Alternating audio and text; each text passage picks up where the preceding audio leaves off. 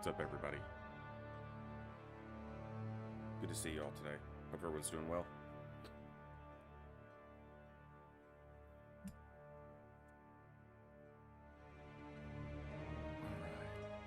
Alright. Listen.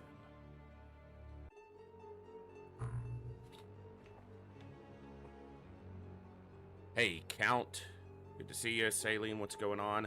Majman, thank you so much for 10 months. Welcome back to the Echo. Glad to have you here. Hope you're doing well.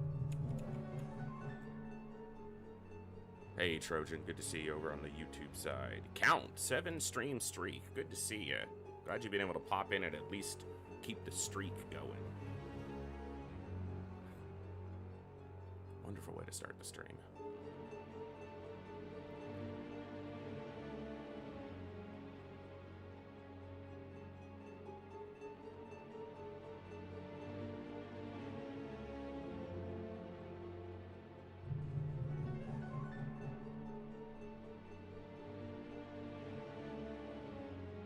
Hey, I am Dov. Good to see you as well.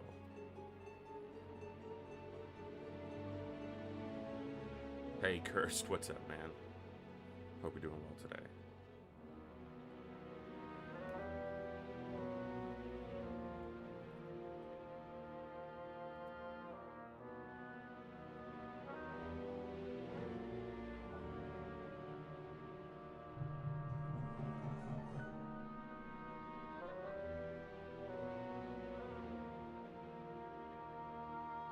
Okay. Well, we are going to continue our Terror from the Deep campaign. And, yeah. I think I have an artifact site up immediately. It's been a while since I played TFTD because we missed multiple days. And I really hope... I'm not going to just hope. I'm going to put it this way. I'm going to do everything in my power to not miss streams this year. Internet, fine. You know, I can't do much about that. Infrastructure, hopefully the PC holds out until I can replace it. Also, that is another thing. I kind of have to upgrade, or replace my PC this year because it's still running 10, and it's not, it probably won't run 11, so... And extended support runs out in October, I think. So, you know, have to navigate that before it happens. So that's going to be the big goal for this year, is upgrade this PC to keep us running, to keep the show going. So it's going to be a lot of fun this year, though. Hey, Bluegrass, what's going on? I hope you're doing well today.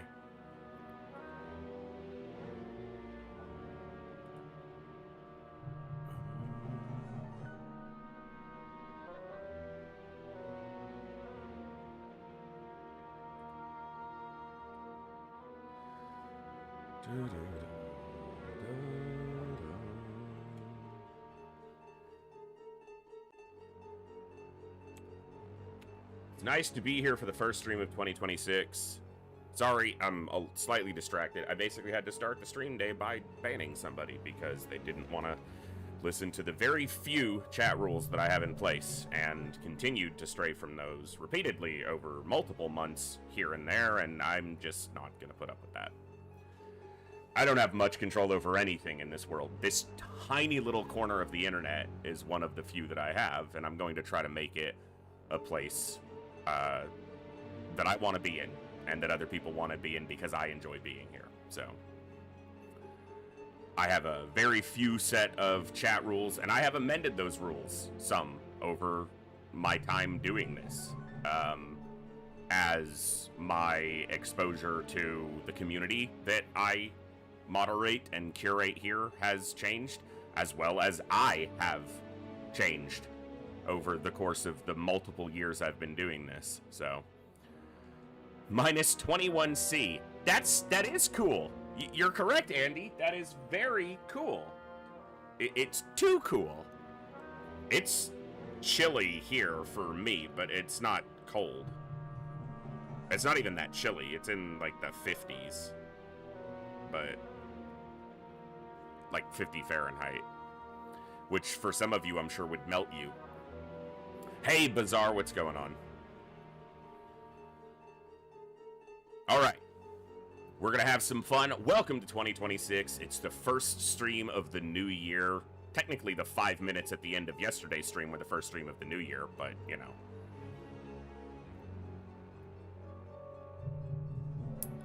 No, Rafalzi, that's not the only reason. This machine is old. For considering it's my livelihood, this machine I bought in probably 2018, and it wasn't top of the line then.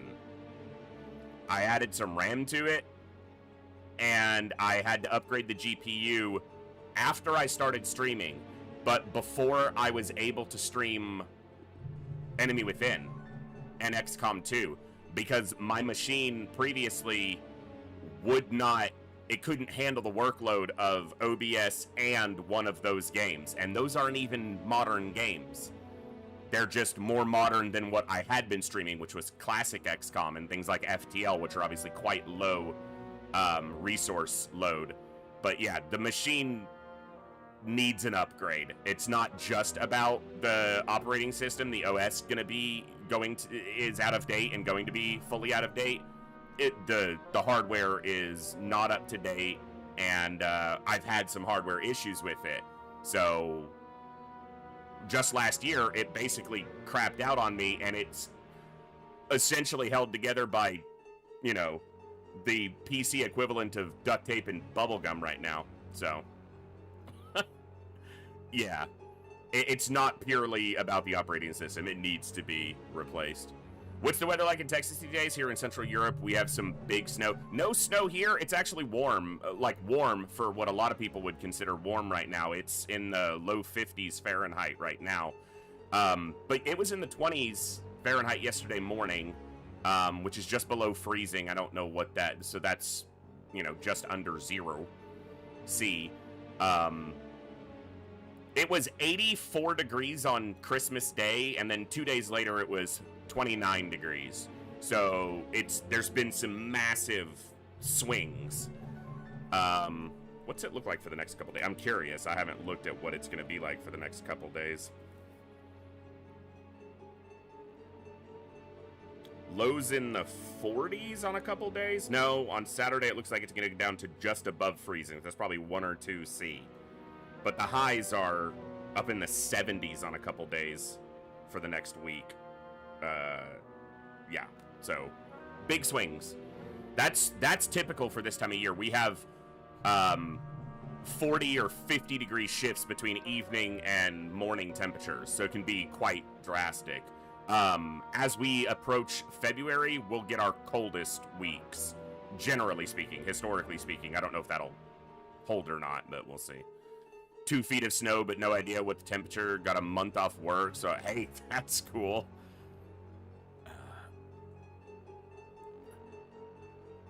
So yeah, it's weathery,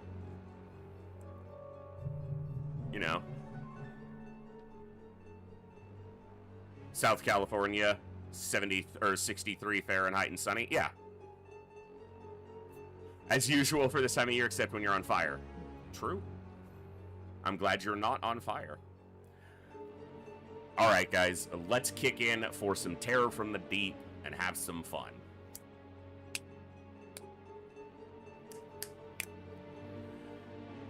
Good morning, good evening, good afternoon, whatever time it is for you, wherever you are. Ladies, gentlemen, and everybody else, thanks for being here. I'm The Voice, and this is The Echo, where everybody has a voice. That means me, you, our games, our characters, our stories, our heroes and villains, successes and failures, the ups, the downs, the good, the bad, the wins, and the losses in all things sci-fi and fantasy, particularly and especially gaming.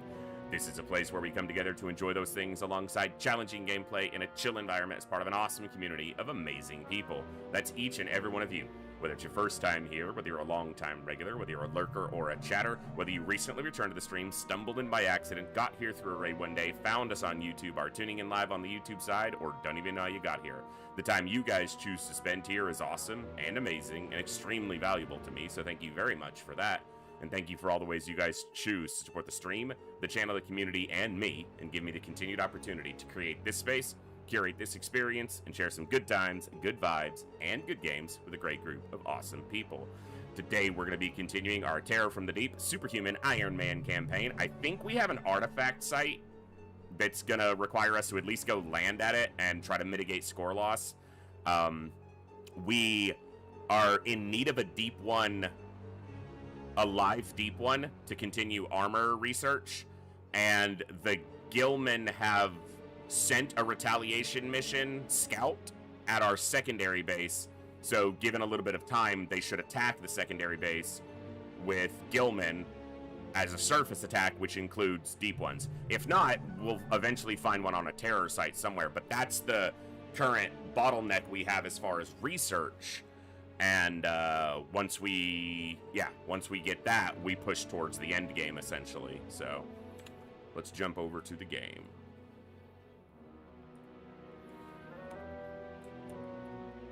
Let's see if my scumbag counter is working.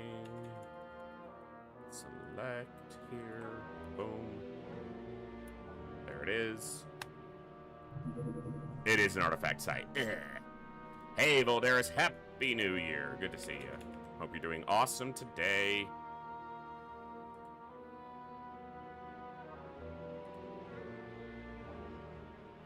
And I wanted to say thank you to everybody who hung out yesterday for Total War Warhammer, for the New Year's Eve into rolled over into the new year. There wasn't a whole lot of fanfare. It was just kind of like, hey, it's the new year.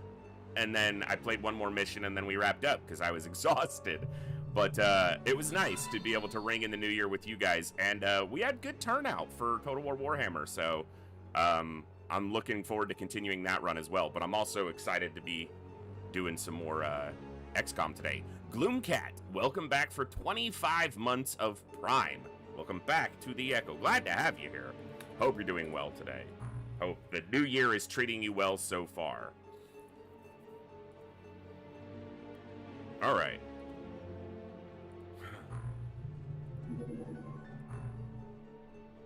I've only got one coelacanth. It's gonna be a land and leave.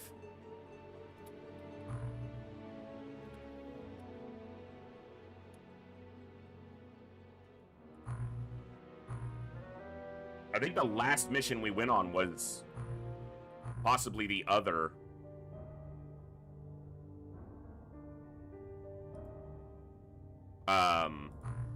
artifact site. It was. Which was the beginning of... Geez, did we not have any other missions in August? I don't think that's right, but...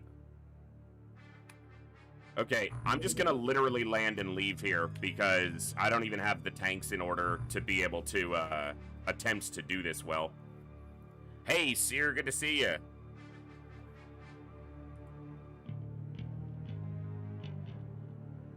So we're not gonna be doing anything here, not even opening the door.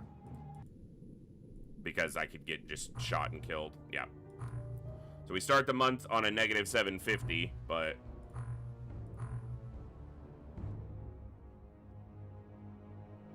we don't lose anything else. We don't lose any crew, and that's very important here. So... Okay. Yeah, we hired some more soldiers, so promotions came through even after doing a land and leave.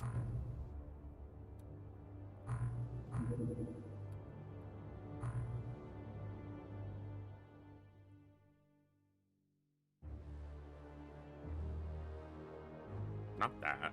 This.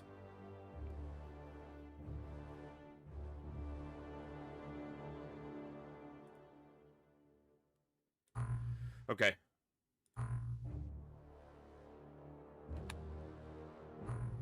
Lots of storage room.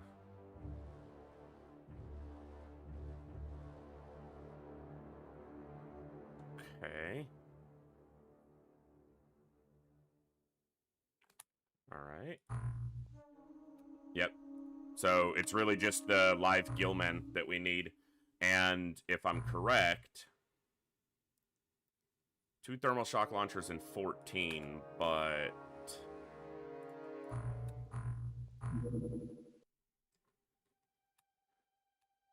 I thought I made more. I am making more. Okay. Hey, Crazed. Yeah, I don't like dodging missions like that, but I've started to get back to realizing when I need to, you know, approach things appropriately. I'm sorry to hear that, Seer. What a way to enter the year. That's not great.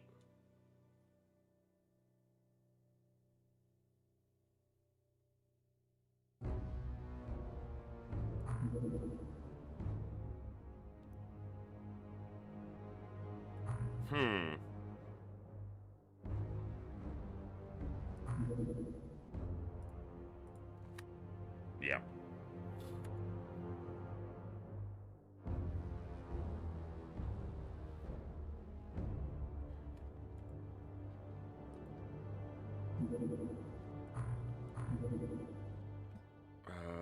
Thermal shock bombs. I don't have a ton, but... of Zerbite. Although some is stored at a different base. Alright. Goodbye, goodbye, goodbye, goodbye. Maybe? I'm just looking at MC strength here. This base is almost purely a defensive tool.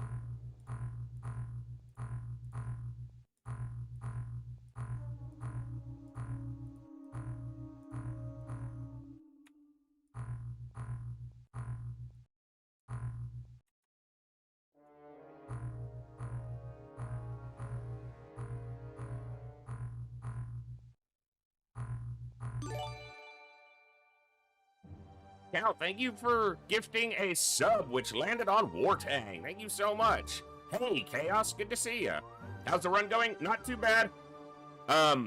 We're kind of in the mid-game because of needing a deep one live, which someone had mentioned earlier in the run, and I had kind of commented on that we for sure needed a deep one corpse.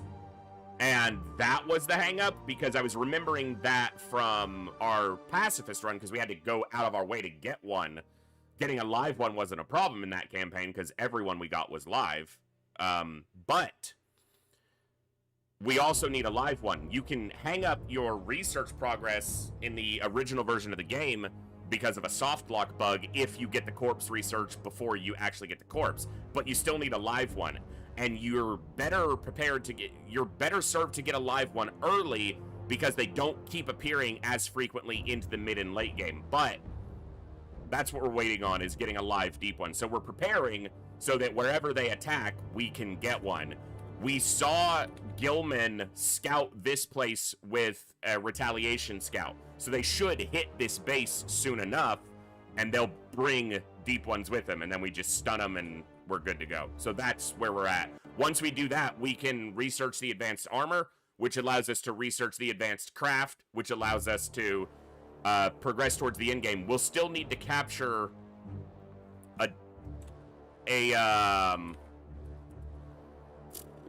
Lobsterman commander, and we might need a Gillman commander, which we'll get during the same defense if we stun everything. I'm gonna look at the research tree and just make sure, because I don't remember. Yes, so we need a Gillman commander and a Lobsterman commander, and then I think we'll need another Lobsterman commander. You actually need two. So that's our path. So we already got the Lobsterman navigator, so we may not need the Gillman commander, because they do show to go towards the same research, but I don't know if it's in place of each other or that you need both. Because they show Navigator, Gillman Commander, and Lobsterman Commander all going towards ultimate threat. We've already interrogated a Lobsterman Navigator in order to get magnetic navigation. But the Gillman Commander isn't the hard part, because we're going to get one regardless when they attacked out of their base if we stun everything, which is the initial plan. Yeah, it's been a little bit, Jat, so I'm trying to remember, and I'm not certain, but yeah. We will need at least one Lobsterman commander for Teleth. I guess I can kind of check, right? So...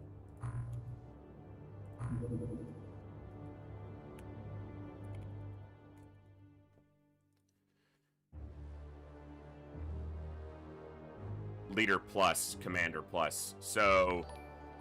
A Lobsterman commander works for either of these, but a Gillman commander does as well on this one. But you need a Lobsterman commander specifically for Teleth. Aurelius, thank you so much for the follow. Welcome to the Echo. Glad to have you here.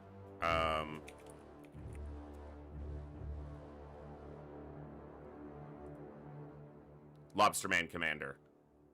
But if we look at... Oh, it's literally right there. Gillman commander works here. Ah, so does Navigator. So yes, we should actually have ultimate threat once we get the other research topics. Yeah. Because we have the Navigator. Unless it means you need all three, but I don't think it does. So...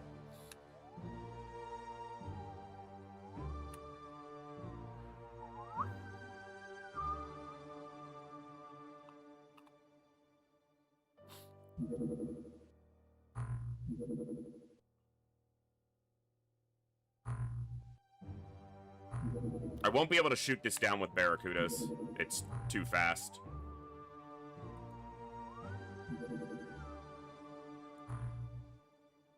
Okay, transmission resolver's done. Holy funding.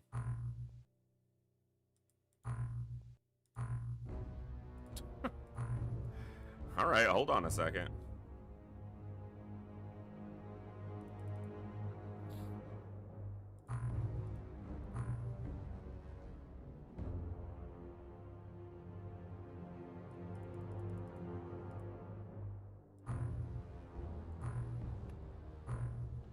How many thermal shock bombs did we actually get?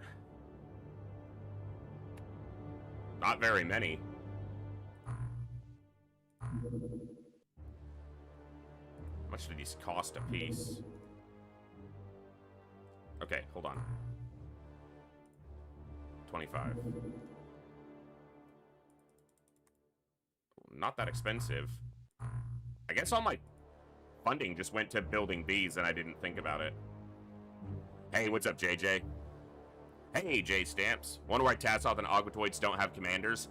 Aquatoids I can kind of get. Because they're like a subservient, you know, cloned creation, kind of like Sectoids. But Sectoids did have commanders, so that bears some inconsistency. Tassoth, I don't know. I guess they kind of want them to be like Mutons in the original R, where they don't have the fullness of, you know, officer diversity. I'm not sure, but it's an interesting question. I wonder if there's a good lore explanation for it.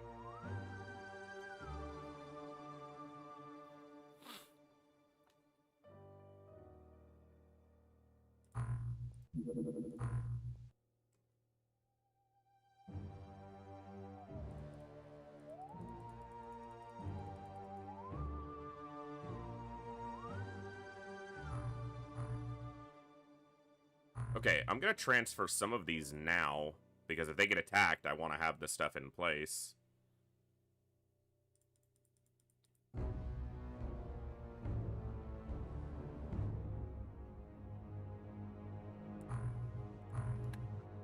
Alright.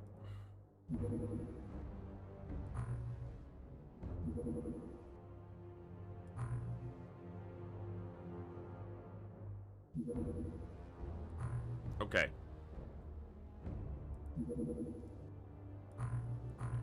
Get some money coming back in.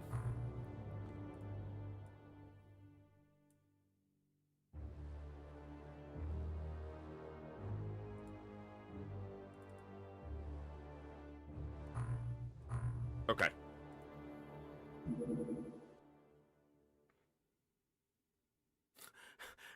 Yeah, chat. That's the easy. That's the yeah. That's the, as you said, the meta explanation right there. Alien infiltration in the South Pacific. How about no?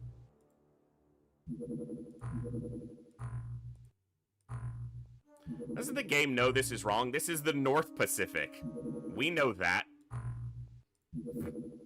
Come on.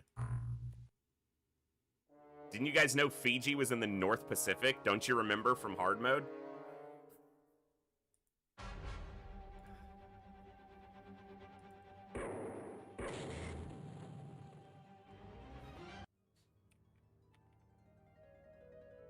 Hey, happy in-game birthday, Stamps.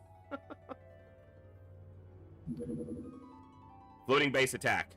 We do not want to shoot this down. We're going to let it find us. We want them to attack this base.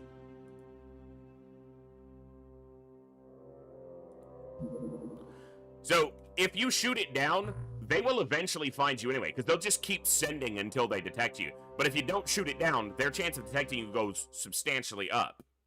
So...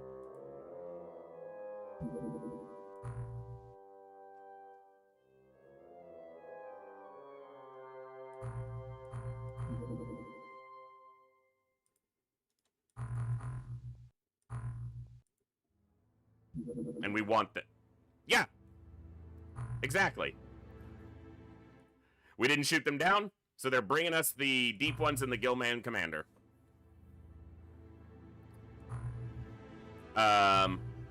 We don't have a lot of crew, but it should be enough. We have 3 coelacanths, and it's just going to be a stun fest, so...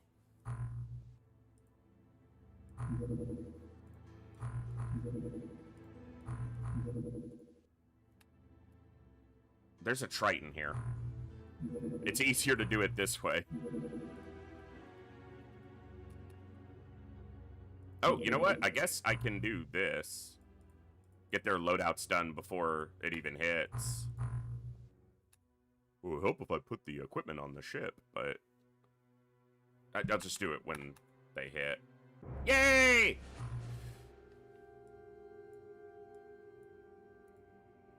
I'm trying to drag and drop it, and that's not how this works, and my muscle memory is so off.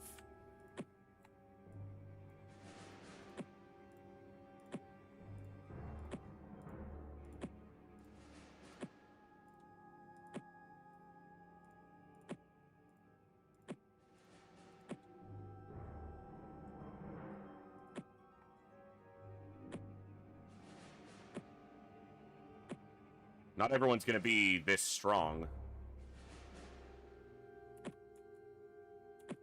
Yeah. But not everyone needs smoke either.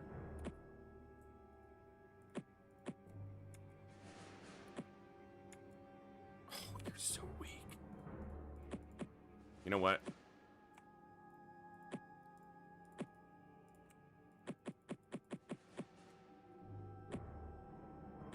You have a job. I may not have a brain, gentlemen, but I have an idea.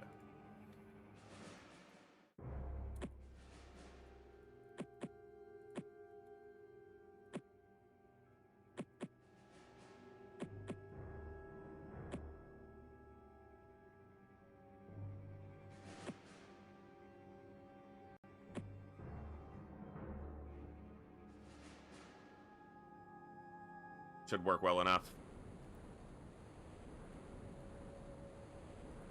Hey, look at that. They're in the perfect spot, too.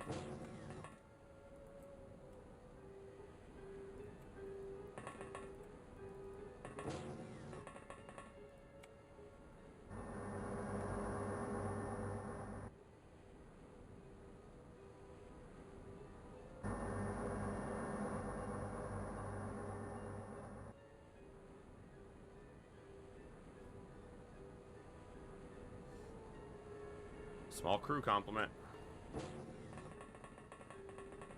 Mostly because I just fired a bunch of people whose brains were pathetic.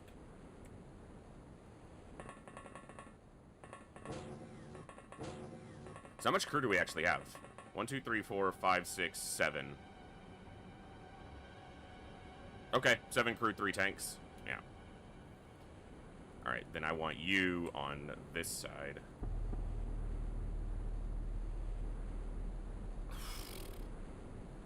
Actually, I don't know if I want... I'm going to have one person over here to be able to step shoot, but I don't want them at this door. It's too close. So he's actually moved up too far.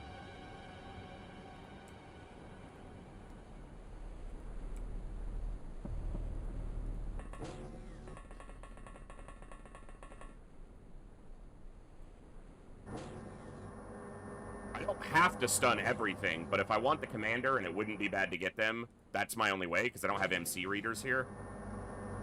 As long as I secure a deep one, that's really all that matters in this mission. So, that's the goal.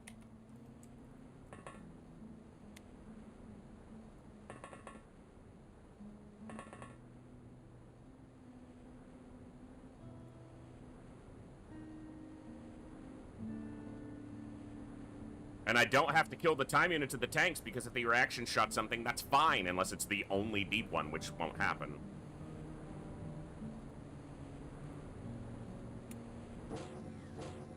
Cool. We want to make our shots count here, though. Like, we don't want to be taking shots that are only going to hit, like, one enemy. I should have dropped smoke here already, but...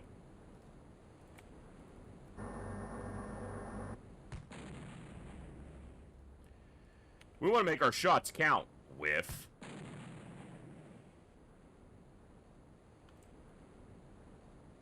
The 0 might have been on the tank, so...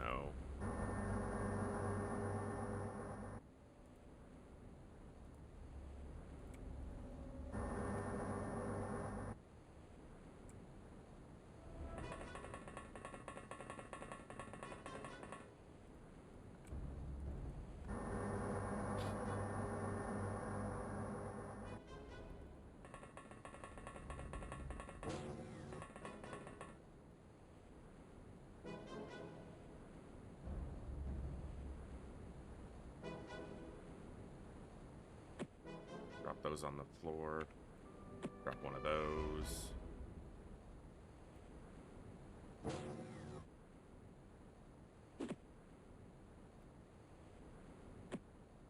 Heyo, Thor Snore, what's going on? What's going on?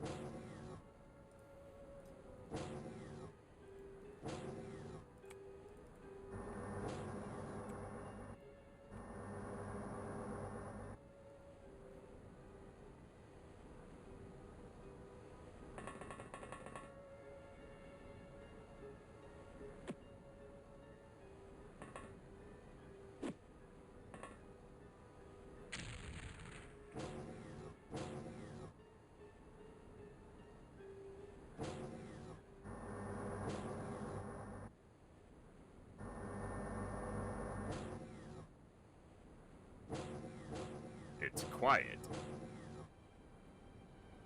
Questionably quiet. You could be a commander. What are you? Don't shoot my tank! You dick.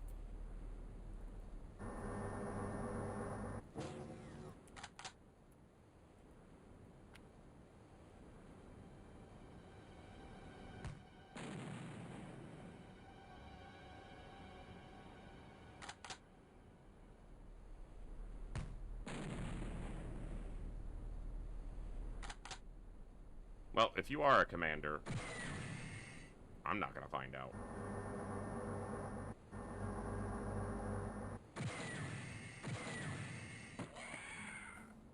Because you dead as hell. This tank's gonna get killed by a deep one, most likely.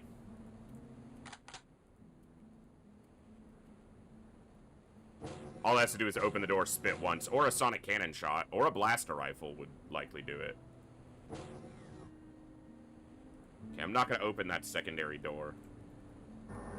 If you're away from the door, do you have the movement to get through it? Yeah, you do.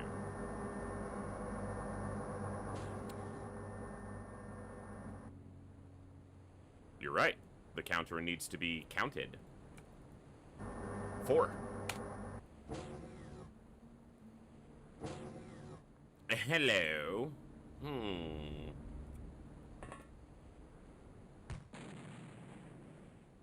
That's a tank bank. It's not the way I intended it, but...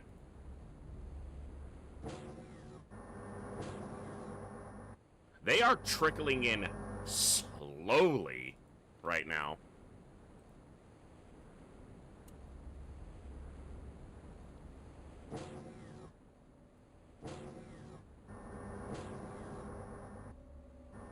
I swear, if there's not a deep one in here, if there's like some bug where they showed up without deep one, because normally deep ones charge at you quickly.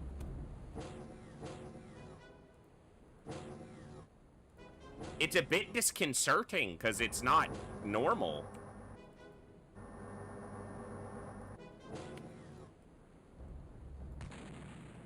You fucking idiot.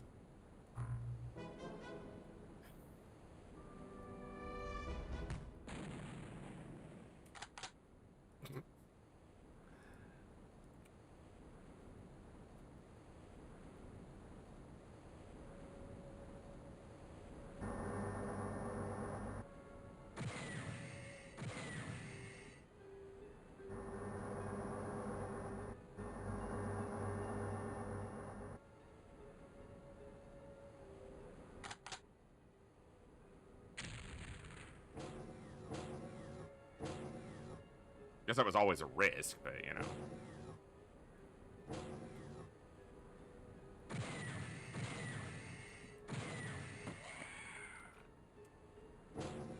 It's guaranteed that one of the ones that I shoot will be the commander. Like, that's just a guarantee.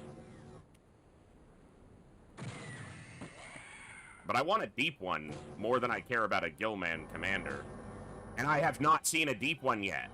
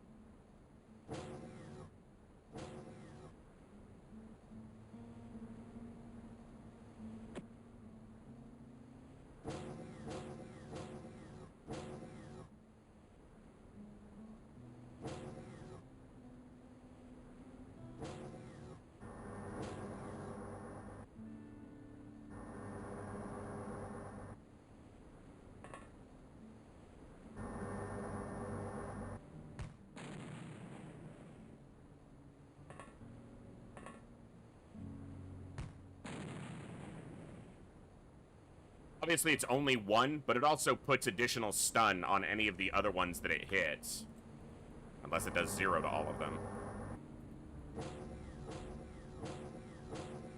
Okay, that's a lot of doors, which could be good for meaning... No, it doesn't mean more are advancing. Where are the deep ones? What is happening?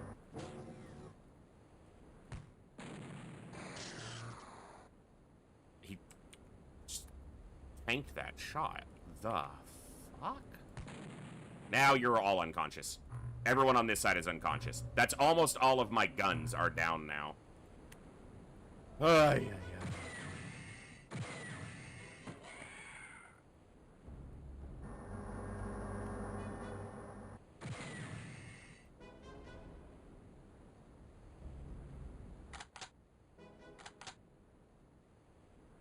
Where are the deep ones? They've got good smoke cover.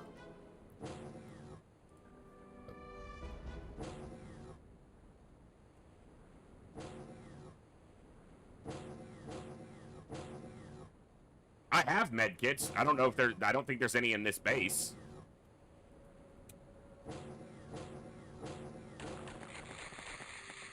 There's a deep one. Okay. Just needed to have a deep one available.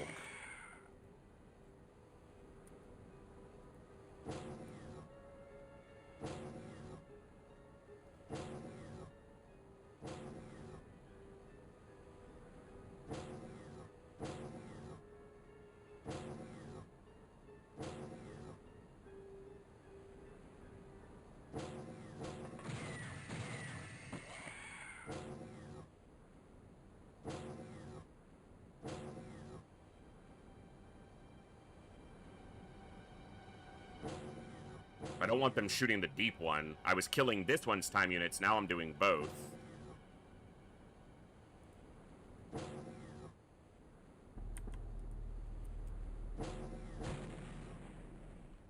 Well, that was nice of him. That might be the only... It's the only deep one I've seen, so I need that fucker alive.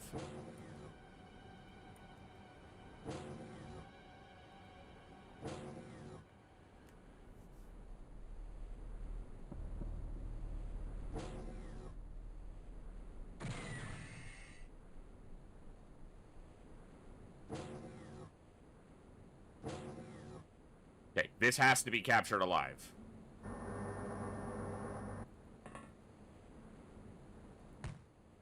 You fuck. Thank you. Okay. As long as nothing explodes in this hallway and we don't shoot that, I can kill everything else and I don't care.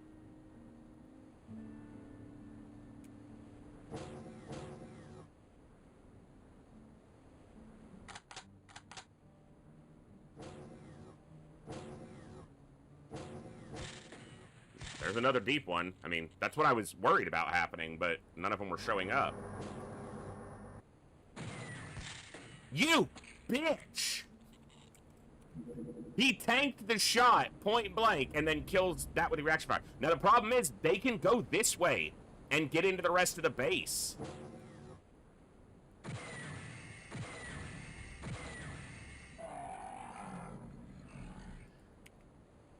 All right.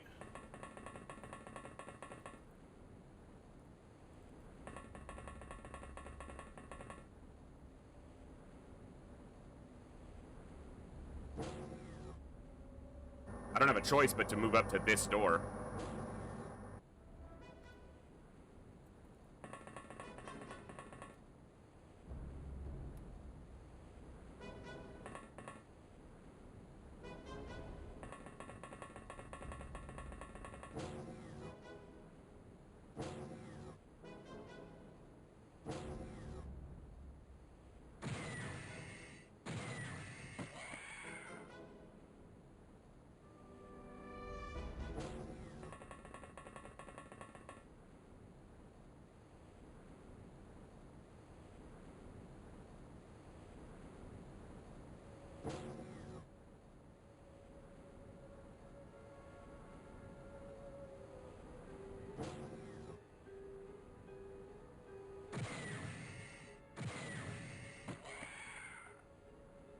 That's the only deep one no, we've seen 2 deep ones. There's still gonna be more, though. And I've got the live one on the ground here. The concern is that they can wreck this other tank very easily. And it's not likely anyone is gonna stand up. They got super stunned.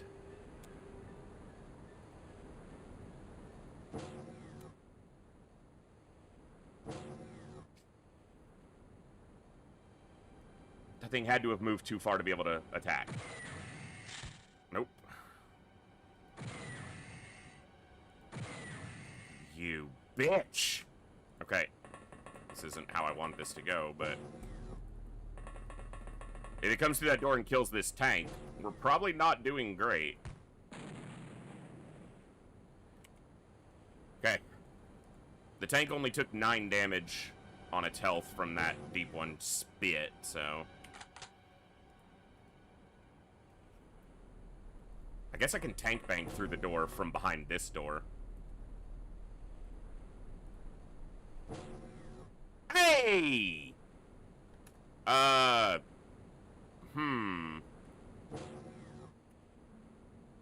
let's put that to the test. Okay. Because if I shoot it and it reaction fires and kills the tanks... Oh. That's not good.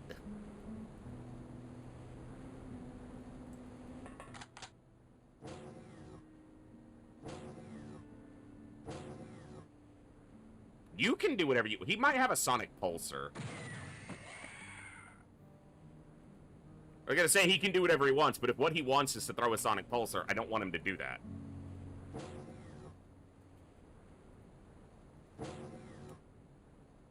So see, if you build your base properly, you can defend it with 1 tank and 2 soldiers.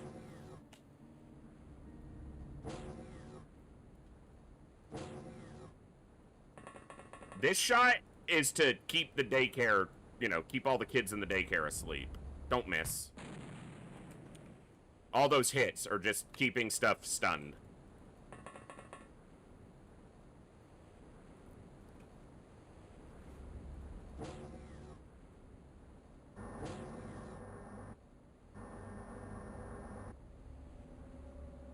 Same thing here.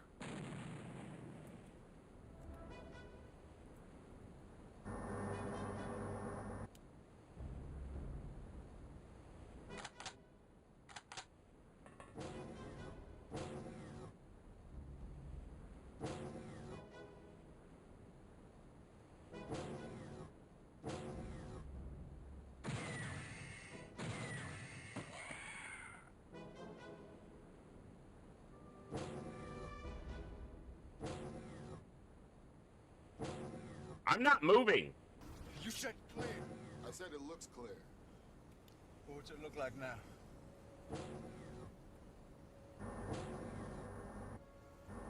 Looks clear. Ah.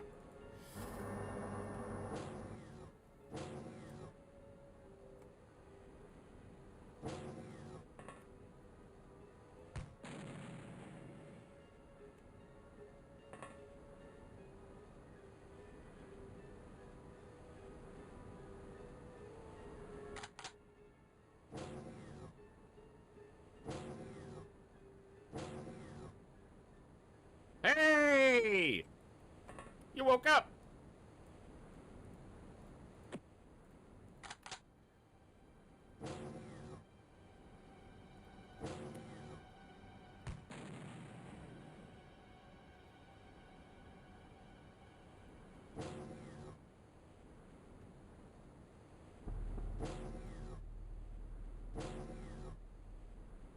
You can't use that. That don't work up here, dude.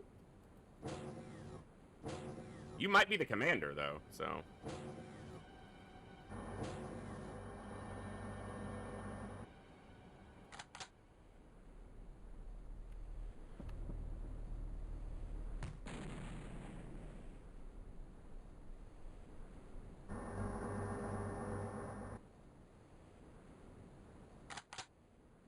Hey, native.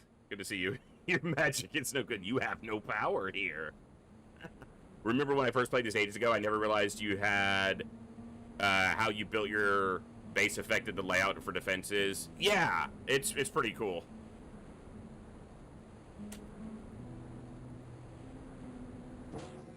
Cursed, what you said a little bit ago, if the tank dies, the base could follow. Yeah, that's a very real possibility that that could have happened.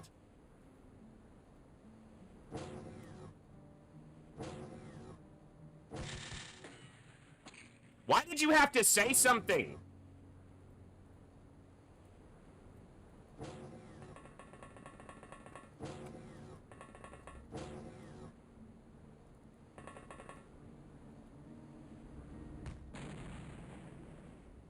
It did knock her out. Last alien! Ha! You tried! You tried to curse us, Cursed!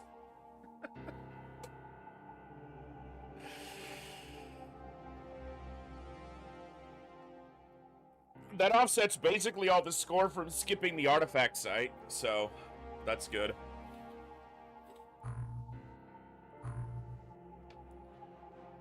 We did kill the commander. As expected. One of the ones I shot was the commander. But we got the Deep One terrorist, and that's the most important thing. And thankfully there's room in the containment for at least one. Jeez, that was close.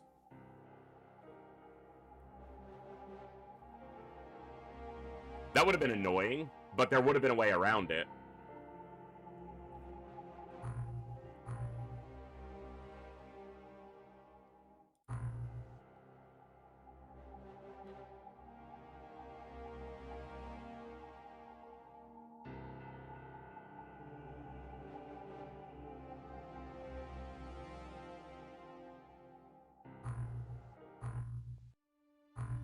because this containment wasn't done yet. But what I could have done is exited without selling anything, closed the save, and then, or killed the game, and then loaded back in, and then it would show the, no, it wouldn't, because it's a base, not a craft transfer. So, yeah, I got really lucky there that we have this deep one coming in, because I could have lost out on that by having these stupid soldiers in here. That would have been annoying, but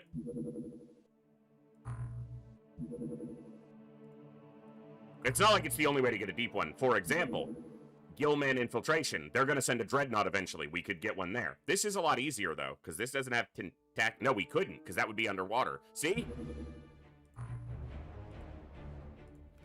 Fucking annoying, but we got it. That's what matters. Best clip you've seen all year. Ah! You see what he did there, guys?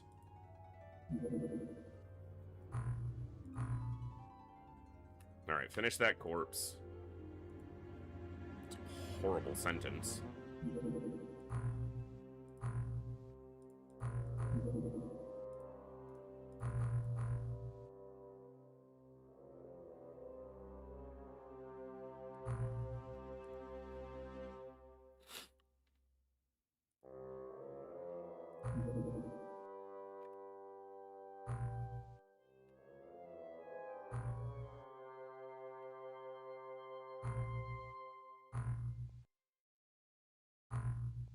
All right.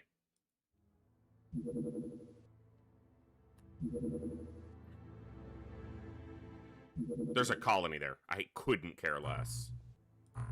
Ion armor. Bam!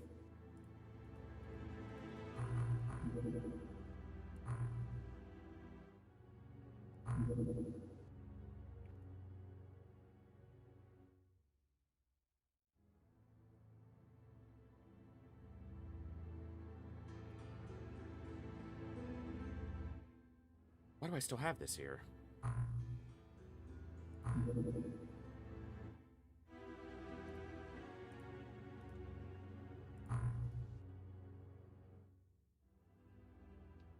Ooh, they got +1 strength from 21. Ooh, dog, they're training hard. Yikes.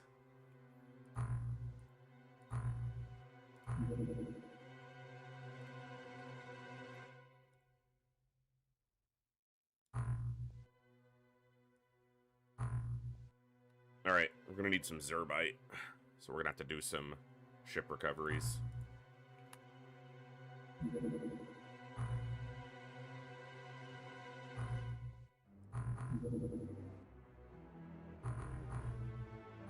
Not gonna make any regular ion armor. I'm just gonna make mag ion.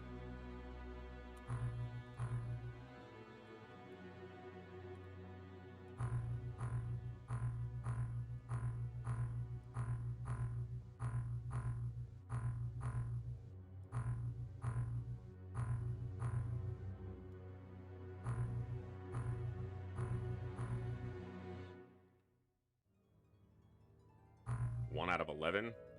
Okay.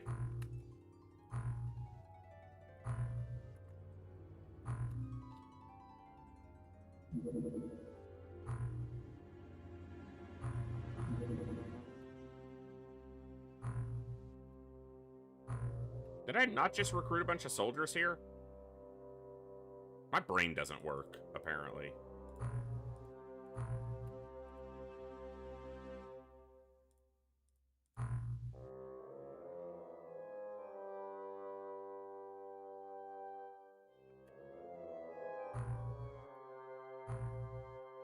Okay.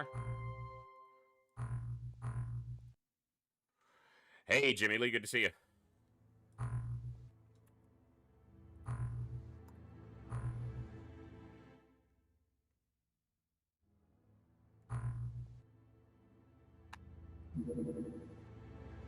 Huh, no.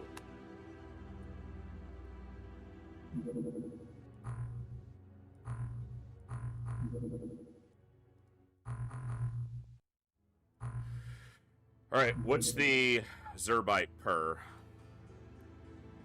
16 per.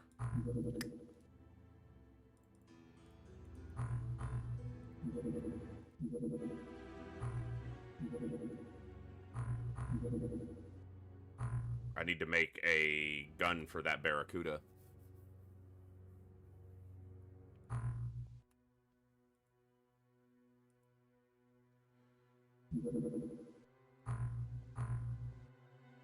We're winning for now.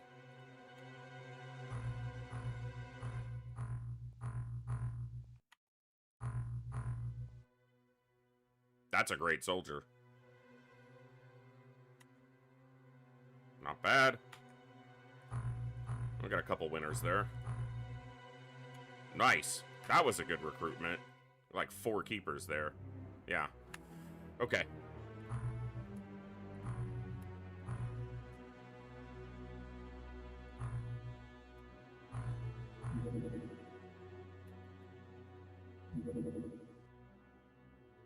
Not many.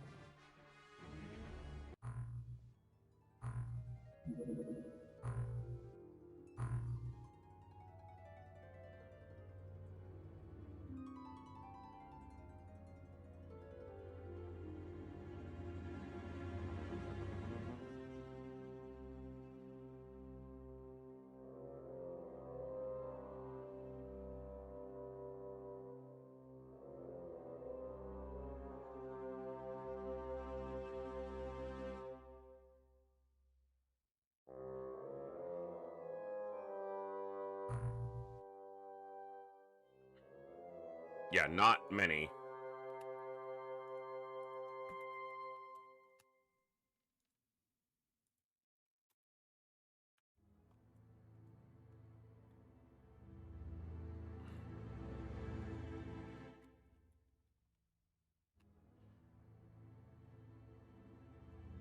Yeah, a lot of them are pretty low. I need to start organizing appropriately and firing the ones that are not named and renaming these to people whose brains aren't potatoes.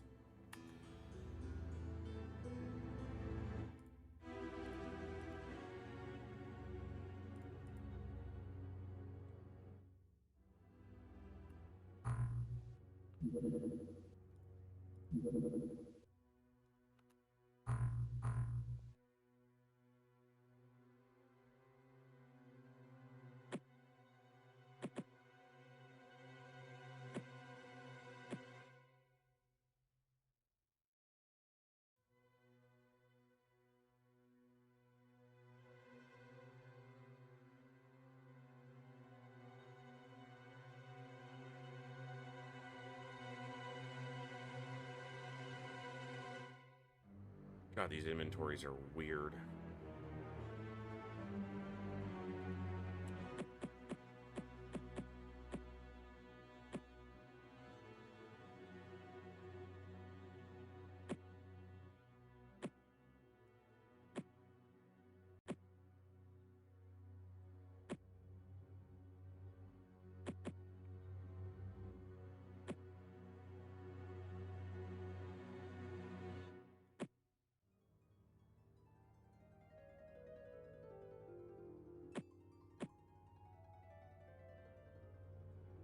Okay.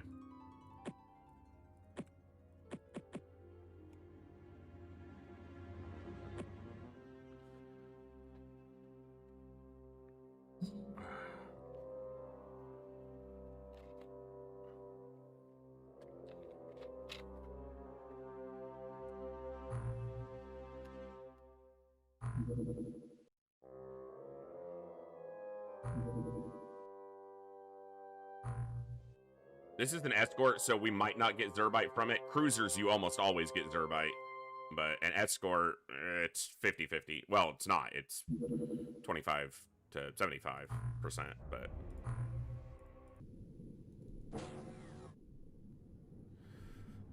It looks like a coelacanth, kinda. Maybe an early version.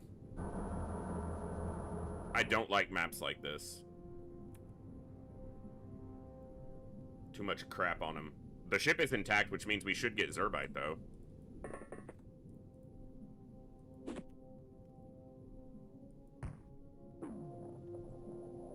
Ooh.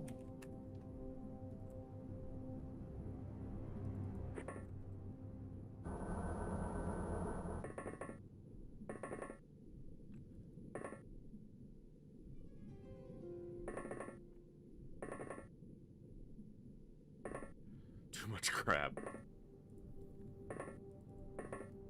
Facts.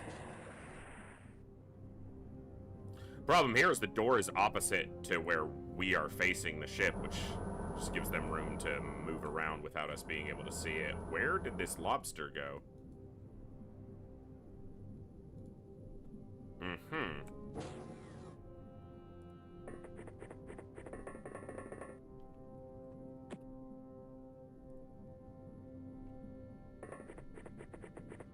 Now, armor, again, it's not flawless, but in TFTD, that much front armor with only a 150% top-end damage, it actually shakes off like, you can survive way better than, like, a flying suit in UFO defense. It's not, you know, perfect. You will die sometimes, but it is way more reliable. Howdy.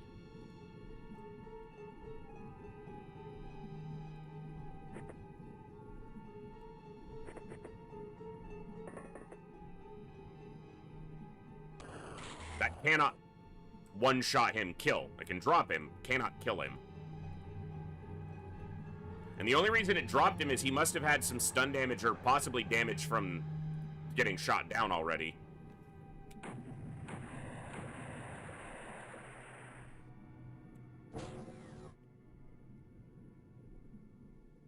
I'm gonna double check my info on that. It may be small chance for one shot, or it's just not guaranteed on the cannon. The cannon may be guaranteed 2-shot. Let's see. Lobster, man, sonic cannon. No, 0% for a 1-shot kill, so it's not dead. It's, yeah, it's a 45.2% chance for a 2-hit kill. 89.6 for a 3-hit kill with a sonic cannon. 4 hits not even guaranteed, it's 99.2. There's a chance that you can shoot a lobsterman soldier on Superhuman with a sonic cannon 4 times and it won't die. That's stupid. But again, the ranges of damage and the effect of armor and resistances. Because lobstermen, primarily, their strength is not just in their raw armor, it's their resistance profile is very high.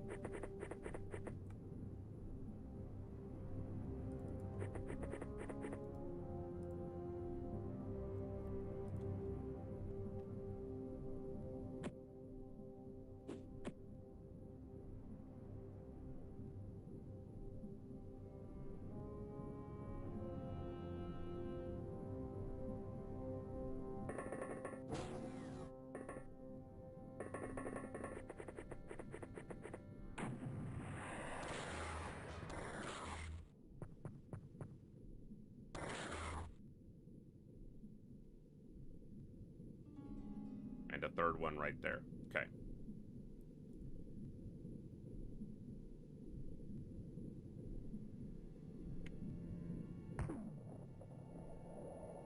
Good stun resist because of the high amount of front armor. I was looking to see, there's no built-in stun resist itself, but just has to get through the armor.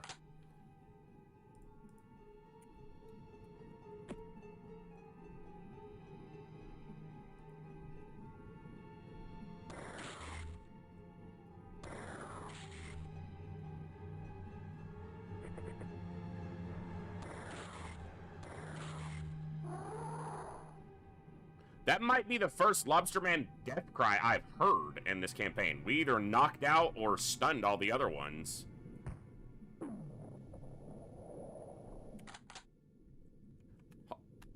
Hold on.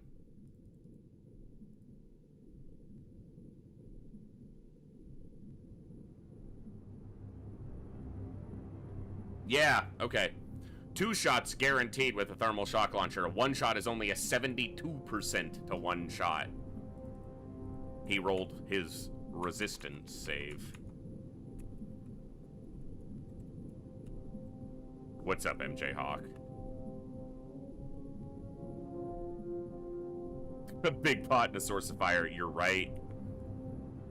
When you're right, you're right.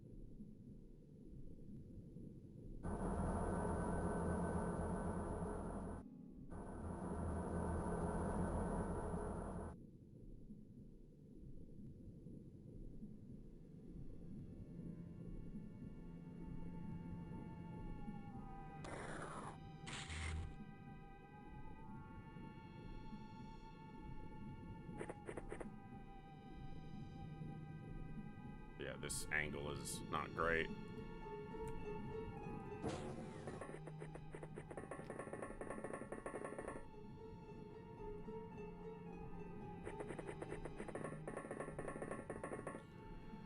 All right.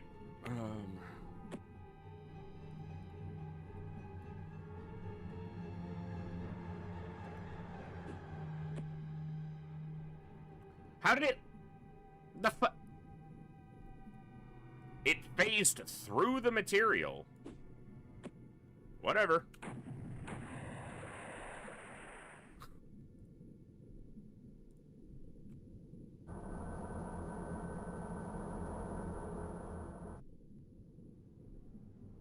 Dude, why do you have to be in just the worst place?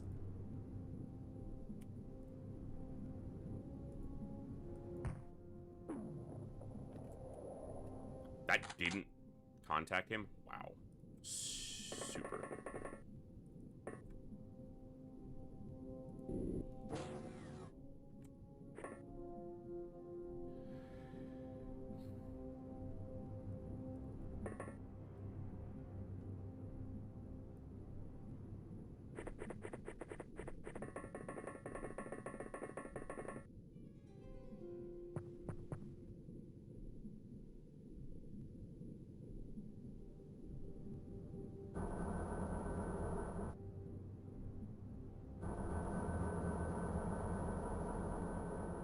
You're just hiding. You're just making this annoying. Why? Why would you do that? Why won't you just die? I'm not even trying to kill you, bro. I'm just trying to knock you out. What could be more innocuous than that? Just take a little nap. Take a little sleep. Go sleepy bye. There's 2 of you.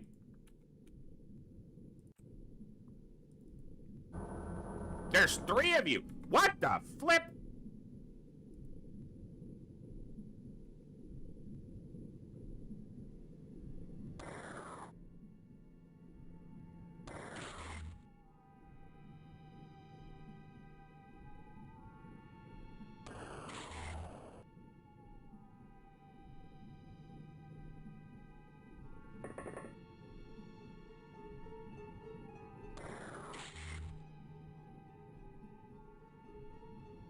Spoken before about my utter disdain for the sonic cannon's inefficiency, and that just illustrates that even more.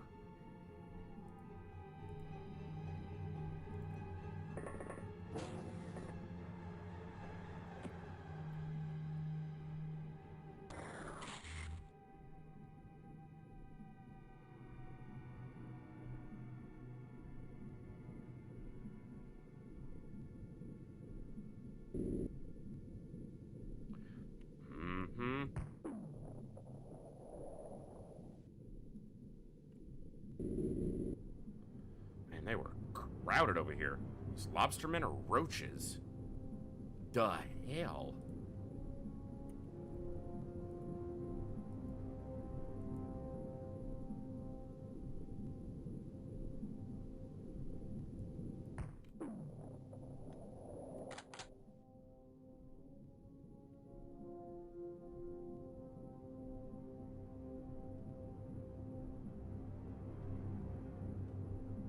It's not great.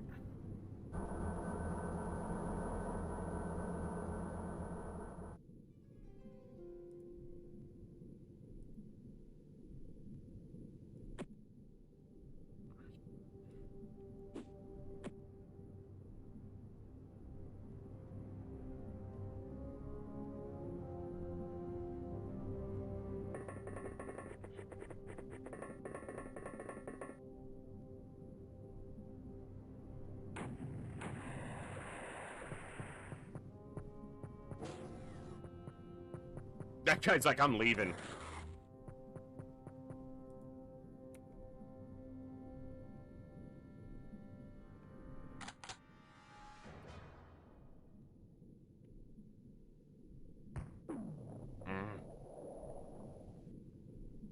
The angle here is just, I can't get a shot on these guys without getting a lot closer, and that's not cool. And I got this dude in here, but he doesn't have a weapon. He was unarmed.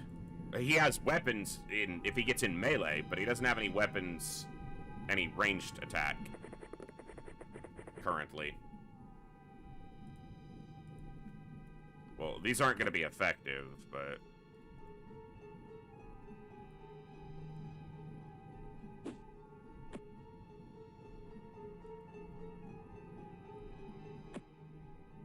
You are weak.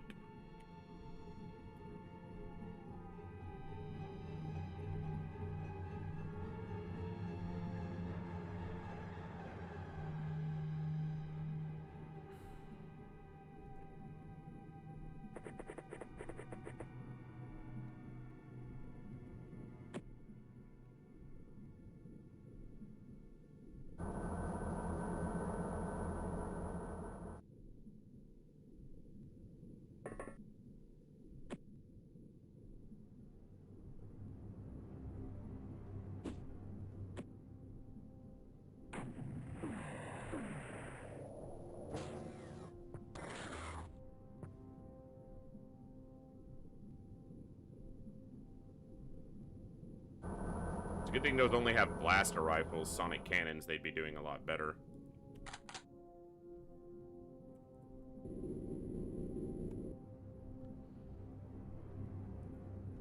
Can't see this one now, though, which is annoying.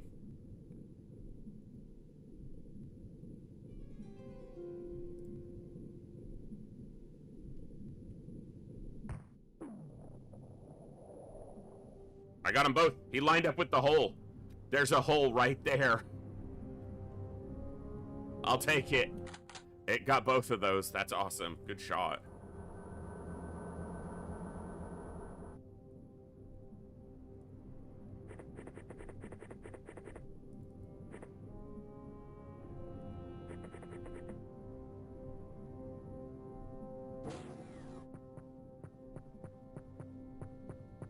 Good, he stayed outside. That's what I needed.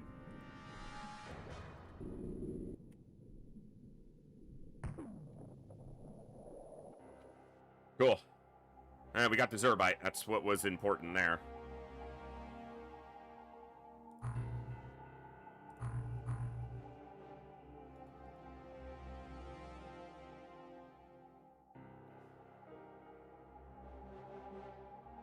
Cool. All right.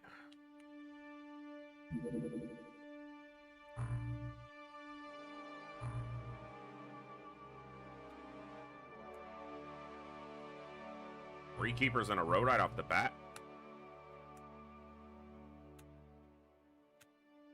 Damn. It doesn't matter what the rest of this is. Those were great.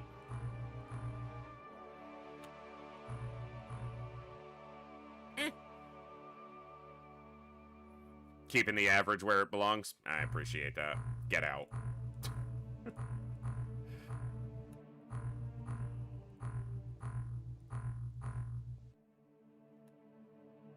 Okay. The Greek soldiers are rocking great psi strengths. That's acceptable, but... Alright, research.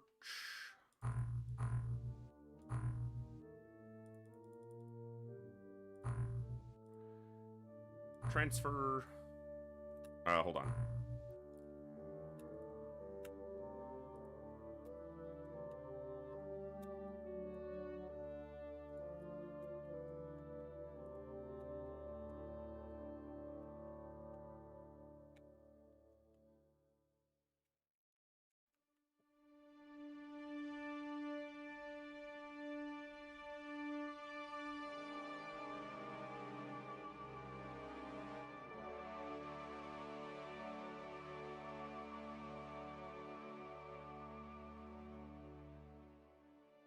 That's a hell of a soldier.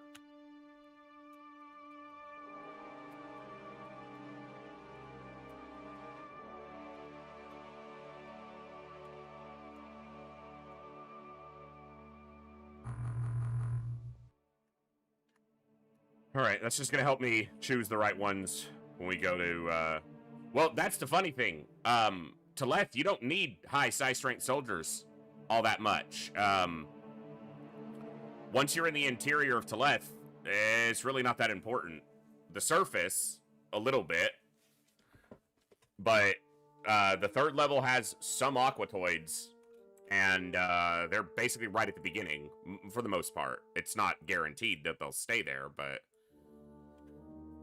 Yeah, let me look at this. I want to look at the Teleth layout again. It's not like a freaking UFO Defense, where it's all ethereals.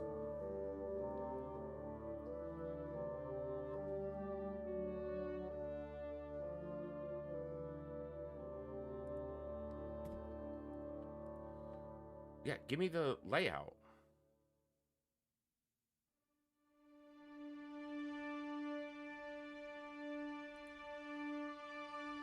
I'm trying to see the alien distribution here, but...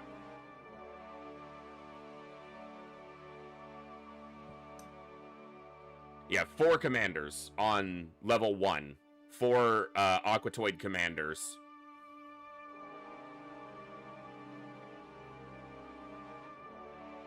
Yeah, and then once you're on level 2, there's just 4 aquatoid soldiers. And no other, no MC. And then level 3 is the same loadout as level 2. So your biggest concern there is tentaculates. And obviously DPLs. They have a bunch of disruptor pulse launchers.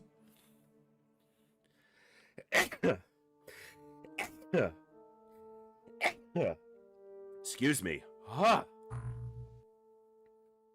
Okay.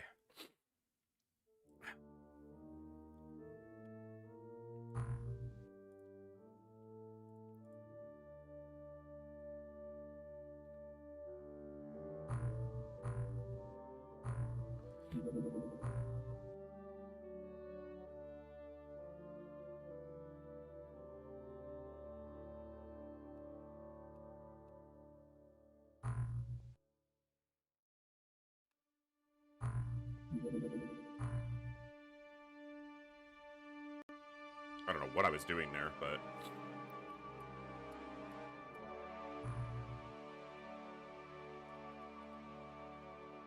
Alright, transfer all of those. Alright, we need to filter through these. Pull up a simple notepad here so I can transfer names over.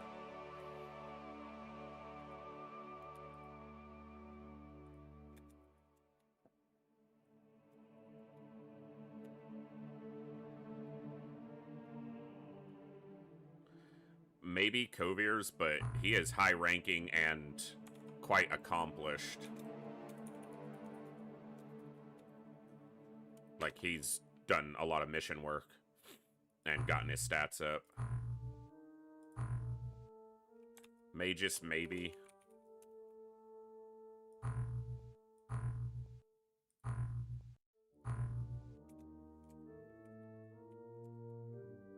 Hey, Salmon, we'll get you a soldier here in just a second. We're doing some roster maintenance right now.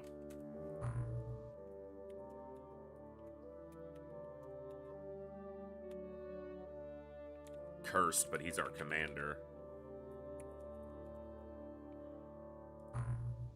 Bluegrass needs a new soldier. Yeah, his biggest stat is throwing accuracy, so it'll suck to lose his rank, but he's actually our captain. Commander is the second rank, so our highest rank is Bluegrass with a 10, so that needs to change. Bazaar needs a new soldier. What is this? Yikes. Ska can use a new soldier. Another commander. Saber.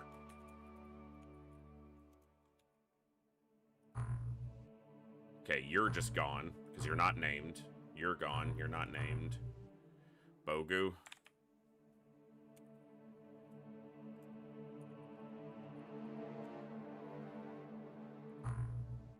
Gloomcat.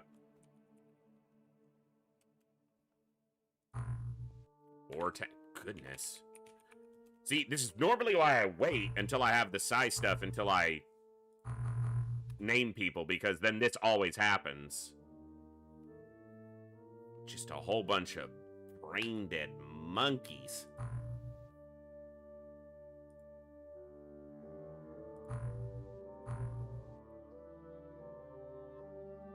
Oh, I have an extra sonic oscillator here.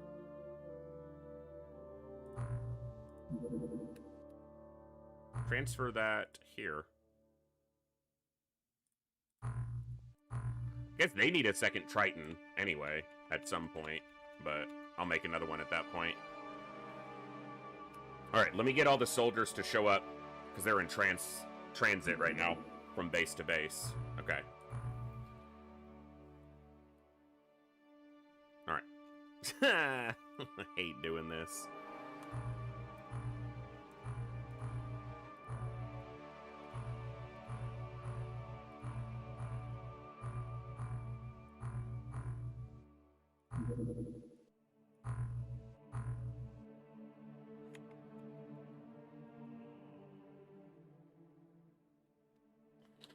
All right. Take it from the top. All right, let me just... Well...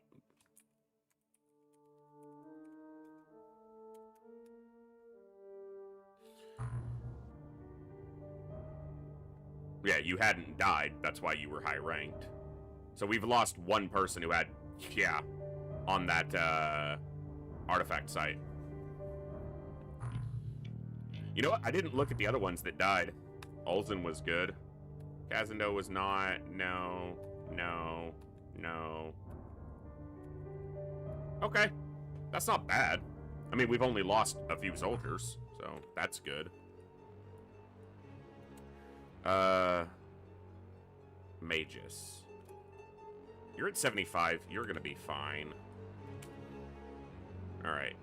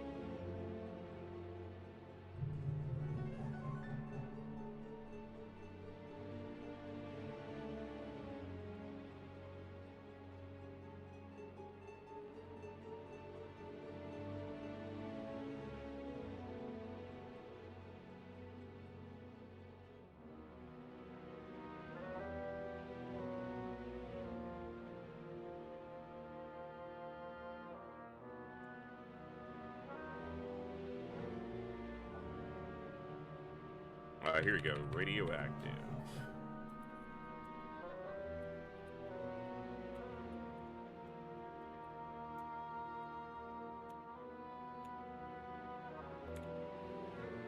Look at my reward queue here. I probably have some waiting on names still.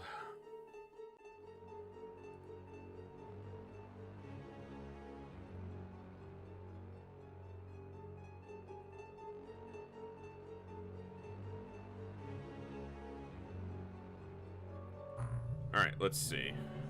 No one else is named anywhere else. Kazendo died. Let's get them a new soldier.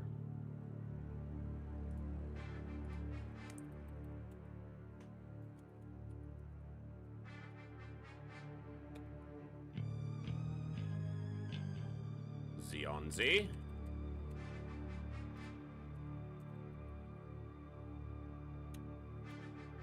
Thorsnor. I just realized I don't need to keep the asterisks because I've fully filtered soldiers now.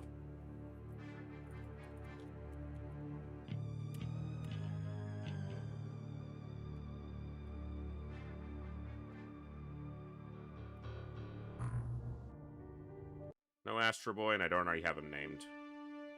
I just needed to check. Olsen 2.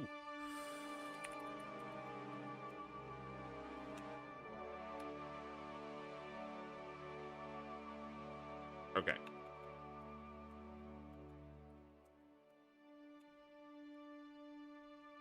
Because now we've filtered out all the loads. So everyone else is at least passable, if not exceptional, on size, or MC strength. Same thing.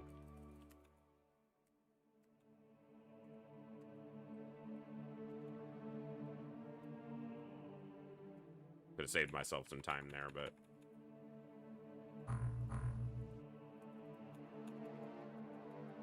Cool.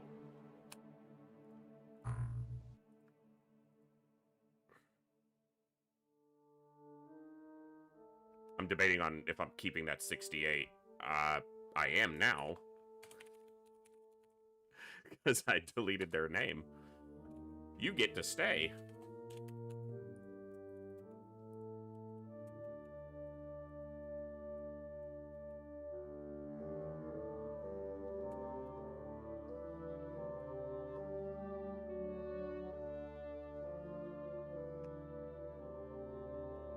Alright, we're just going to keep the filtering pretty strict on any others that we hire as we go.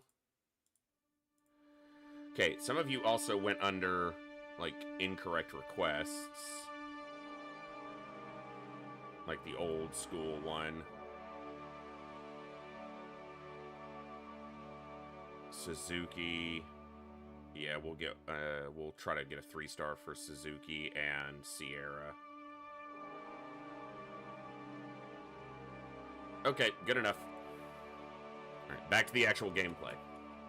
Well, I mean, that's part of the gameplay. Gotta maintain your bases.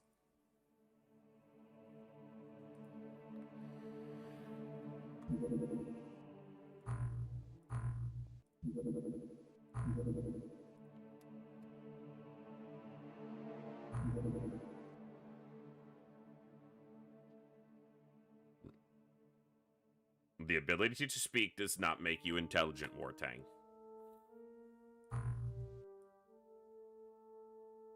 You know that as well as I do.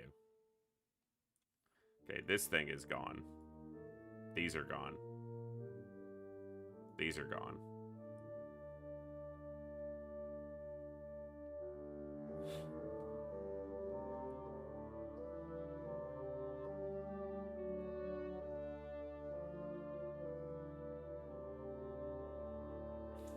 I've already researched those, but let me just make sure everything's right first.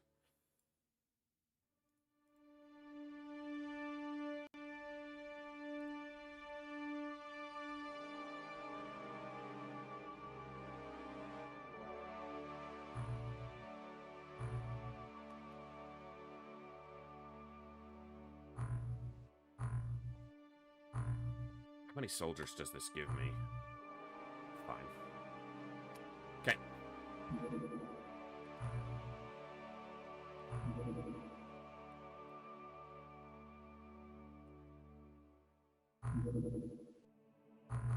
Make one more suit. Oh. Yeah, might as well make sure that the weaker candidates... Not that any are particularly weak now, but might as well pop them in here for some brain work.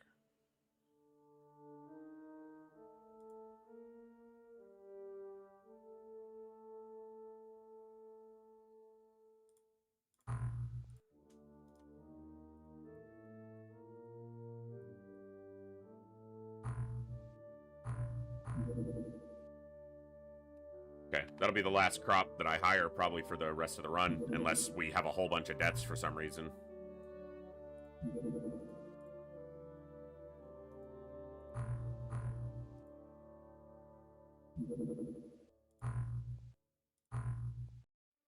Which should be pretty unlikely at this stage of the campaign.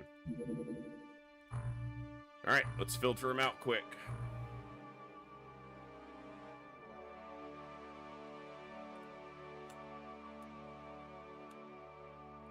I thought it was Berzbowski for a second.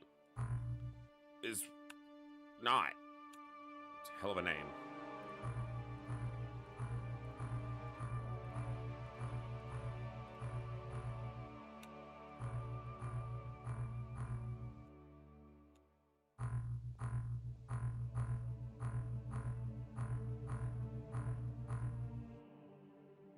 Damn.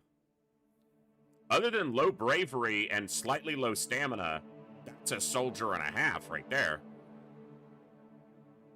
A little bit low on strength, too. So, I mean, it balanced, kinda, but better than average firing accuracy, super MC strength, good time units, great reactions. That's a soldier right there.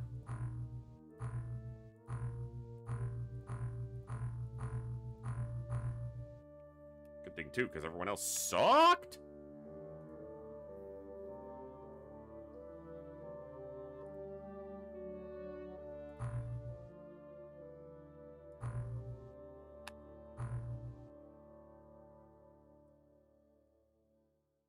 Try to get one good one out of those 5, making a nice even number at that base. Am I building anything else out here? You know what? Let's do that.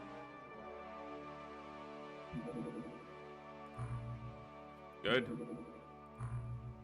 Menta. Nice.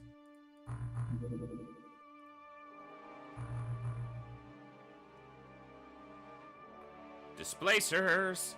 Yes. Okay, we need to make some money first.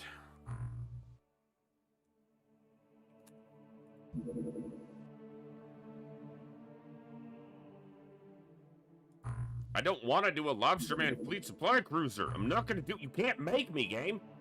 I don't care if it's right inside my radar range. I'm not going there. Perfect. Nice little ship. Keep our score going nice. You're going to the Sea of Japan. Well, get over there.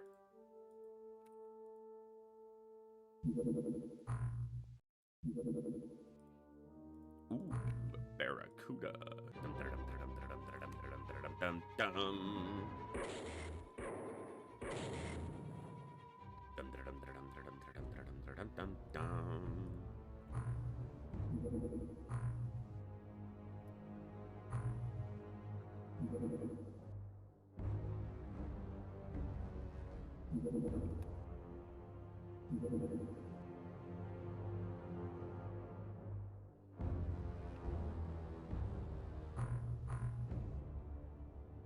I think this was Gilman, right?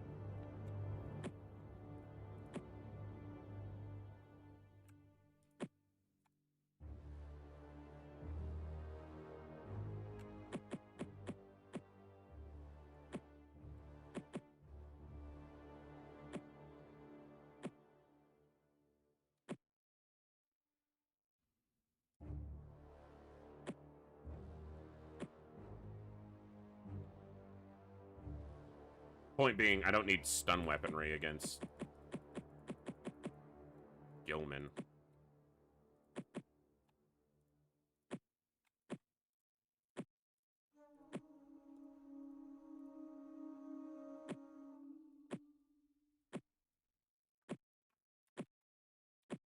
more sonic cannons.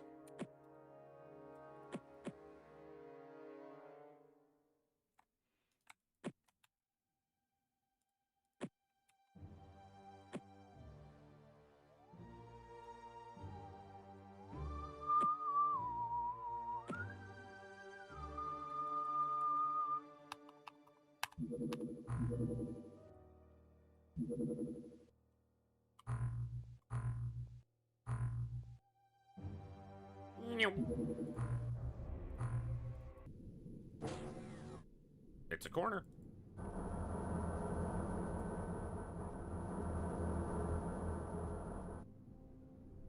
Well, it blew out. Probably not getting Zerbite. This reminds me that the two people in the last spots actually should have heavier armor because they're actually closer to the door.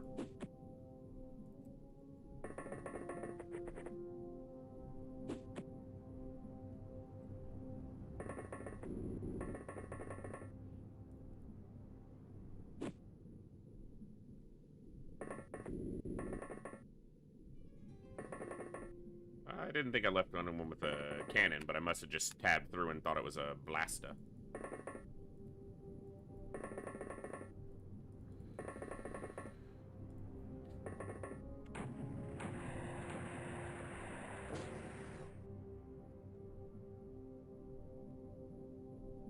Alright. Hello? Is anybody out there? Got you in the butt. Get wrecked.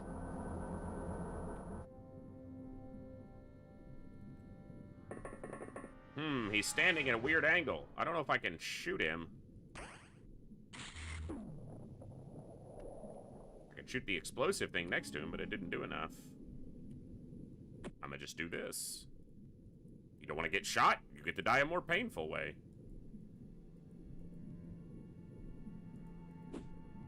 The hill's in the way. You throw it over the hill. That's kind of the point. He didn't die? Inconceivable.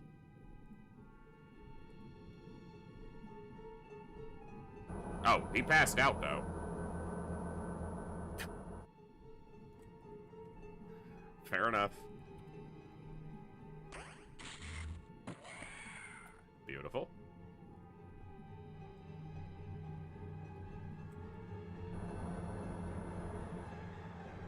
Why are you back there?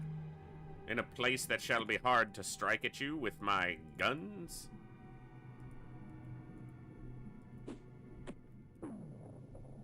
That hit him, but it didn't kill him. You could see that the ground he was standing on was scorched, because it was in the explosion.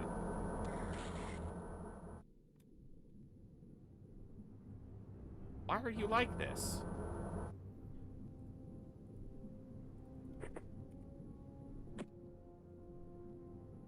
I got sonic pulsers for days, dude. I'll take one action a turn. I don't care. You're Gilman. I am not afraid.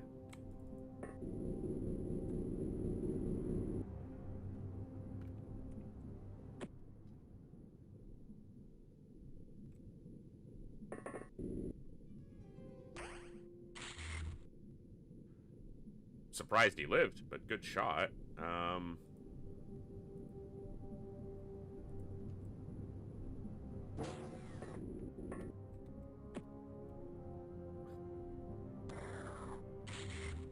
Pretty close for a 0. Boop.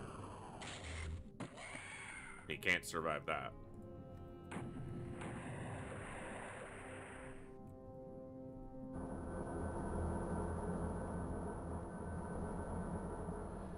Hola.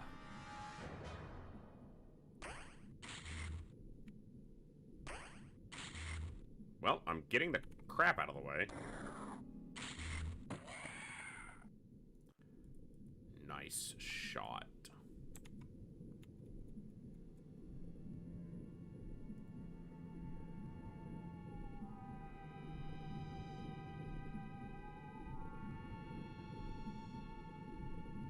Sorry, Discord pop-up. Give me just a second. Okay, that's why I have that off, but I forgot to switch it off.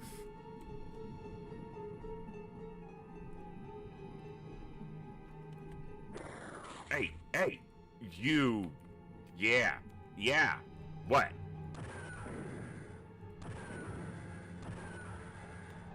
Uh-huh.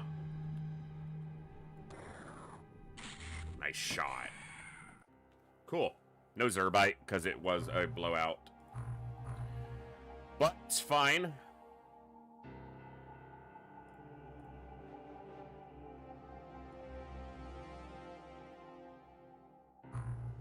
Get a little bit of money back in that way. Kovirs goes up to Commander.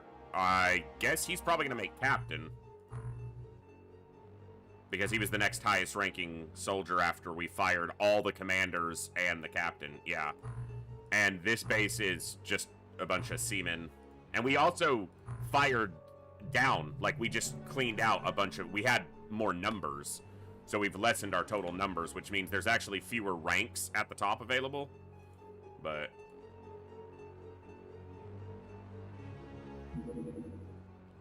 Floating base attack? You guys are gonna bring me more stuff? Look, they would have brought another one in, but I can shoot this down. Keep my score up right at the end of the month. They're gonna keep, again, they'll keep scouting until they find us and then get an attack off, but right at the end of the month, I'll just dock that for a little bit more score. The Hammerhead. Okay, so now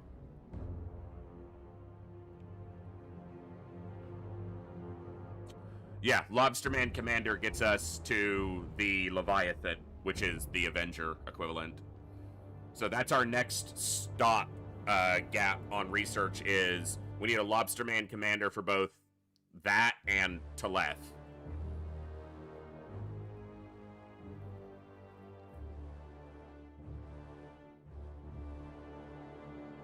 But we also don't have Ultimate Threat available for research. We've done Origins. We did the Navigator. I'm wondering if I am going to need a Gillman... Because that's... Because Ultimate Threat isn't here.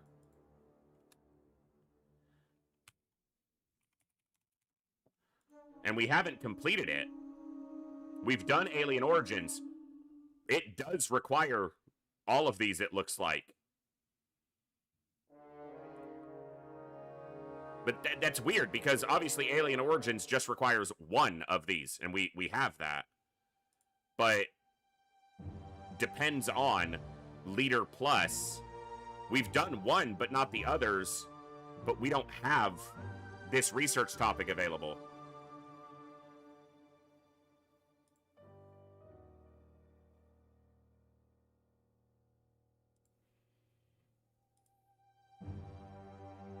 So it might just need, I don't know. We're going to need a commander. Because we need Ultimate Threat to be available. And then we'll need a Lobsterman commander for Teleth. Lobsterman commander also gets us, yeah, unlocks Commander Plus. And then the latest flying sub gets us the Leviathan. Depends on both of these. New fighter transport and Lobsterman commander. So yeah, I think we'll need a Gillman commander. So when this attack happens, we'll let it happen and we will stun everything. We'll have a better equipped squad for it.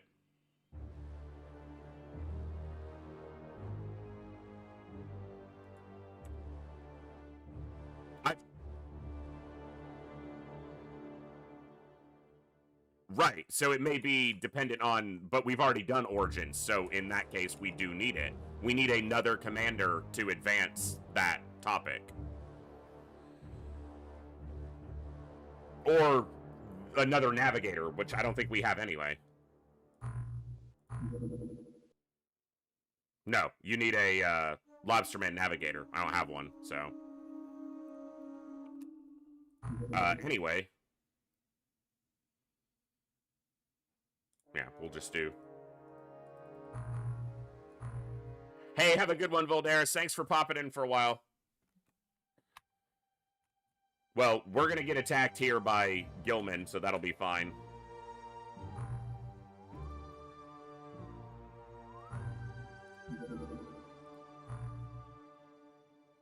Yeah, they're plenty equipped. So.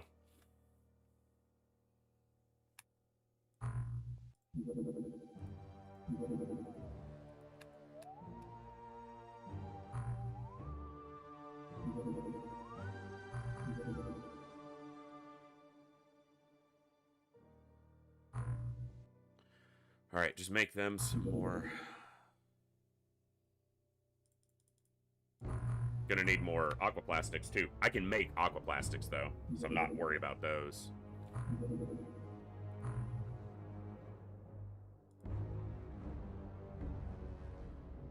Uh-huh.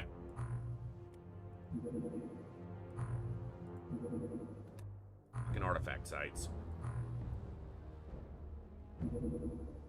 I don't want to, there's not even any point to doing them. It's just a risk of soldiers. And that's not normally how I play the game. Normally, I don't play with that kind of risk-averse mindset. I just do what needs to be done, but...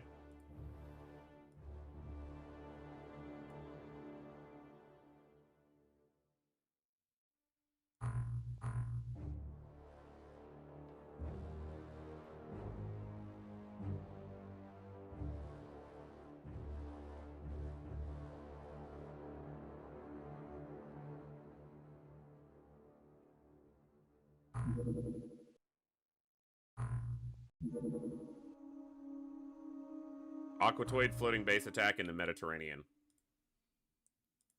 Good luck with that, fellas.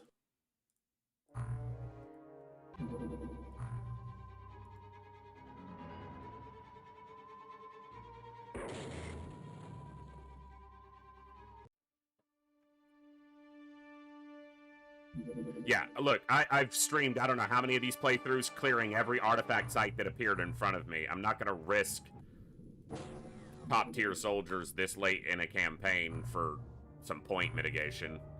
There, Kovir's is captain, Helgraf is commander, Cursed Orange is back to lieutenant.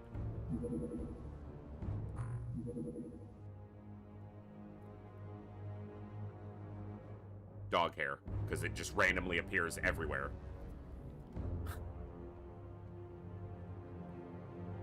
I said dog hair, and I heard a tail start thumping behind me on the floor.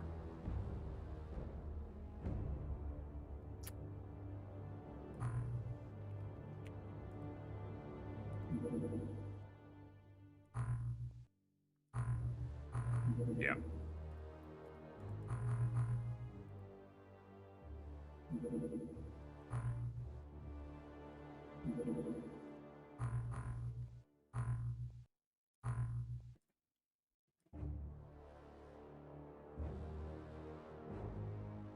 What did I come in here for?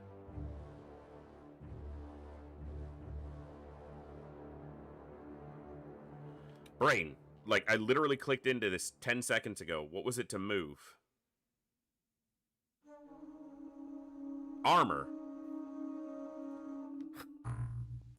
Jeez.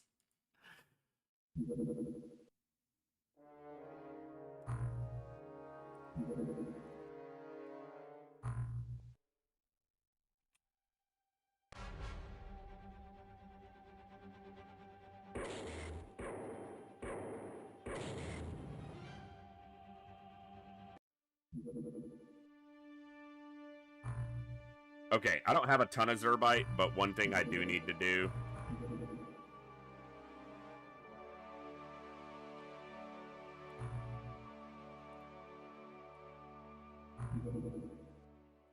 is make at least one of these. That's an escort. It's probably not going to get me Zerbite, and it's Lobstermen, so that's just...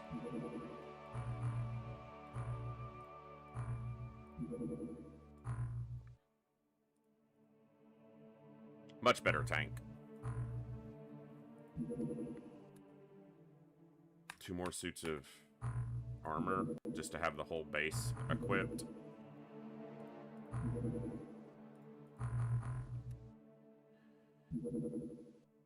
Floating base attack Mediterranean. Well, get to the Mediterranean so I can shoot you down.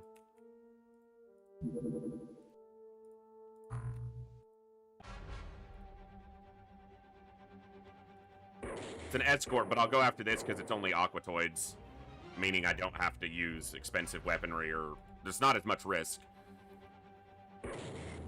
So we'll go after this in the daylight.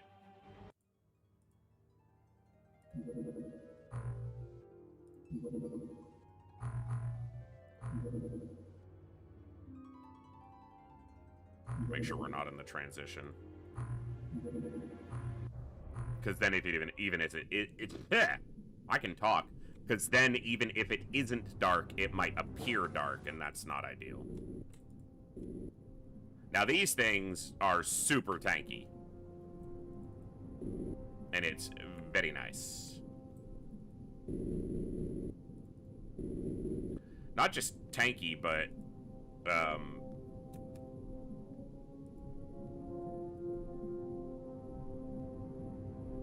okay, yeah, there's no resistance profile. It's just raw tank. So. But it's a lot of it.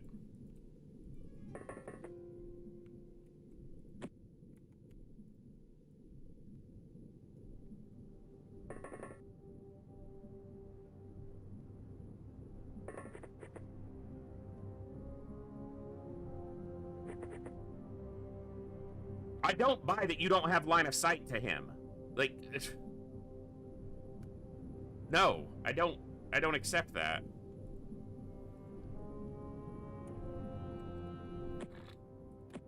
Excuse me.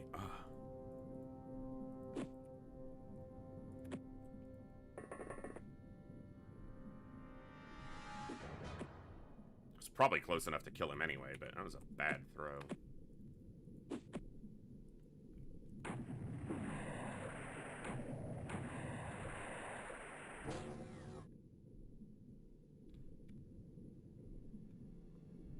It blew all that rock out.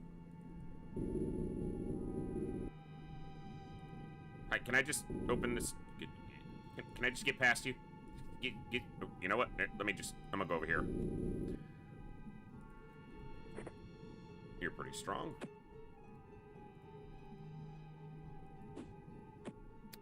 Uh-huh. Uh-huh. Uh-huh.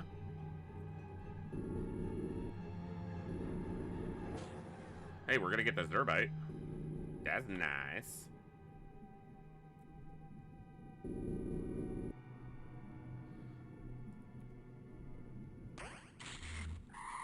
Hell of a shot. I got good accuracy.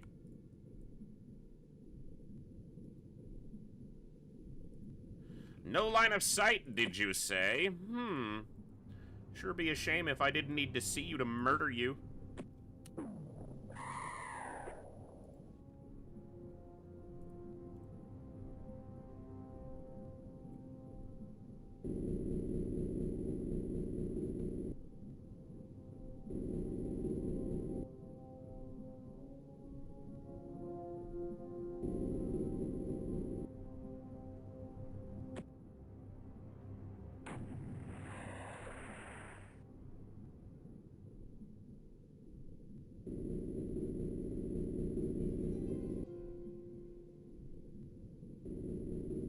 There was a brief moment where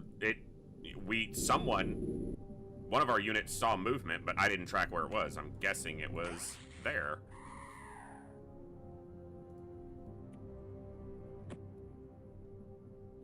Oh, hello. That's an interesting spot. Can I get a nade in there?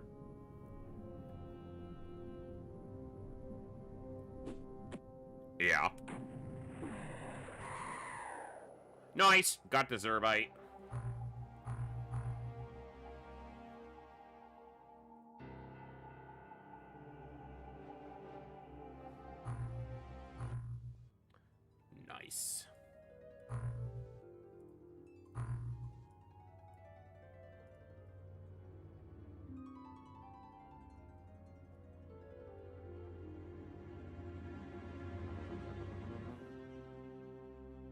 They've got extra Zerbite too. I need to transfer that over and use it.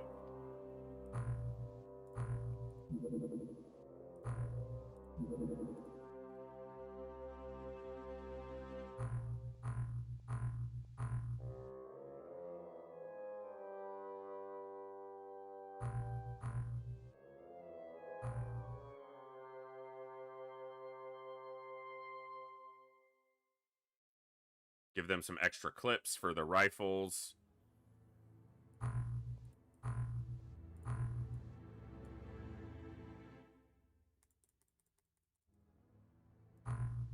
Nice.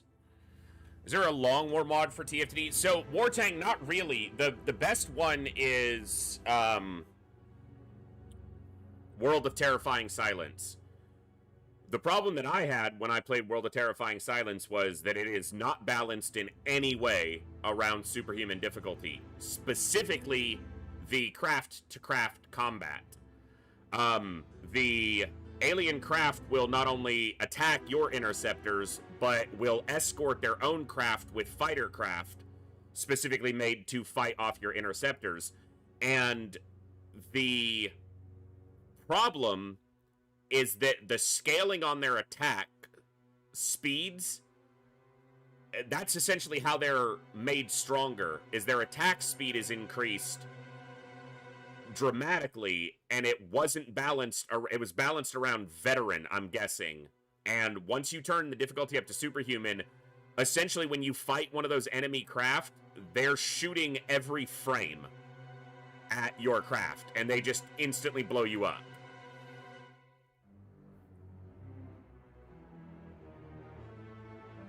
Yeah, so World of Terrifying Silence has some really cool stuff in it, and I wanted to get into it, but I tried for probably a couple weeks here on stream, and there were just so many things about it that just weren't balanced, and I could have played it on a lower difficulty, and I might be able to do that now and approach it more comfortably, but last year, because I can say that now, we're in a new year, last year I was very stuck in my head about well, I made posts on Discord about it, about trying to play perfectly, about feeling like people weren't gonna be interested if I wasn't playing perfect gameplay on the hardest difficulty and doing all the things that I've always tried to do, but started failing at last year somewhat, so.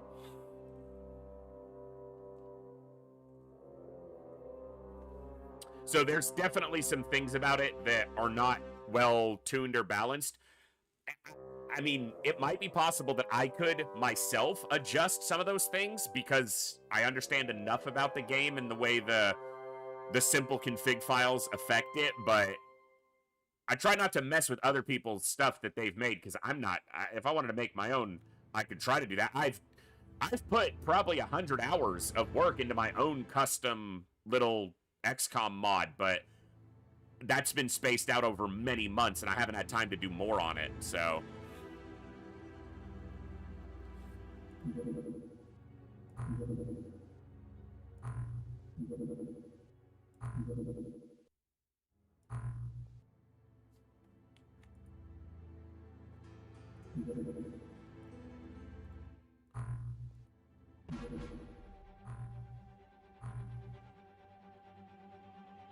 So we would get into a fight against a fighter and it would just be like, and we'd be dead. Like literally, it would just instantly shoot on every frame and we would die.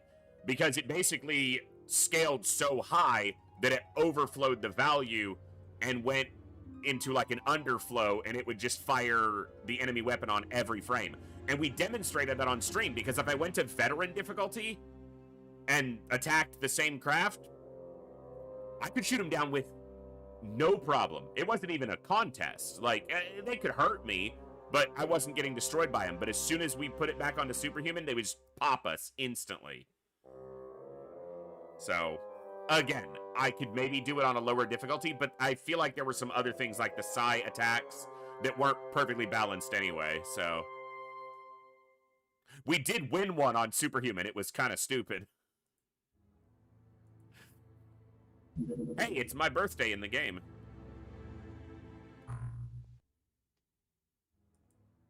I'm gonna let them find me because I want a Gillman commander. But yeah, no, because I looked for the same thing. I looked for, you know, a mod to kind of add to it without really changing the gameplay drastically. And it changes the gameplay a fair bit, but it kind of falls between, like, Long War level of additions, which are a lot, but not bloated, and Files, which is bloated. World of Terrifying Silence kind of straddles right between those. It adds a lot, but not so much that it feels obstructive to the game from what little I played of the game, the mod, so.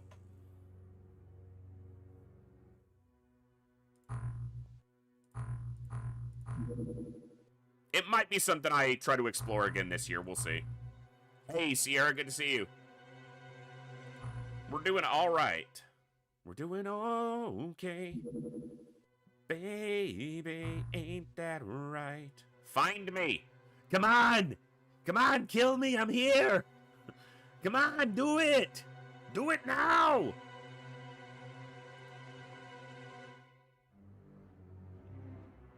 Attack me. You won't.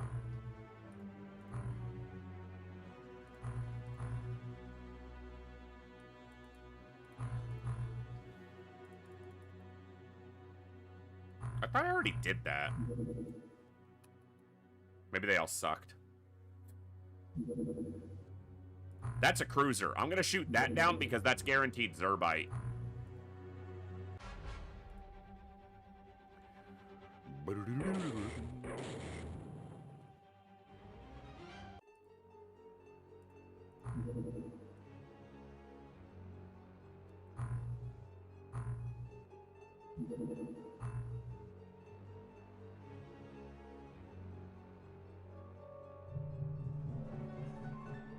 Hey, he didn't get any MC strength. No, he got a little bit.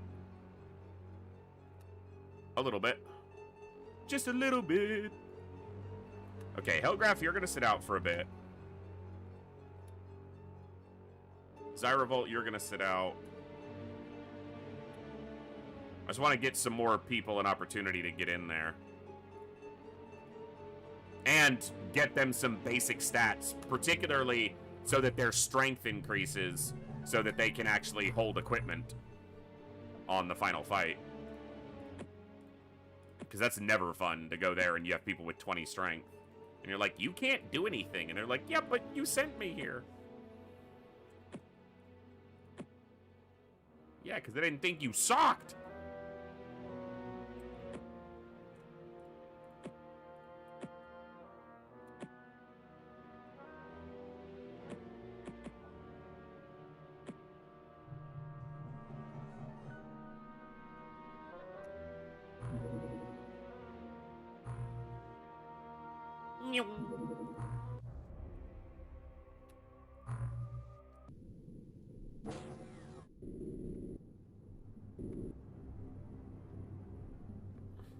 Ruins. Ugh. Annoying map. Large map. Hello, Gilman. Boop. Get booped, sir. You done been booped by the blast-up rifle. We're gonna call that the booper rifle. Well, that's a corner. Radioactive, radioactive, whoa, whoa, whoa. Whoa, whoa,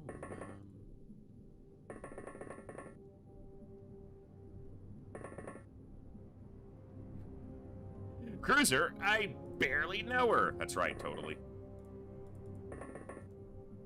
What's the plan after TFTD? Tentatively XCOM 2 again, now that I have hopefully tried and succeeded at kind of getting my mentals reset a little bit. Thank you for the follow, totally not. Welcome to the Echo, glad to have you here. But tentatively XCOM 2. I'm not locking into anything. Do you play with range accuracy follow-up? Yeah, so we are playing with, the, what's it called? Interceptor accuracy. So yeah, so if you look at, snapshot accuracy, and then outside that, range starts to fall off. But aim shot accuracy doesn't drop off. It's basically infinite, which is Still not perfectly balanced, but it's a little bit better. But that's the interceptor accuracy setting for UFO defense and TFTD for Classic. And all of its accompanying mods. But it does feel at least a little bit more realistic, so yeah, I like that setting to be on.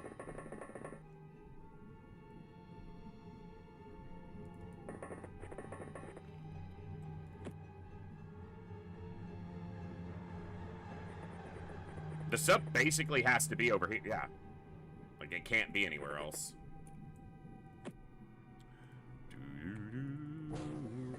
But yeah, I wanted these two classic campaigns, just vanilla UFO defense and TFTD, to basically just kind of be the reset, the clean slate. Get my brain right, get back to playing the way we want to.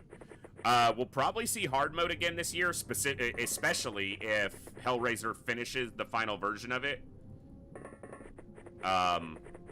And try to actually play through it fully this year. That would be the 4th campaign and the 3rd completed campaign if I complete it.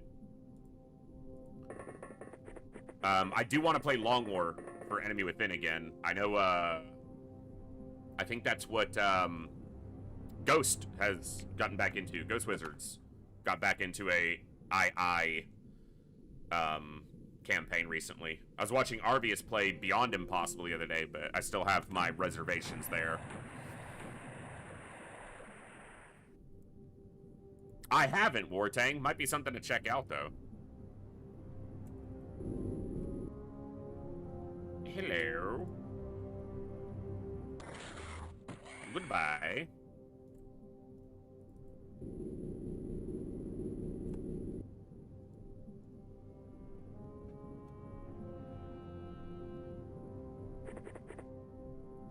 Hello. Goodbye.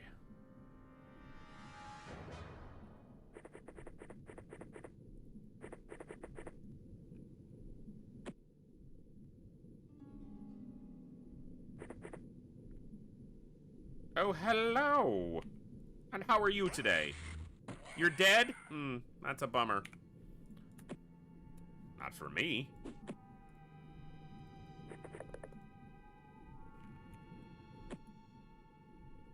Put this in hand for next turn.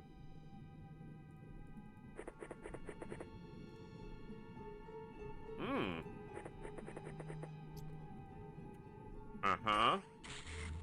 And then what happened? You died? Wow. It's unfortunate for you. Sounds like a you problem. Exactly. You got it. Now we're talking the same language.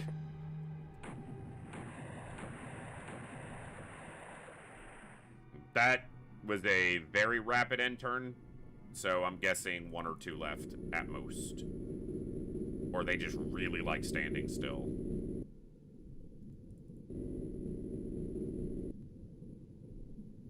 Yeah, that's like 1 left. I'm just gonna do the exploration with the displacer. There's another dead one there. Yeah, there he is.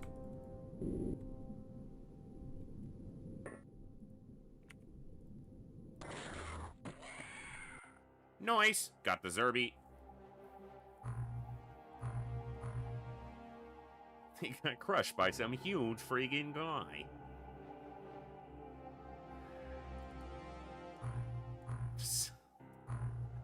Wow, we haven't had to buy dye grenades in a while. Salmon makes ensign. Heavy thermic lance. Your mom's a heavy thermic lance.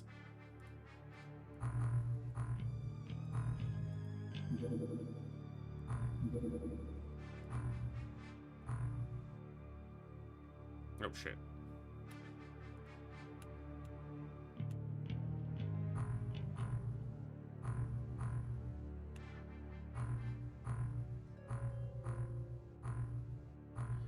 Not 1 in 5 was worth a keep. Let's try 10. Alien infiltration, lobstermen in the South Pacific? No.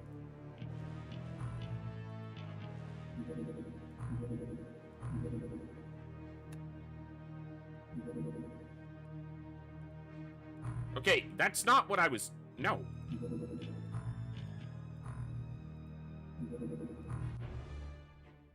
What is this? Okay. Shoot this down.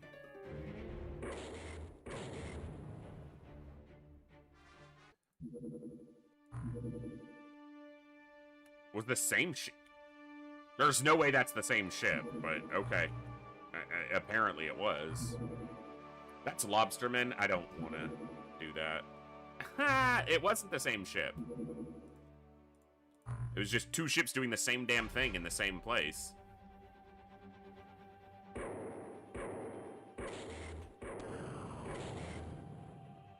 He shot me. You're not allowed to do that. I'm the good guy.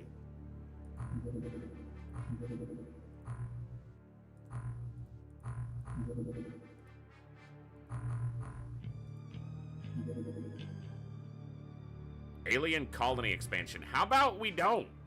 How about we don't do that?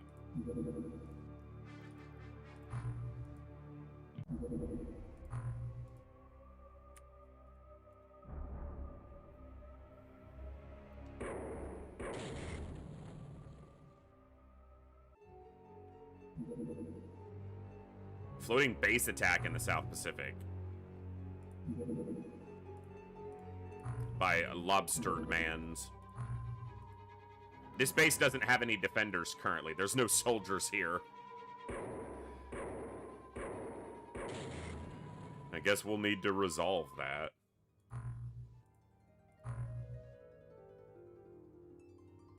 Out of 40, I should find enough.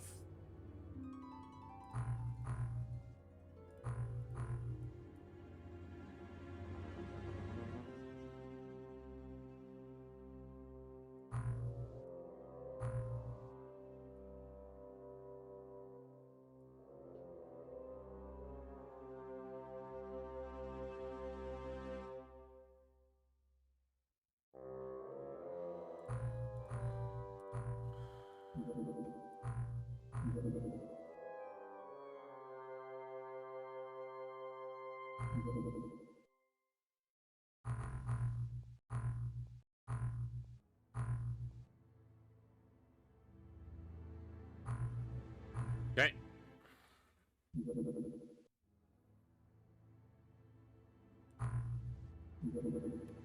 Aqua turd floating baser attack in the Mediterranean. I'm not thinking we need to deal with that. What kind of ship were you? An escort.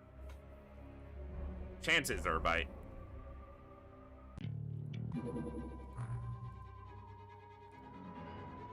This cold weather's got my skin dried out, so my face is itchy.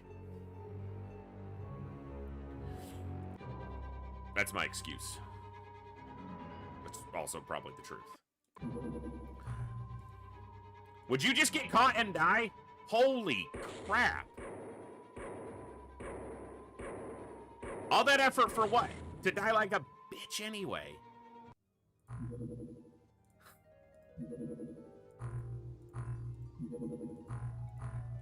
Hey, Probo, we're good to see you. That would be awesome, Probo. That's the goal, right? Honestly, my goal is just to show up every day and that I can be here and put on a good show.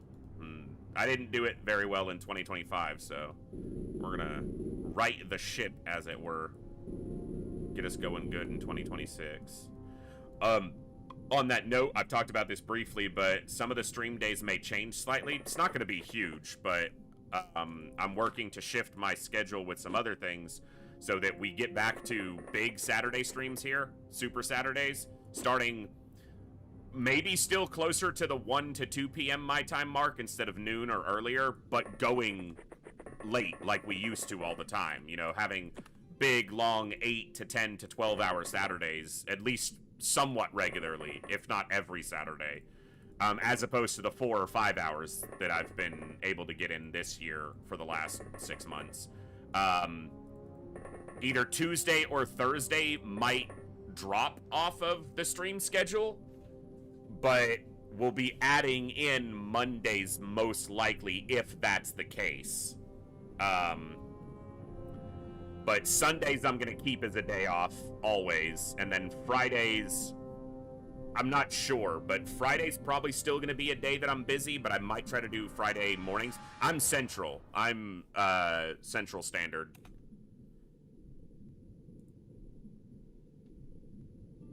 So, yeah. I'll once I know for sure, which will be probably within the first couple weeks of February at the latest, I'll know how I'm going to shift things if I am.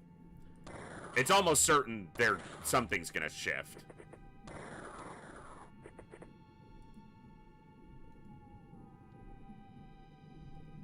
It's just a matter of exactly what day changes and how. So, and how.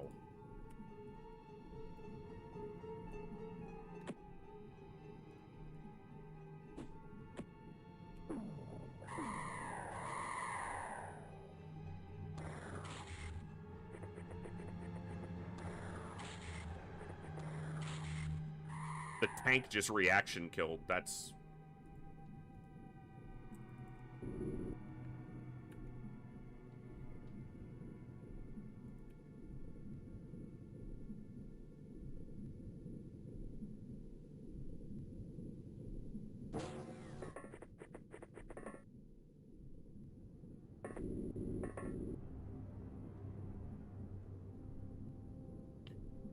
Alright, that's annoying. You're not strong enough. You don't have another grenade.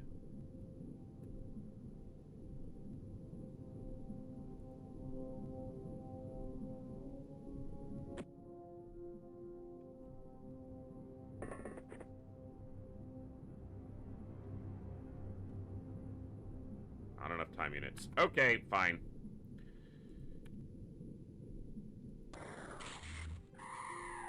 Blow his stupid big head off.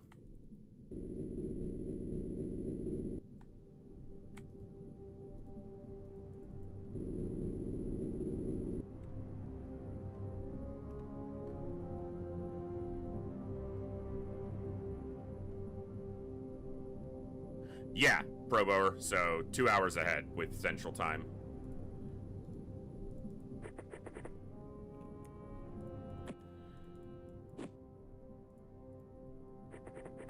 That's true, Chaos, and random days off here and there are fine, but the reality is that for me, I do better if I keep things consistent, and it's better for you guys when you can count on me being here. Now, a lot of the days that I missed this year were not in my control at all. It was internet issues, real-life issues, health issues, like, a whole bunch of crap, but, yeah. Being consistent's good for me too, for my mental health, because it gives me things to anchor off of, days and hours to construct things around, and that just makes for a smoother day-to-day existence for me. So I'll selfishly say it's for me. Yeah, ISP's been... it's been something.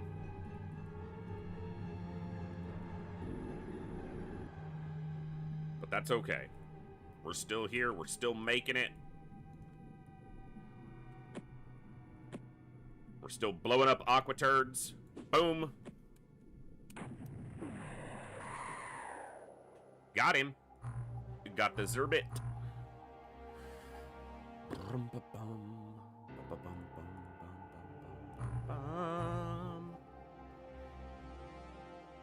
Banelink and Zyrevolt make commander. Lots of lieutenants, some more ensigns. Very nice.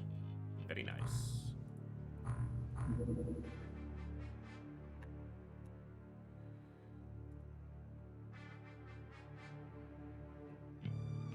Well, and that's true, Thorsnor. When I'm doing better, I put on a better show. I do my job better.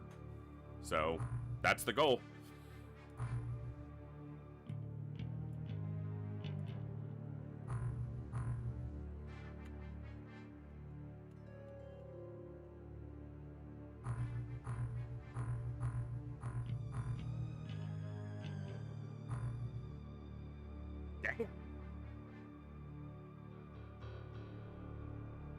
That's like a top 1% generation. 1 or 2%. Like, really good stats. That's 1 off of max. This is slightly low. That's nearly maxed. These are low. So it's slightly low here, and slightly, well, average on bravery, or just below. But everything else is incredible. Yeah, that's a good soldier.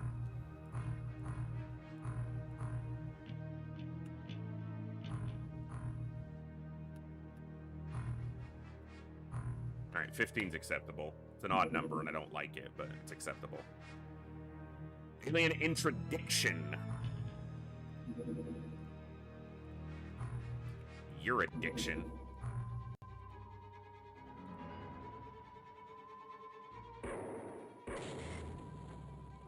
Ow. I've had a headache all day. I even took a little... So, I was up till about 3:30, I think, is when last time I looked at the clock this morning when I laid down to try to get some sleep.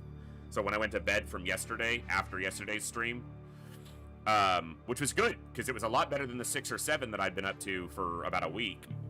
And I probably fell asleep before 4, but then I got woken up at like 8 o'clock. So I only got about 4 hours sleep. And I was up for a little while, I ate something, and then I laid back down for a couple hours, but I didn't want to sleep too much and then wreck tonight. But I had a headache just persisting, so I went and laid down for a couple more hours and then got up before stream a couple hours before I started here today, but this headache just will not go away.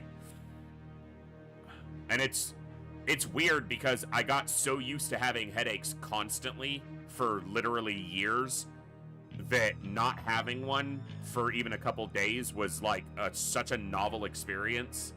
And then to have one again feels so much worse than just always having one because I got so used to that. It's a good problem to have, I suppose.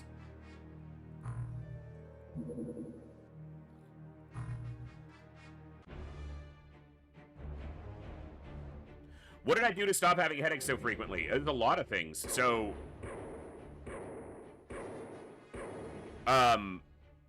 you know, early last year, I had something really big happen in my life that just kind of threw everything off kilter, and I just was desperate to try to find something to kind of recenter day to day. And one of the biggest things that I needed was to get my sleep fixed. You guys saw constantly. I had one of my guild members. I am a guild and raid leader for a classic WoW guild, and one of my members there watched one of my streams here, and their commentary was that I looked really bad as far as like health wise, and I was like, well, that's fun to hear. But they were like, no, you just look like you hadn't slept in a year, and I'd been carrying such a huge sleep debt. And you guys know I talked about it so frequently about how I'd been up for days at times. And I've had insomnia, or had severe insomnia since I was like 15 or 16. It was like most of my life, a majority of my life. And I tried so many things to fix it, and just nothing ever stuck. And so early last year, I just, you know, probably March or April, I just, you know, tried to find some info on what might be able to help that I could actually implement. Like, not just something that could help, but something that could help that I could also actually accomplish. Because that was the thing. There were suggestions that were made by specialists or doctors or whatever that probably would help, but I had no realistic way of implementing them in my life. Or the direction or advice on how to implement them in my life was basically meaningless. Like, there was never any actual... They were like, this is what you need to do, but how do I do that? And I would never get any actual guidance or information or advice on how to implement X, Y, and Z into my life. Because of everyone's life is unique. Everyone's got their own challenges, their own schedules, their own obligations, and they just give you a blanket answer. Less screen time, eat better, sleep more, exercise some. Cool. Maybe I'm just a baby. Maybe I'm just a child and I needed something to hold my hand, because I know all those things would help. But how do I implement them? You're giving me big things to do, and no steps in which to do them. So early last year, I just kind of sat down and just started kind of journaling each day. What am I actually doing during my day? And where can I make adjustments to try to get my... I did this all with the goal of trying to get my sleep schedule regulated. I didn't really care when I was sleeping. I just wanted it to be regular from one day to the next. Even if I was sleeping at the wrong time of day, because I work in the evenings, if I could just get it to be consistent, that would be better. And so I just I took a week of my life and just basically every hour of every day, I detailed what I did, what I was doing, and then I broke that down and tried to figure out, what do I change here? And the biggest things I changed were my food, not really diet is the word, but I didn't go on a diet, but my diet as the overall encompassment of what I eat in a day and in a week. I just changed my focus and my relationship with food. I talked about it a lot here. I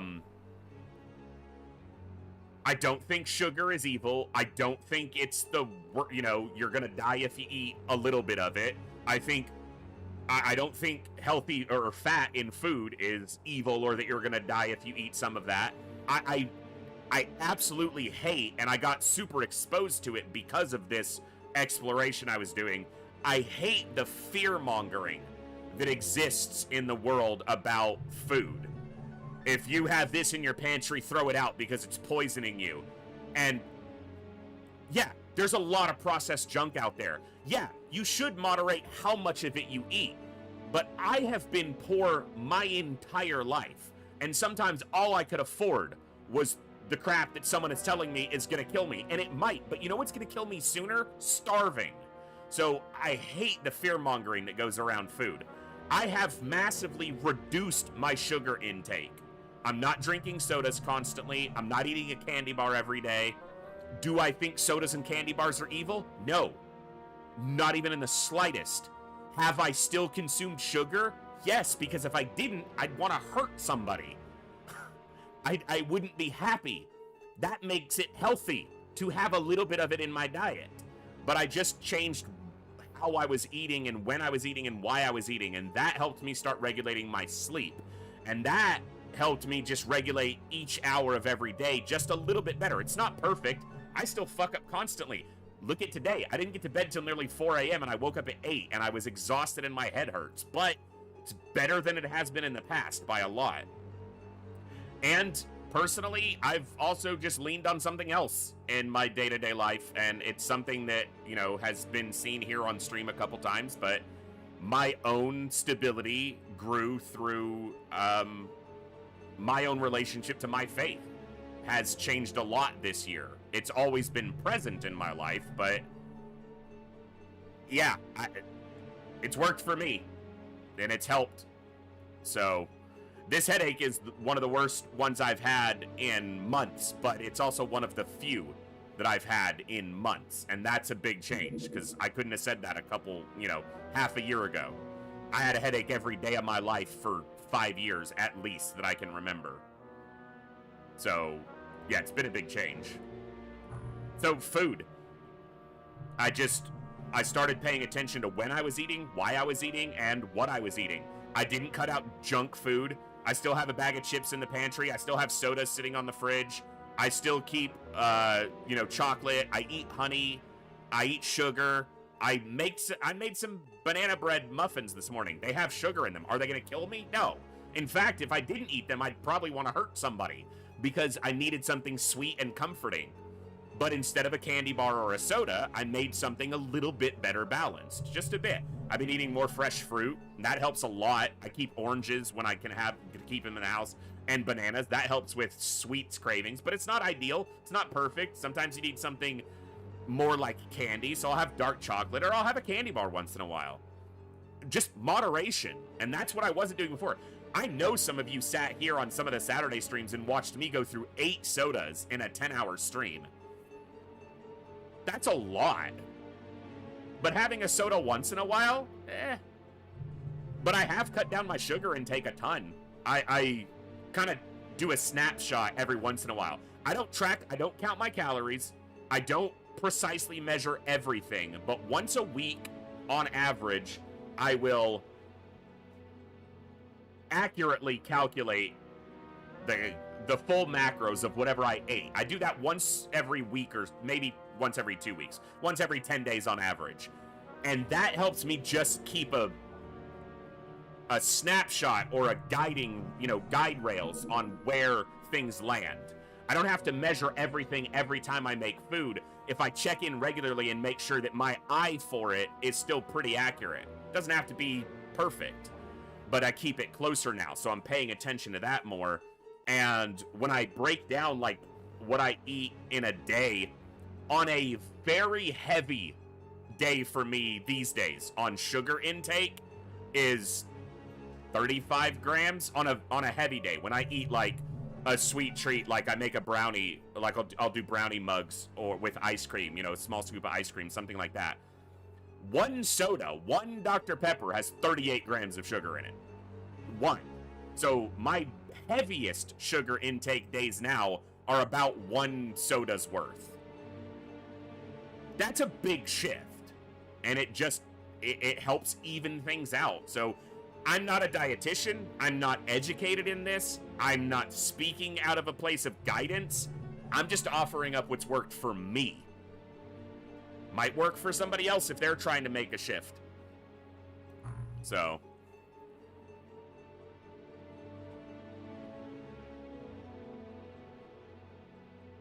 Chaos. Polarized lenses can make a big difference. I still have multiple pairs of polarized sunglasses, and when my migraines were really bad, I would wear them when I was at work because I couldn't even look at my screens. The problem was my screens were polarized too, so I had to make my screens vertical so the polarity filter wouldn't fuck.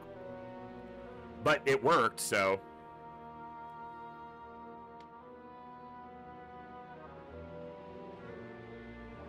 Yeah, radioactive, and that's the biggest thing. I hear a lot of people, like I said, this fear-mongering and just guilt over food that is constant on social media, of which I take very little part in, but even I've been exposed to it because of learning more about food, teaching myself more about my diet and my food. Sugar, in natural things, I add honey occasionally I'll do that to yogurt or to oatmeal, or when I do baked stuff like these. But I used brown sugar because I had it from Christmas. But I'll eat fruit, and people are like, oh my, an orange has, this much sugar in it, half as much as a soda. Yeah, and I'm not dead. In fact, I've lost so much weight. I lost probably 20 pounds this last year. In 6 to 8 months. I haven't weighed myself. I just can tell that it's significant loss. Added sugar, that's the one to be careful of. Sugar in things exists for a reason. Sugar's also the primary fuel that your brain works on. Glucose, sucrose. Your brain wants it. Sugar is not the major problem. Added sugar, taking something that doesn't need sugar and adding a ton of, that's where the problem is. But I still eat things with added sugar. When I do my yogurt bowls or I do oatmeal, I'll add granola to it. That has some added sugar in it. I'm not dead. I'm way better off than I was before. Just paying attention to it, so. Sleep apnea and the treatments for it have been pretty effective. Didn't need a CPAP, just got a neck strap. Hey, that's good if it can help. That's awesome.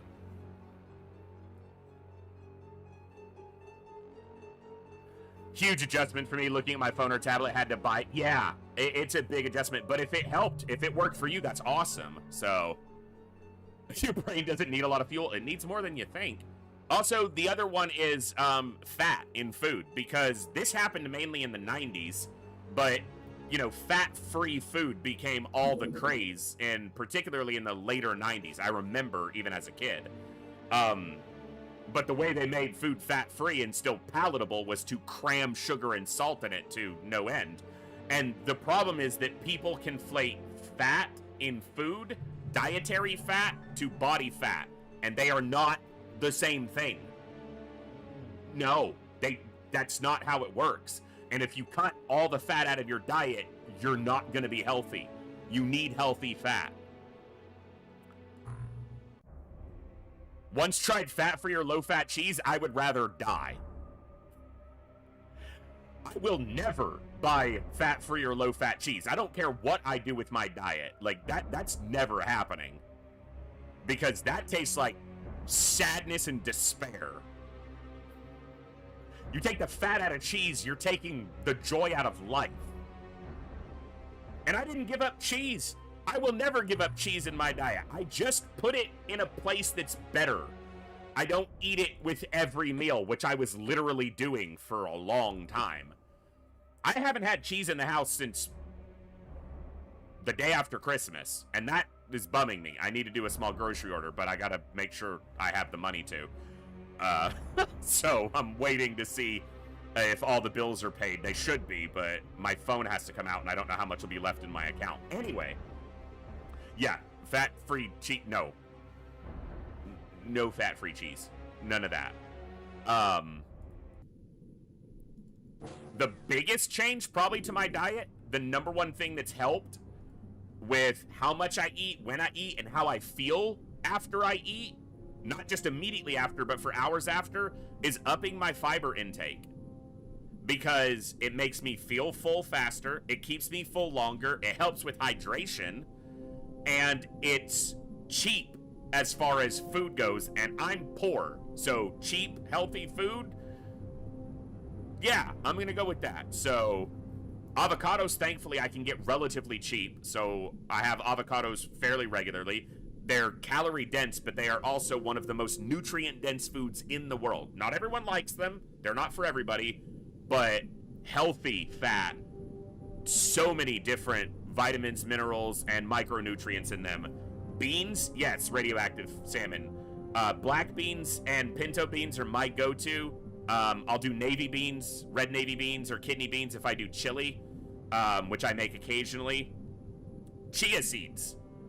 I'll put a tablespoon and a half or 2 tablespoons of chia seeds in every bowl of yogurt or ice cream, not ice cream, though you could, yogurt or oatmeal that I have, and that's huge. Every single meal I eat for dinner, more or less, I have a big serving of either chopped spinach or broccoli. Those are my 2 go-to for green vegetables. And so you're talking like 3 or 4 cups. Which is calorically like 120 calories. It's nothing. But it's volume. It's bulk, too. So, my go-to dinner, and I know this, I've talked about it before, and people are going to get bored of hearing it again, but my go-to dinner 3 or 4 nights a week, if not more than that, is, it sounds boring on its face. It's chicken, rice, and a vegetable, either spinach or broccoli. But that simple meal that people hear and go, oh my god, that's boring, that's bland, I don't want to do that. I make a great simple pan sauce with it every time I do it. I season the rice beautifully, and just cooking the chicken with a little bit of attention and intention. It's not dry, it's not bland. I season it well, I sear it, and then I braise it in a little bit of broth, reduce that broth, add some mustard, garlic powder, fresh chopped garlic, usually brown that a little bit first, and a spoonful of Greek yogurt, and mix that all up into a beautiful pan sauce. Put that over the rice and the chicken. That's my anchor meal. That's the meal that I can make it relatively quickly, relatively easily. It doesn't take a lot of know-how. You don't have to be a chef to be able to do it. I cook it in a $30 countertop electric hot pot, so I don't even have to turn on the stove. And it's a meal that is super high in protein, good fiber, good, complex carbs, which are necessary. It works. So,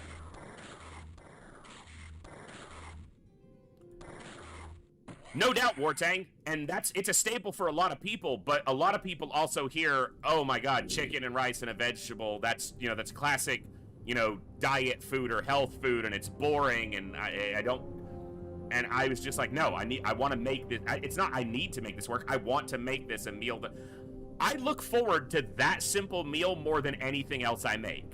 I love making tacos still, or I'll cook, I'll do all kinds of soups and stews because those are so easy. From Lot SOV Chaos for $10.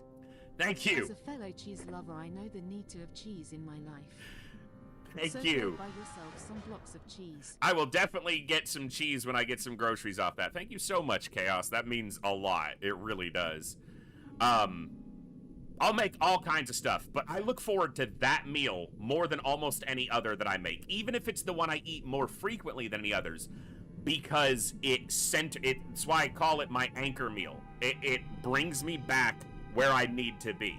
If my sleep schedule is off, my head is out of whack, my mental health is out of whack, which is constant for me, that meal is a little bit of self-care. It's me showing up for myself.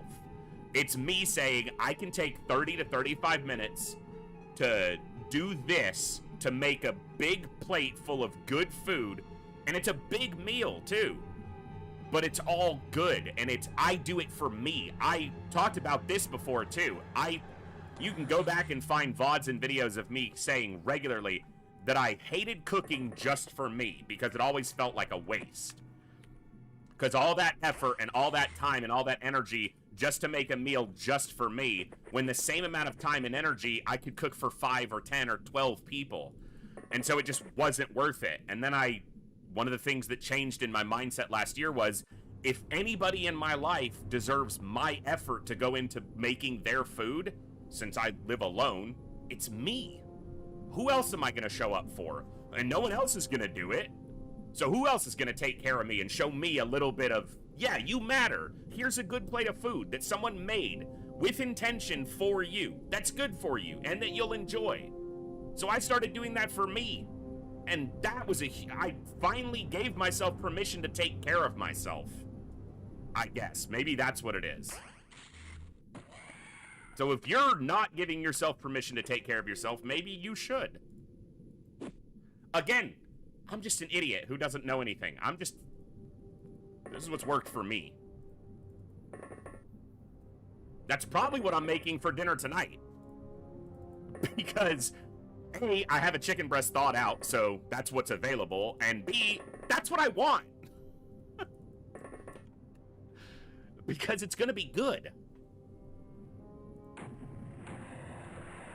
Swap the rice for potatoes? Yes. Add pico de gallo and you have my personal favorite simple meal. That sounds really good, actually. And potatoes are such a good food, especially if you're like me and you're on a budget, and I'm talking a budget.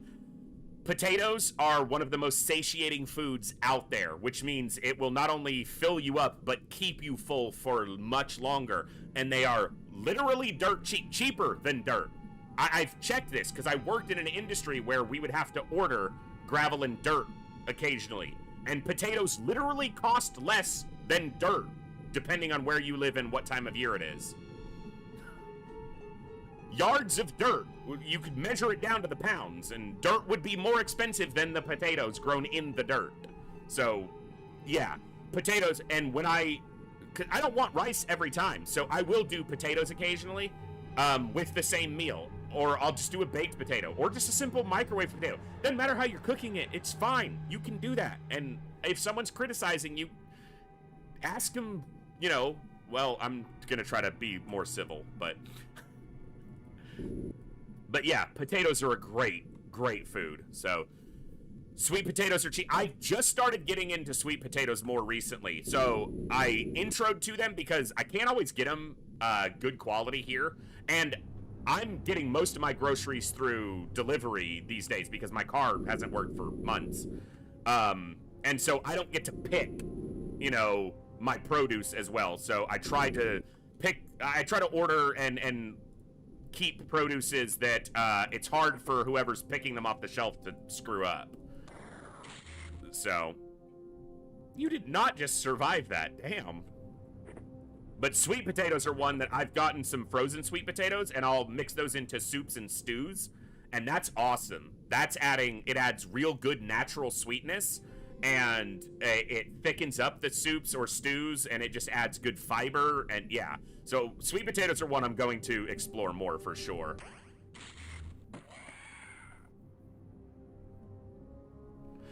Chaos, I wanted to get an Instant Pot, but I wasn't able to get a hold of one this year. My grandmother did send me a new rice cooker for Christmas. That was her Christmas present to me. And it's awesome, because I was living off of just a little, like, 1-cup rice cooker. Like, it could maybe make 1 cup of dry rice into roughly 2 cups of cooked rice. And now I have a much bigger cooker. And the other day, I didn't want rice, but I had a chicken breast and I needed to do something with it, so I made some soup, and I was able to cook that in the rice cooker beautifully. It was awesome. So that's a nice new tool to have at my disposal. But I would love to get a hold of an Instant Pot sometime this year, because I feel like that would work perfectly for a lot of what I do.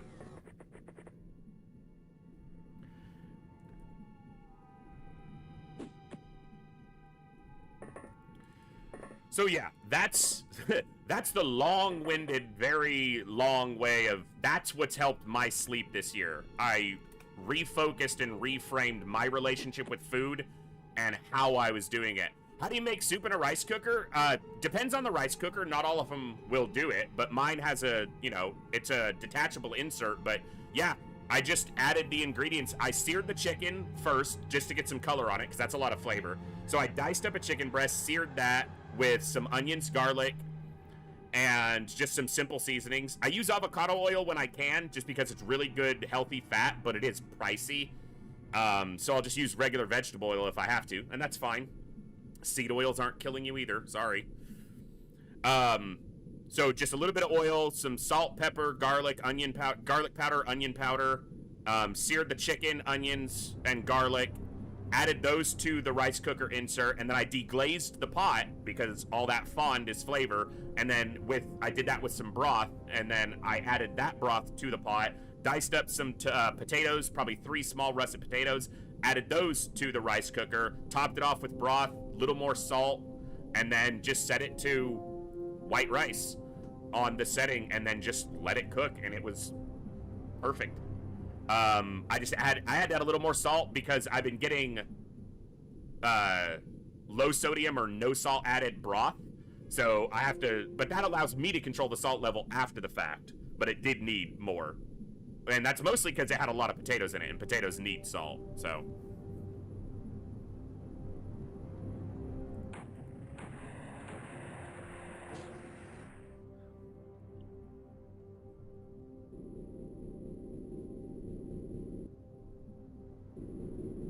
but yeah, I probably took 20 minutes in the rice cooker, and it was, I mean, it's a simple soup. It's nothing fancy, but it came out great.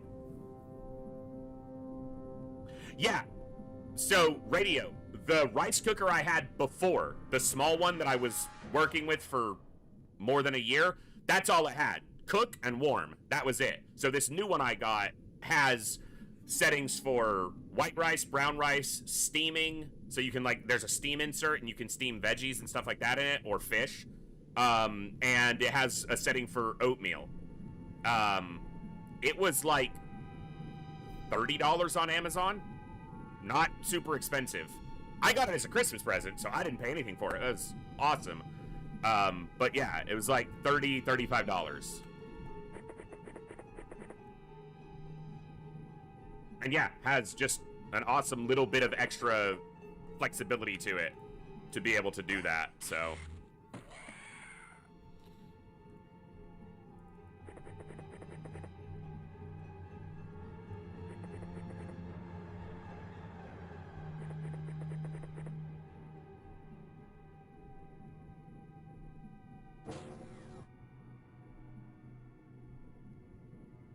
Four.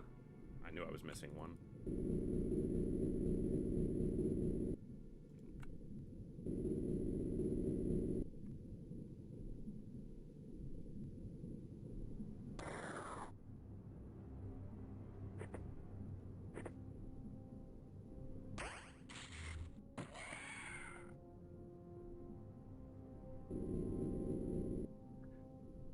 But I need to do some groceries, like I said, and I need to get some more chicken breasts. I think I have 3 more in the freezer, but they're the smaller ones from the package, so I tend to wind up using those for, like, dicing up and adding to something, because they're not big enough on their own to kind of be the centerpiece for a meal.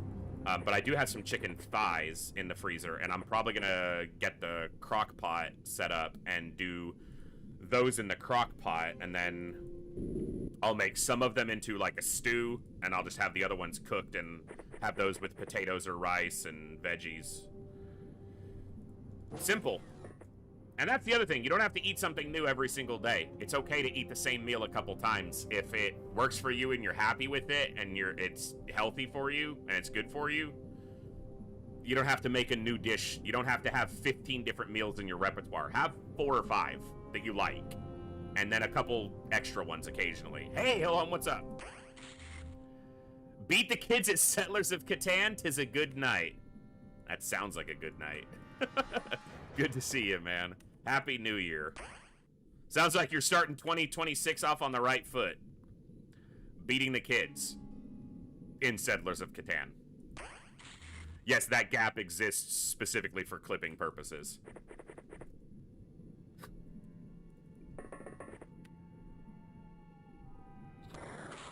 Oh my goodness, we can't shoot this guy.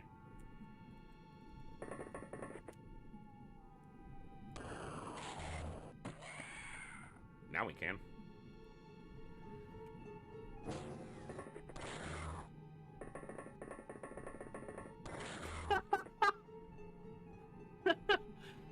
That does sound like a win.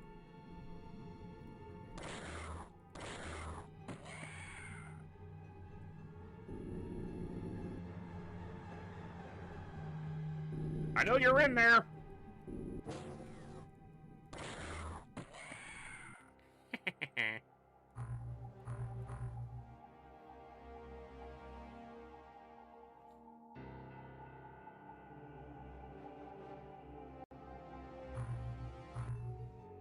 All right.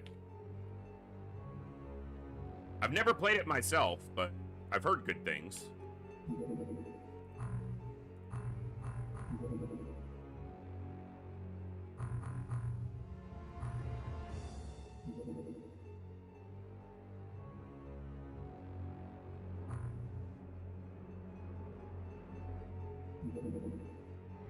Okay.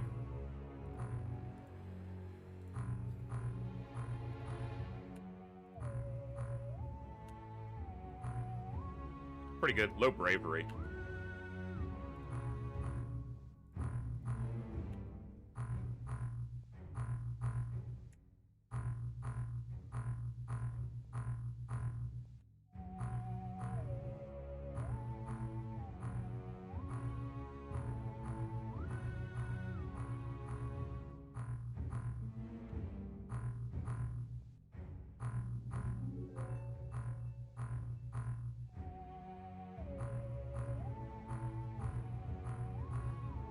This is why I hired this many. Because I knew most of them were going to be potatoes. And not the nutritious kind. Okay, that's a good enough group for defense. It's both radioactive. Why not both?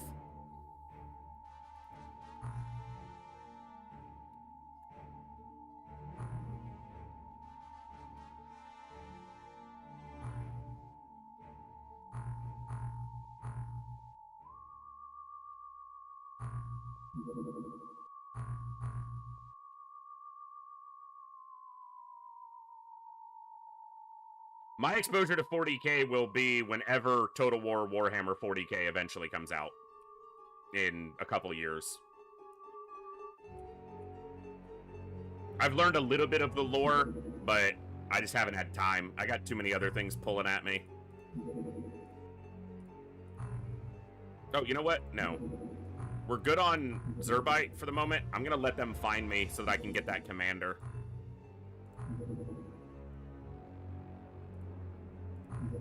Yeah, we're good on Zerbite.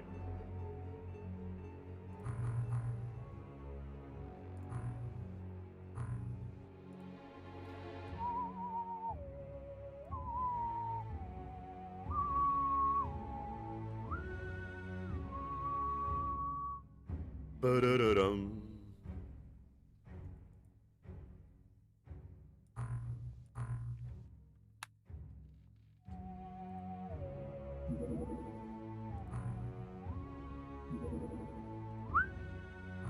We let them find us and they found us. Ba-da-da-dum.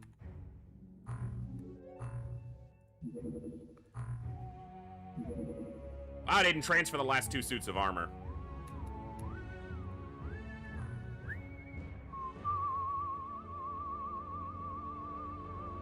I even made them, didn't transfer them.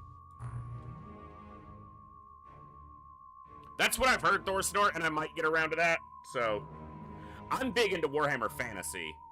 That's where I know the lore much deeper and enjoy. I've just always been more fantasy than sci-fi. I say that as a XCOM streamer primarily, but such as it is.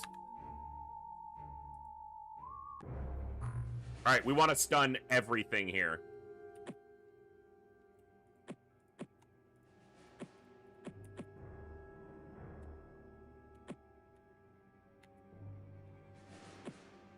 Odd.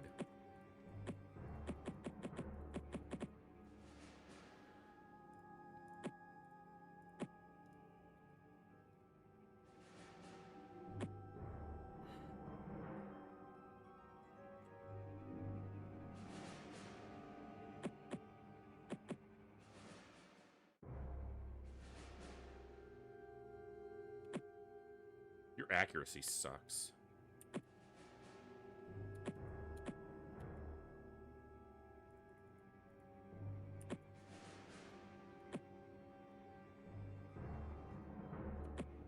Yours isn't exactly great, but...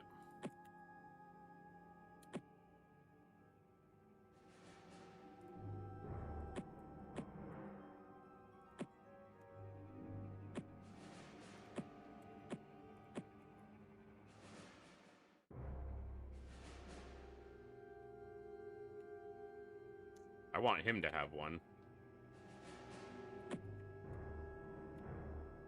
Okay, you.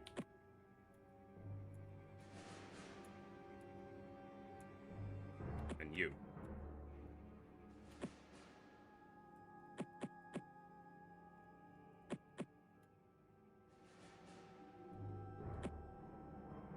Yep.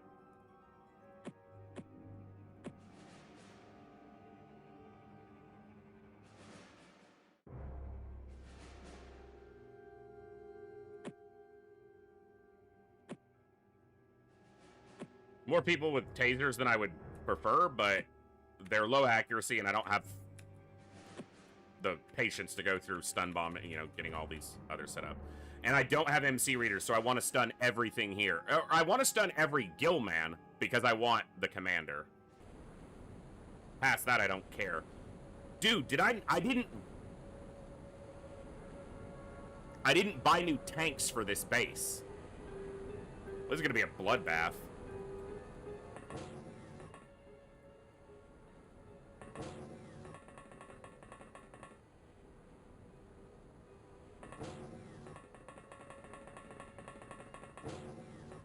Should be okay.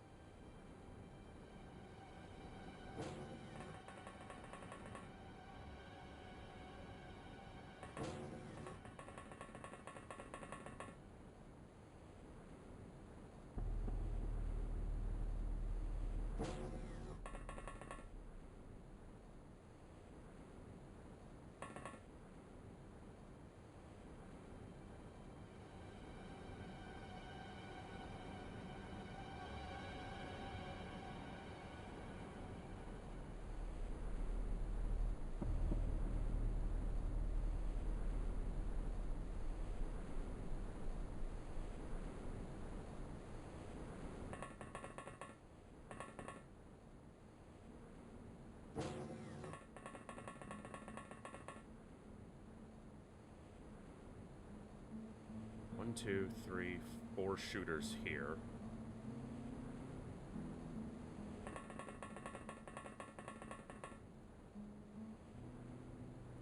One, 2, 3 here. There's a lot more people with stun rods than I want, especially given the lack of tanks. There's another shooter. Okay. Should be 4 on either side.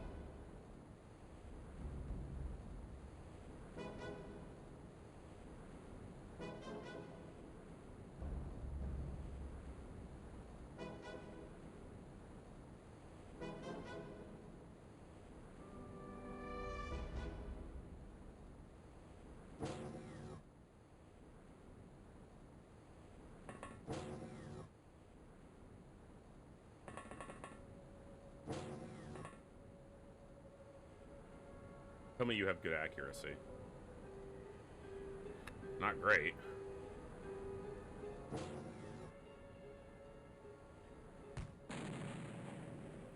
Well, I'm thankful she didn't knock either of these two out. That would have sucked.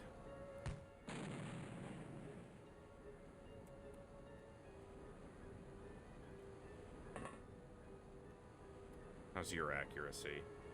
Slightly better. Okay.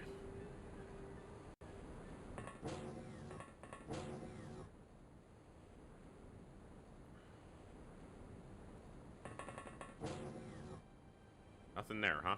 Okay.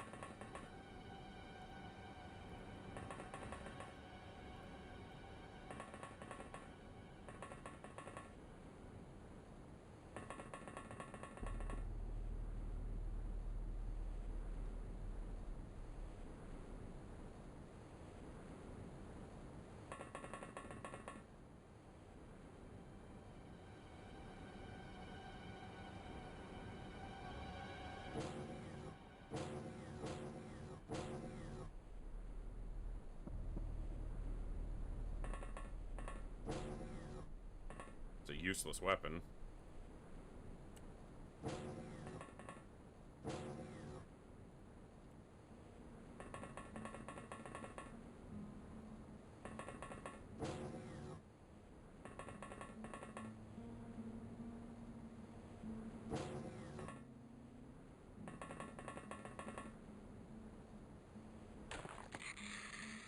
She might die.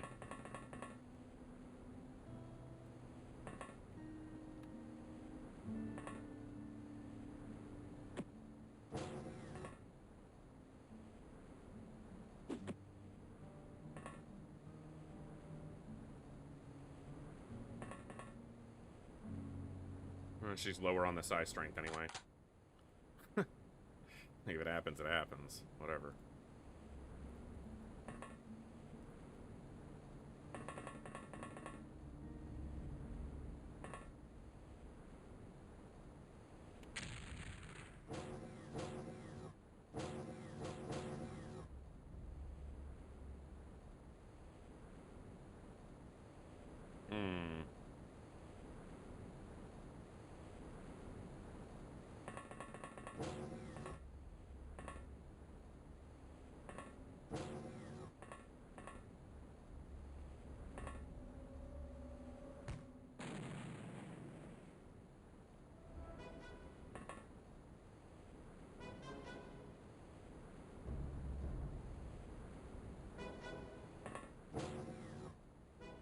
I got a feeling.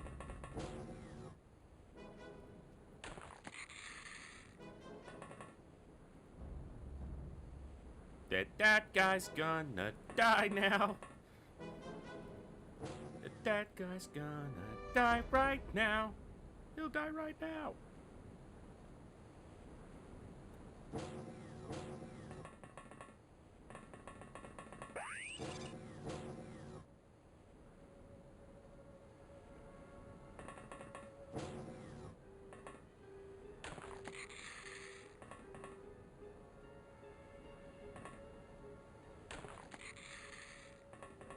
Feels like I'm starting the pacifist run again.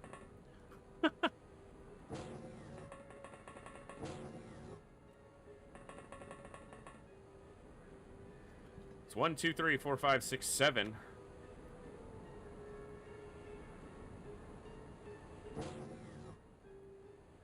And you did see an MC ping there. Gilman Commanders have minor MC powers. It's pretty weak comparatively, but it's enough to mess with low-rank soldiers. Low MC strength soldiers, for sure.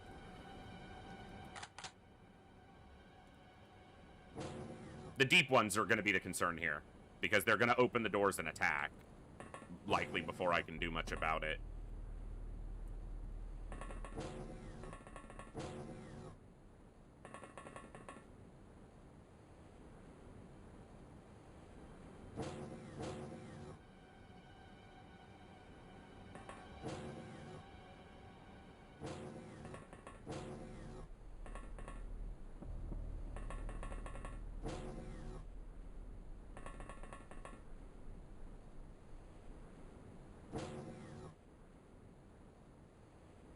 I left him standing at the door, which was an inaccuracy.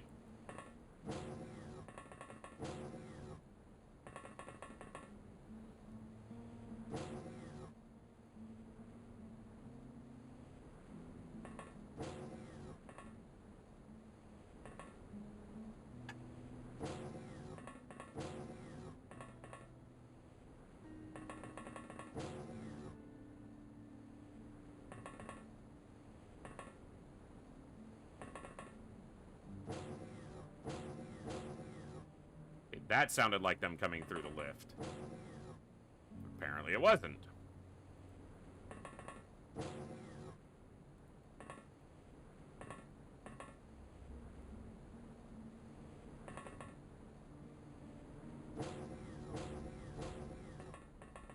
There we go.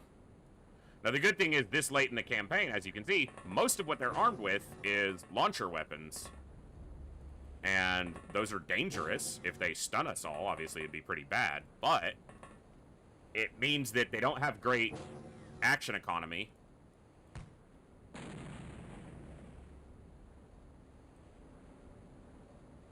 Which is good for us.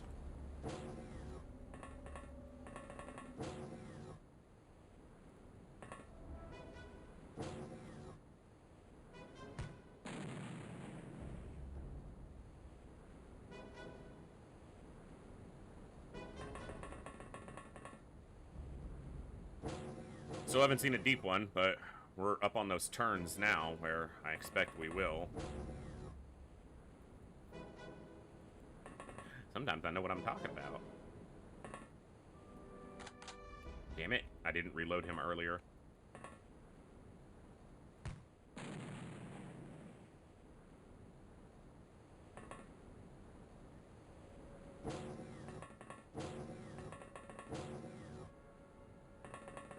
Can't do that too many turns in a row because their energy won't recover. It's one deep one.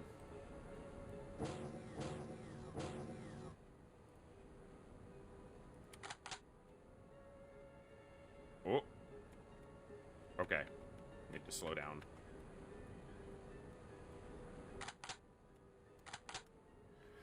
Okay.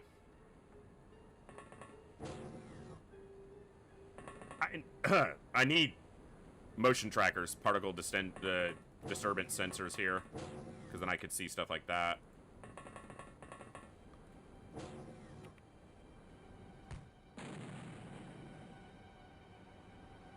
Still only got the one.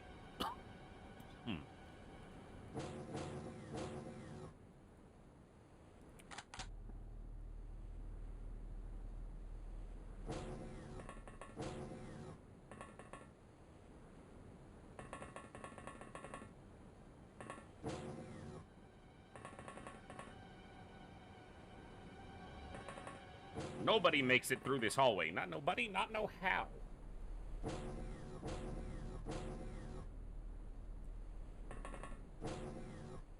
Nobody gets to see the wizard. Yeah.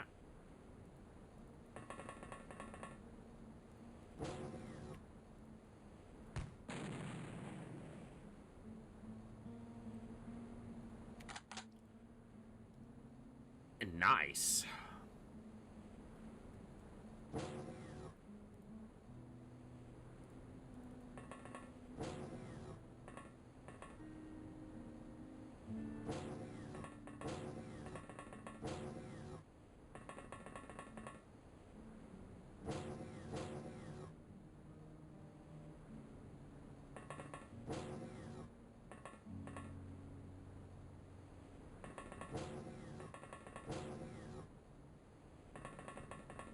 Still only one deep one, which means there's at least 3 more.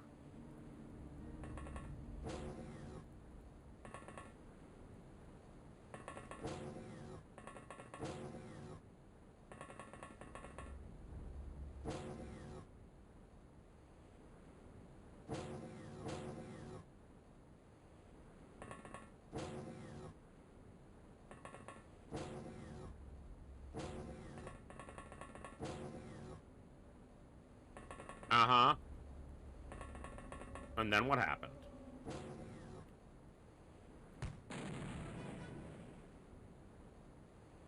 That's 3 deep ones down. She can get back in. Good.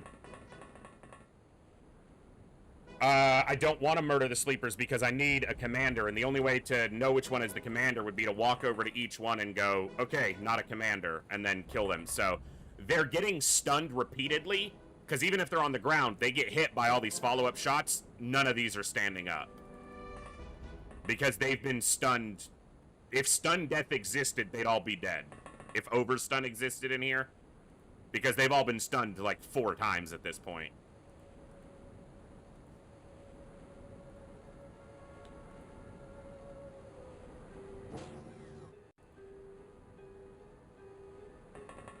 But I want the commander alive, so I don't want to just blow them up, and I don't want to have to sift through all the bodies to find the commander. A mission like this, in one of my earliest TFTD campaigns that I streamed on Twitch, was one of my bases got attacked by lobstermen, and I needed a lobsterman commander, but I did not have MC readers, so this is exactly what I did. I stunned everything in the base to get the commander. That mission was the genesis of the idea to do the pacifist run. I thought, if I can do that on one mission, literally nothing died in that mission. Not a soldier, not an alien. Everything that was on the field left the field alive. Just all the aliens were in captivity. And I thought, if I can do that in a mission, one mission, can I do that for the whole campaign? And that's what got me theory crafting the route that eventually led me to be able to do the pacifist run.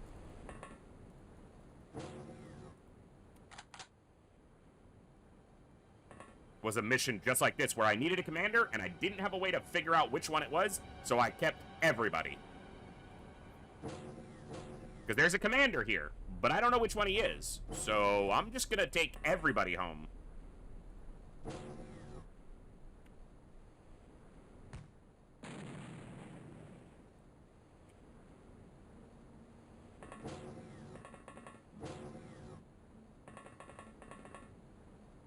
It's 4 deep ones now.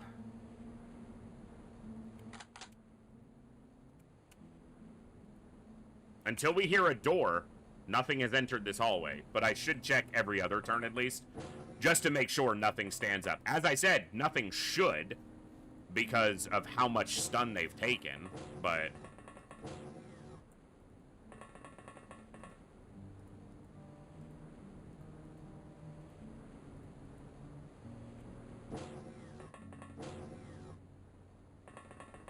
The only things of any danger, should they stand up, are the deep ones. The Gillmen can't do anything. They can't pick up weapons, because we're just playing the vanilla game. I guess if the commander stood up, he could do MC stuff, but everyone here has good MC strength. That's something we... That's the lowest one, is a 69.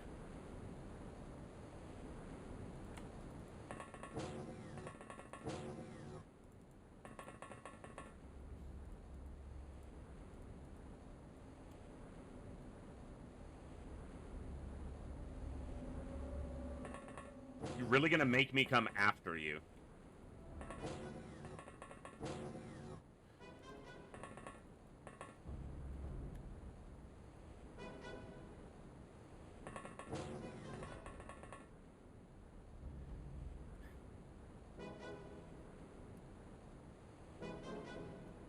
Oh, 70, that's pretty low. She's actually got a higher rank. But let's go find him.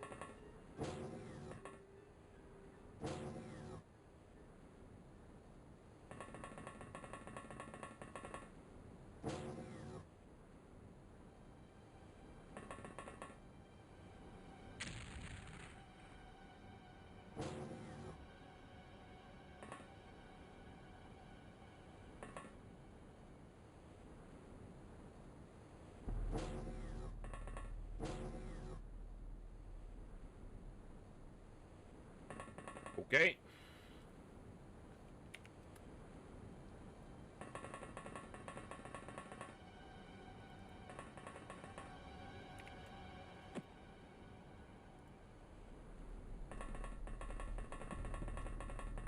They just gotta add some annoyance to the mission, as it were. That's okay. We can do that.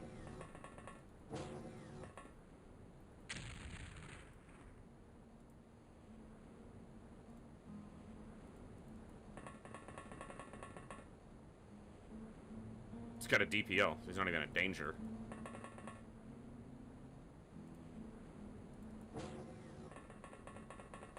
I don't know if they carry sonic pulsers.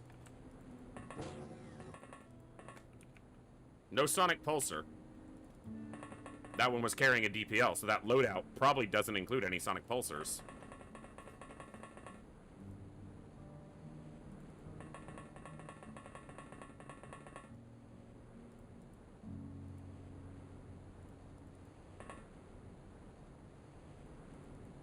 He's just stuck. He doesn't know what to do. You bitch. She just stunned 3 of them. Because she missed the shot.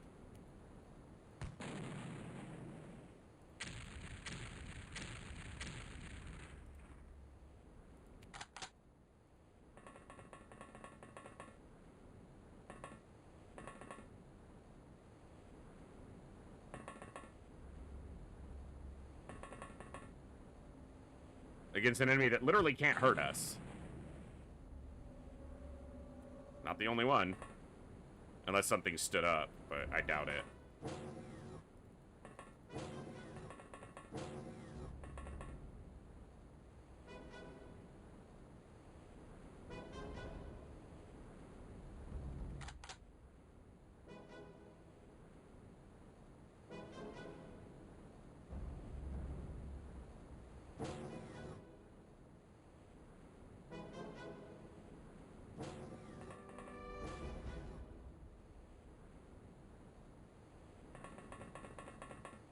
I'm guessing it's the same thing, and it's another DPL, but it could be a blaster rifle or a deep one.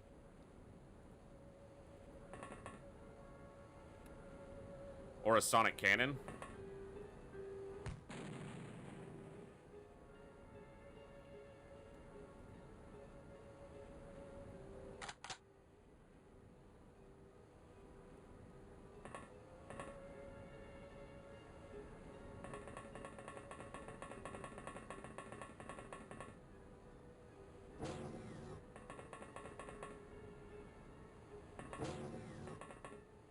This way I've got eyes on everything that's stunned.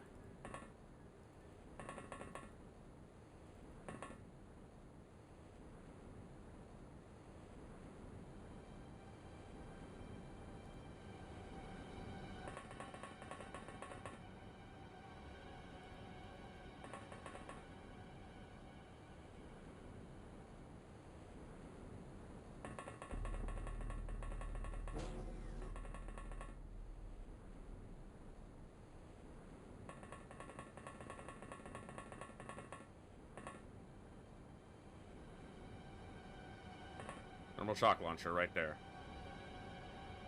At least it can't kill us. Just stun us. Wow. So there's 2 of them over there with thermal shock launchers, and they just stunned 2 of our people. But they only have stun weapons. So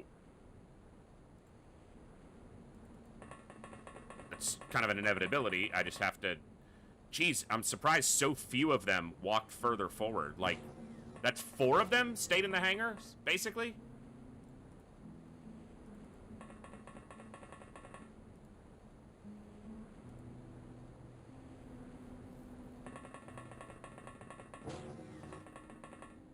Because that one couldn't have shot twice. It's not possible, time unit-wise. So one shot her, and then another one shot him. So there's at least 2 in there.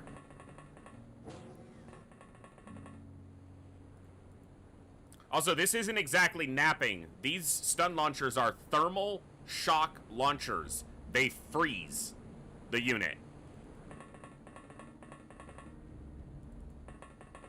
They cause thermal shock. So it's not just like a stun that knocks you to sleep.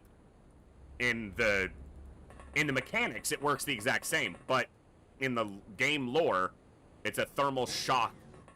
It thermally freezes them and puts them into a state of thermal shock. Hence, thermal shock launcher.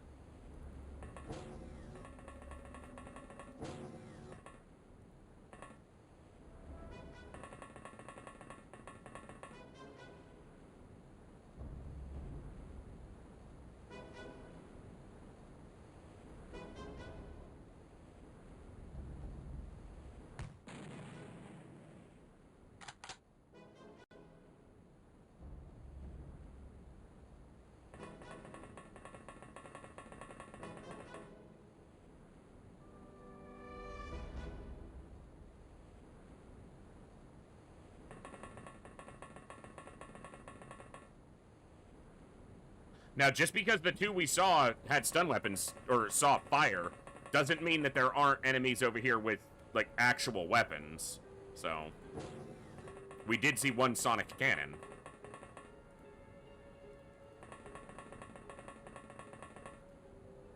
The other one was over here, in this bay.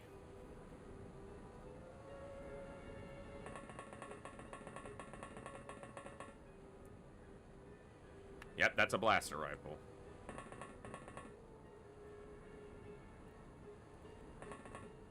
You make this shot. So there's another one with the thermal shock launcher still somewhere.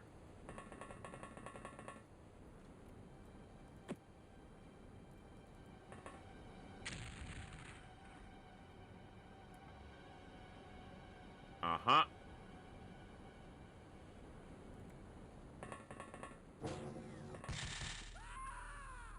He should have had time units.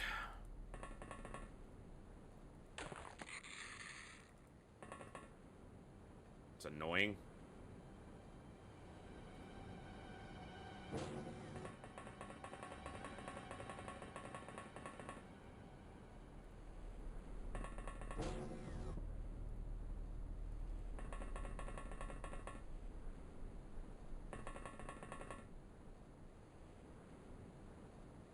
I should have positioned myself better to be behind him so that that couldn't have happened, but...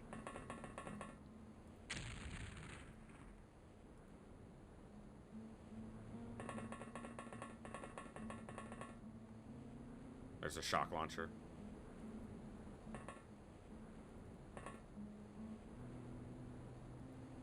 No ammo loaded.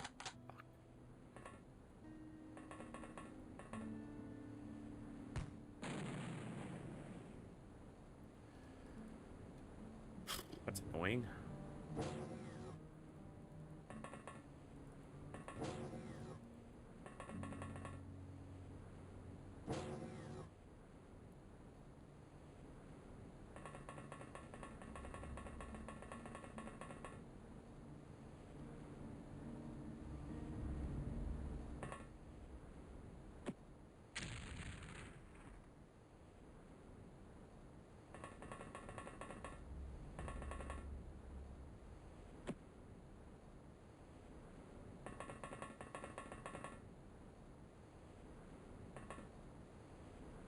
thermal shock launcher.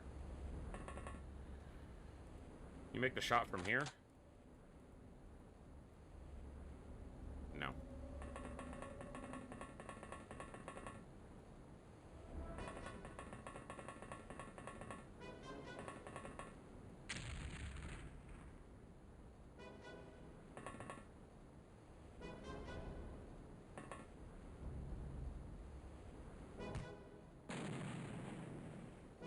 I got 2 of them.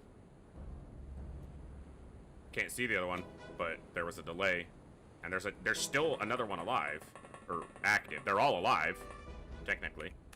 Technically. Ooh, you don't have any time units.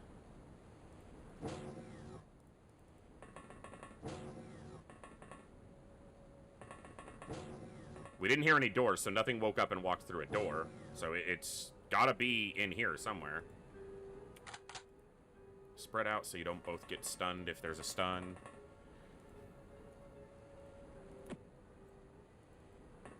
Are you able? Deep one. He's gonna die. Can't get it close enough to him. Whoo-hoo. Alright.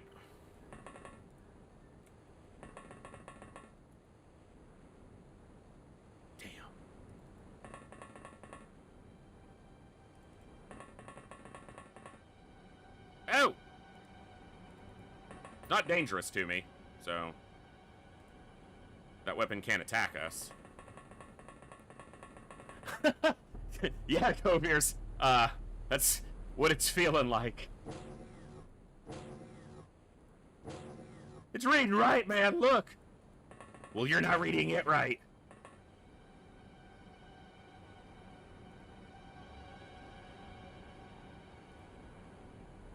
Give me the light.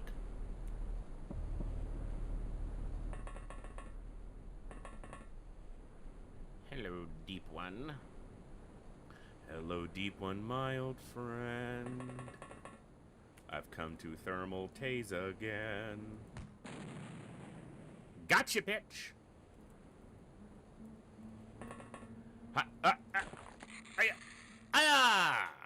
We lost 1 soldier. Right towards the end, because a deep one stood up and did deep one things. But good overall, got the commander.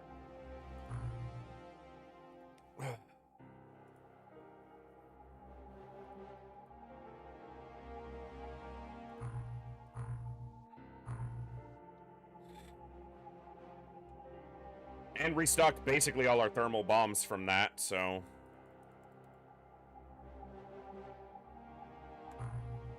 Game over, man!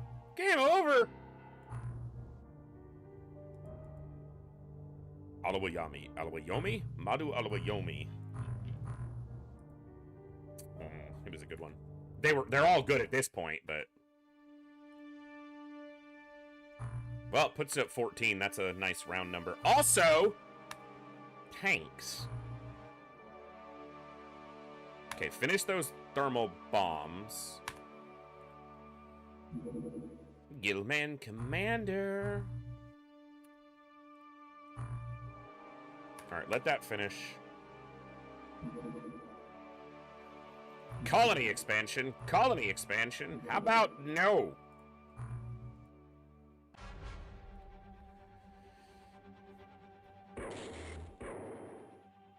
Now I just need them to attack one of my bases with lobstermen and bring me the lobsterman commander that I need.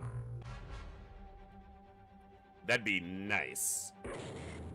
Get wrecked.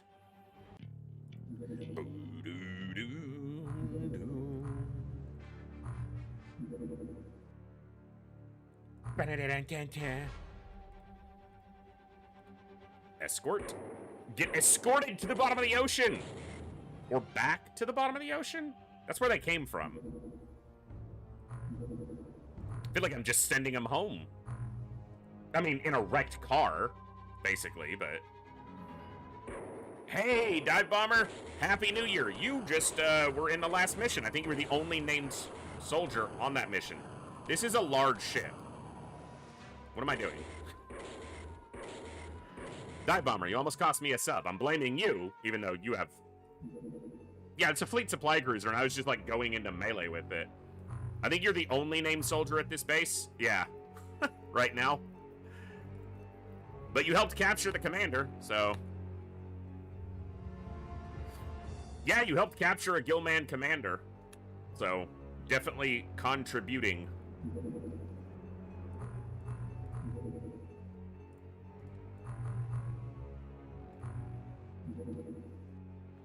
Lobsterman, floating base attack in the South Pacific. Yes!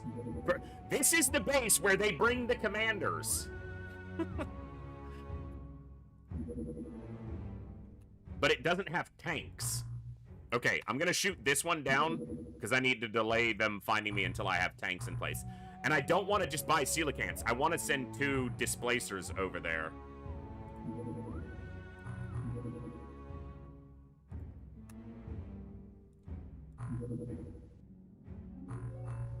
Okay.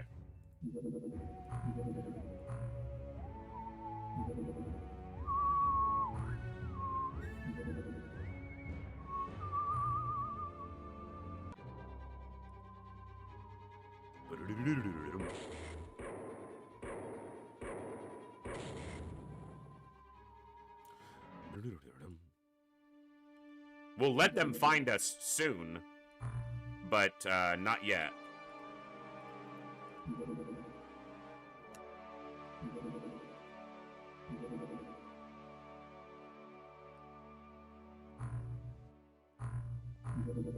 I might as well grab one of those. For Zerbite. The cruiser will have Zerbite. Basically guaranteed. Son of a bitch.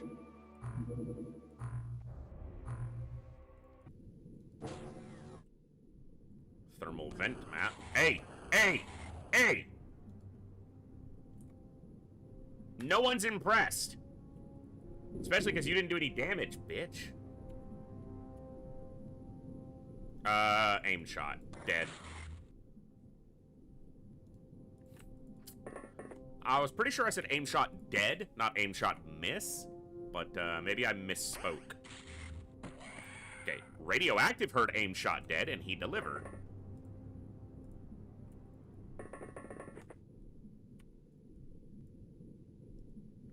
Okay. Drop it.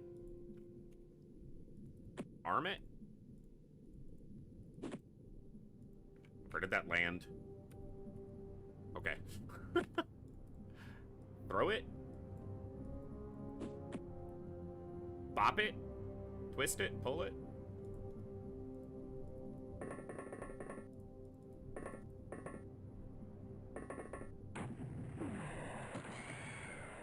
Oh.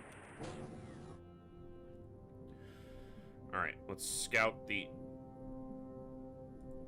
exterior. This will be a big exterior. We're close on a corner there. That's good. Take this slow. Mega team up. What is going on? Thank you so much for the raid. Welcome on in, Raiders. What were we playing today? Deep One? Hello, Cthulhu, my old friend. You've come to destroy us again.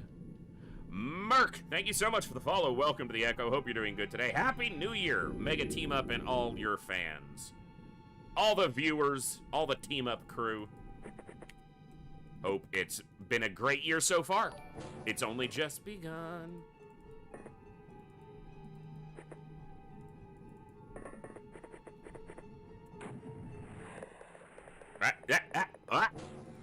I see you. I misclicked, and Ragged Edge was like, I got you, boss. I know you meant the alien. You might have clicked here, but I know you meant the alien. So I'm gonna miss, and I'm gonna hit the alien. Good man. That's what I mean when I say don't do what I told you to do what I wanted you to do. Ragged Edge understands. The rest of you have no excuse. Next time I misclick and you don't hit the target, you know what I meant to shoot. See, he did it.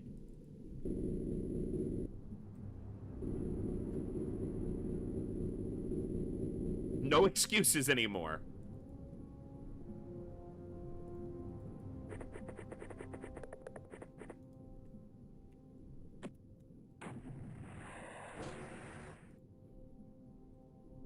All right. That's 1, 2, 3. Okay, we are at 3.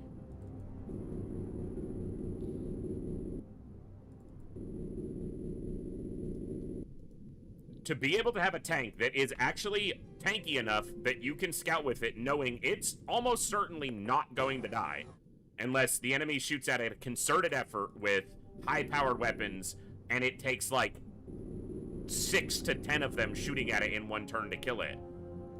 Or they have some sort of melee weapon, because it can be damaged by the melee weapons, but not easily. There are 3 dead inside that I can see. That's 3 more. You are not in a good position to be shot, so if we can't shoot you, we do this.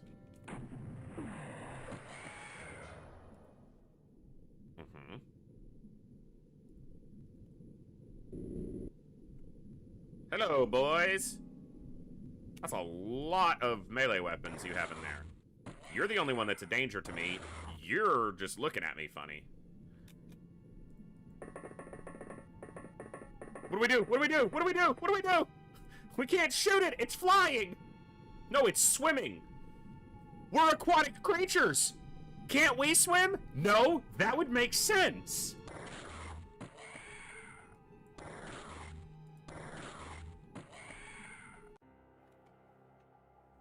Sucks to suck. Game logic beat you.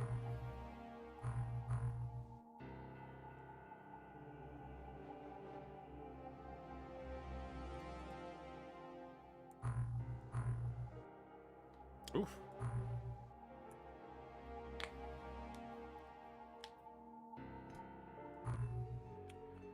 All right.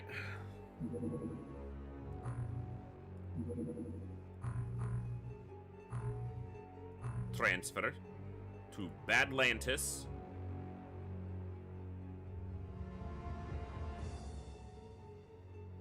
Displacer Sonics.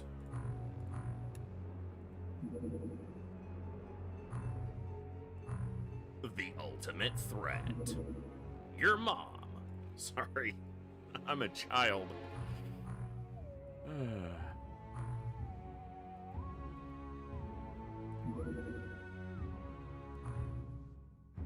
Da-da-da-dum. Aquatoid floating base attack in the Mediterranean. We don't need that. That doesn't need to happen. Nobody's interested in that.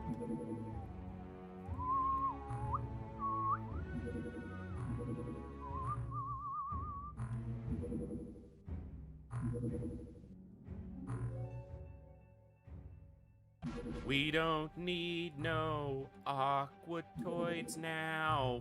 Fuck. Ba-da-ba-da-ba-ba. Aquatoids, leave our base alone. Hey, Aquatoids, leave our base alone. Now I need a Lobsterman commander.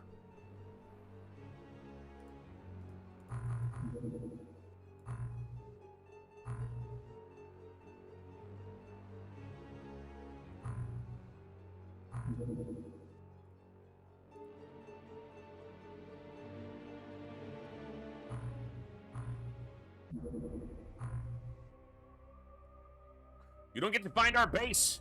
I don't want you to find our base. So get wrecked, nerds.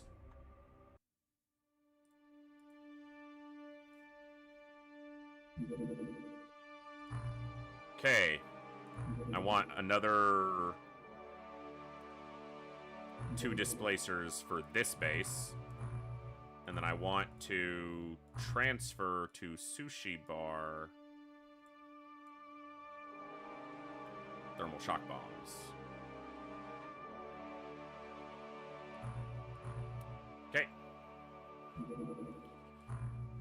Now if they get attacked, they can at least fight back.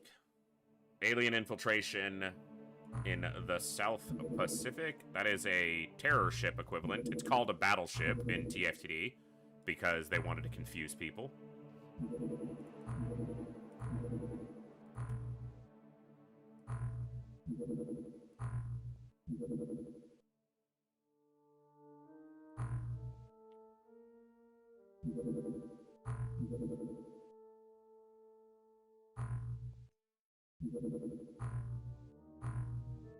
Of how that wasn't the heading it was on at all, but sure.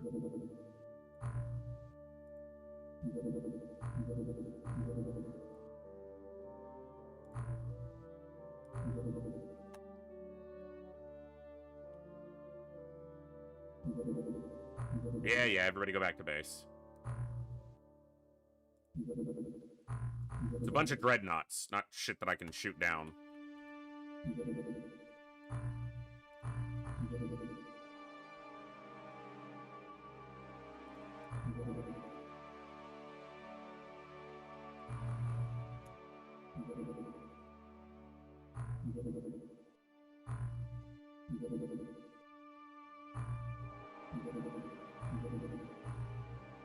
Okay.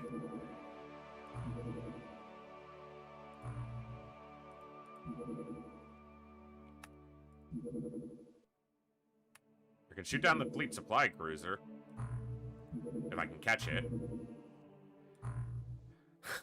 Sure, there's a...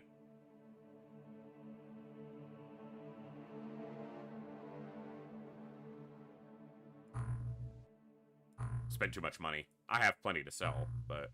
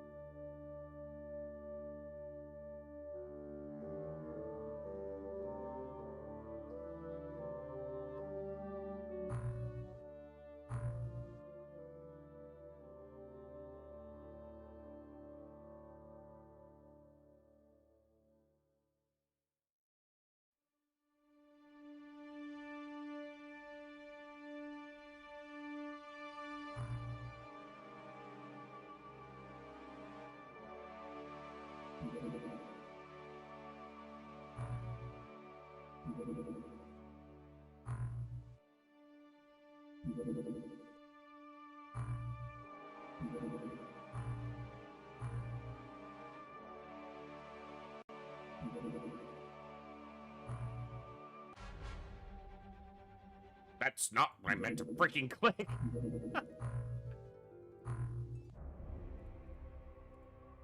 Okay, there's a cruiser.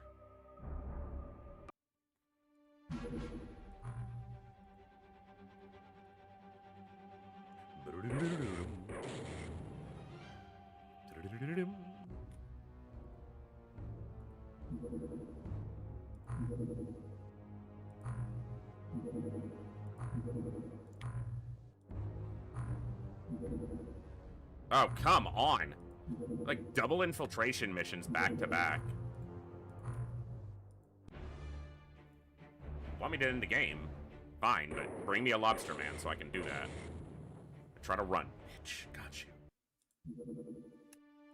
Okay, you have enough fuel. Catch the... No, you don't. He's about to turn around. Say out of fuel.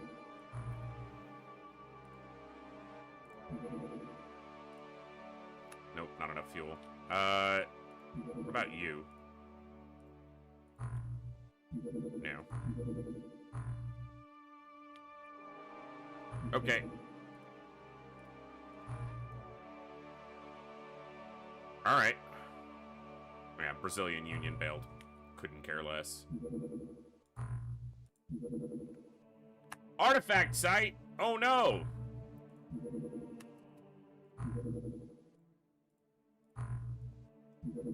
I haven't done one of those yet. What makes you think I'm gonna start now? I did one, and didn't even complete it. But... Bye!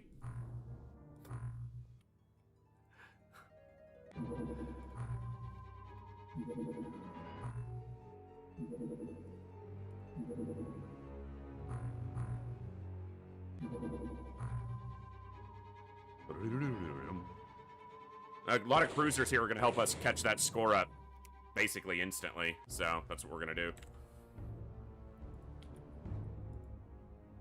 Boop. After this mission, I'll cycle some different soldiers on board just so we can work some people to get that strength up a little bit more.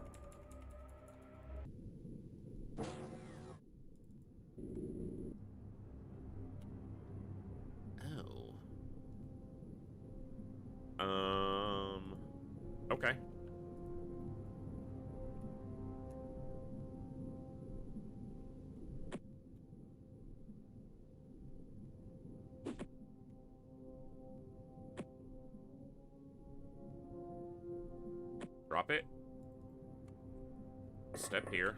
Go here. Pick it up. Come here. Face this way. You move. Gotcha.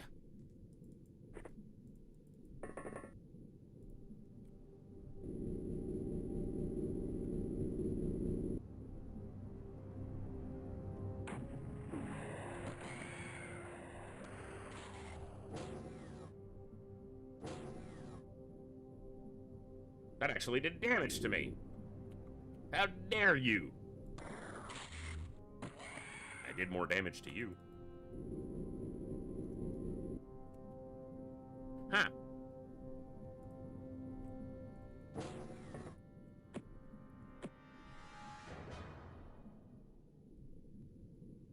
Not enough time units. Not enough time units. I don't remember asking for your damn excuses.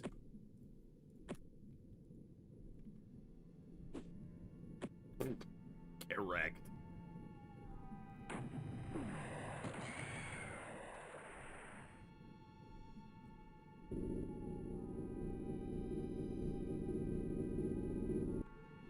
Yeah, did blow out the right side. That's the most common one. Double check over here. Hello? Are there any Gilmen out here? Is anybody out there?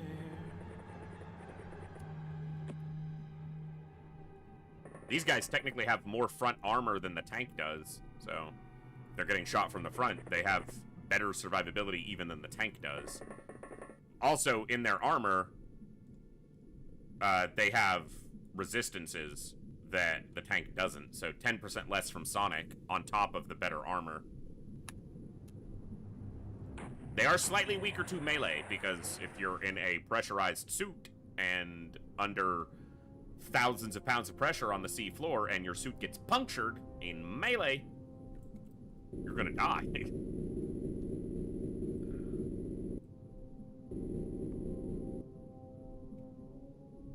3 bodies in there. Hey, that guy's got a melee weapon, like I was just yakking about.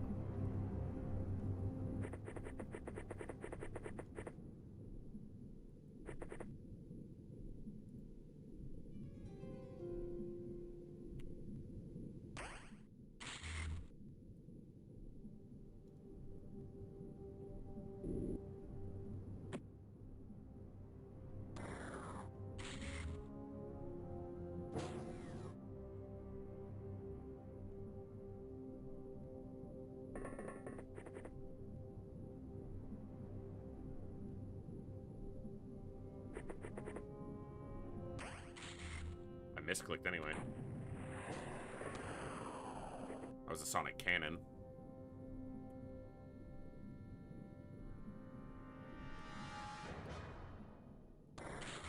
It's a sonic dead man.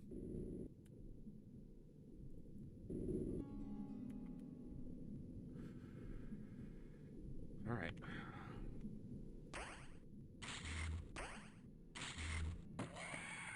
Got him.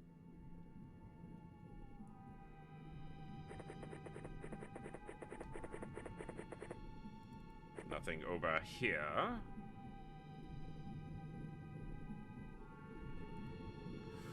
Geez, we're gonna be finishing this up probably before the end of Saturday, so probably partway through Saturday's stream. So I'm gonna have to figure out what's next. It might be XCOM 2. I was trying to get into XCOM 2, and then I decided I needed to stop, get my brain straight, get my mental kind of figured back out, realigned with how I want to be playing, and I feel like I've accomplished that in some ways, and maybe I've reset enough that we can get into an XCOM 2 run and have some fun with it. So that's probably the plan, but we'll see.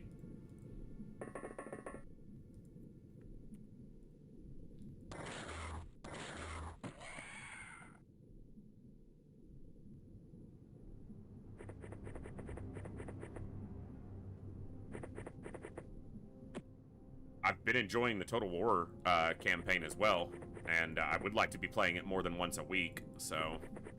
I know it's not everybody's cup of tea to tune in for, but it was a good turnout last night, which a lot of that was also probably just because it was New Year's Eve and people were popping in to say hello for that, but still, it was nice. It was really cool.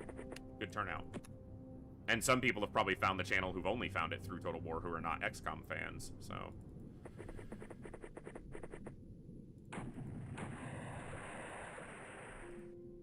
Legend of Total War is retiring, so basically, or taking a long break at least, so maybe it's time for someone else to step up. I'm not on that level of streamer, and certainly not that level of Total War player.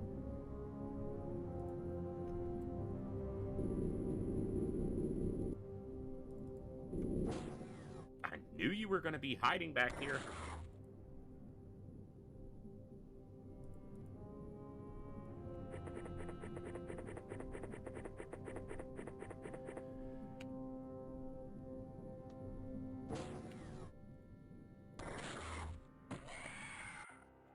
Nice.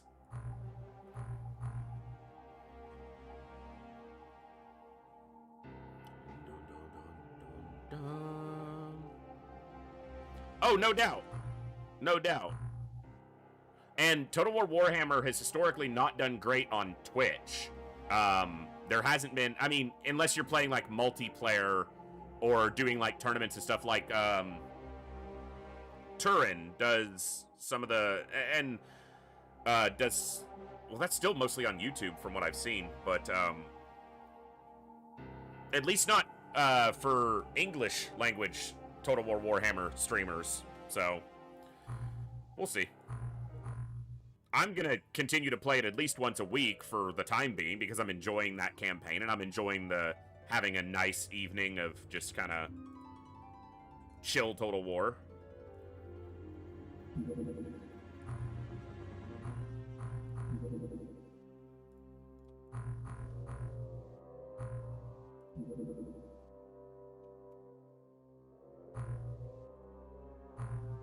All right.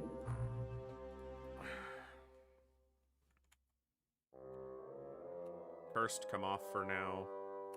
Bluegrass, come off for now. Banelink, come off for now.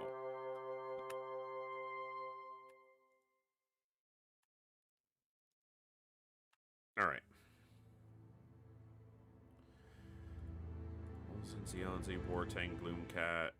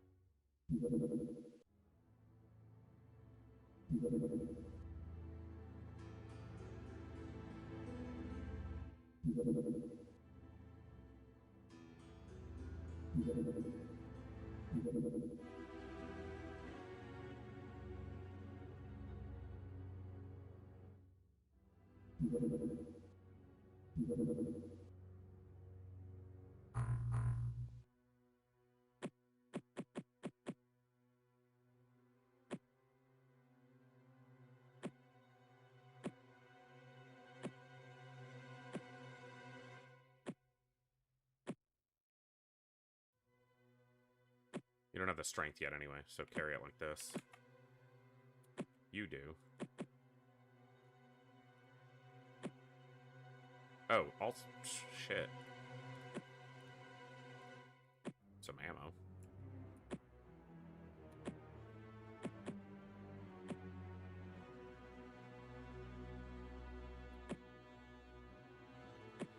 Pistol power clips are going to be thin on the ground, literally, so I might just need to lean more towards rifles.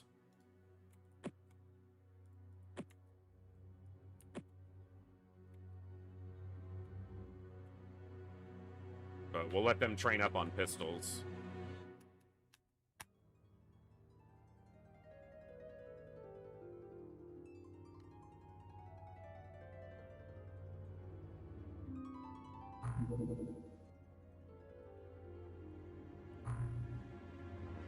Another cruiser, so training and Zerbite. It's dangerous, but If it shoots back, it should hit the tank, not a soldier, so I'll take the risk.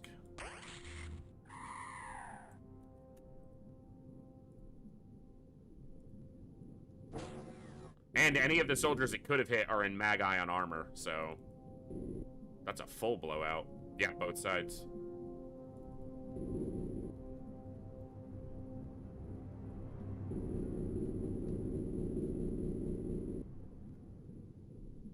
Two more dead inside.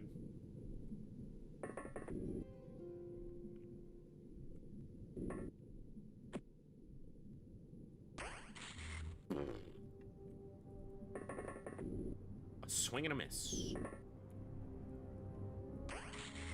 One-time unit from being able to take another shot. Because of course.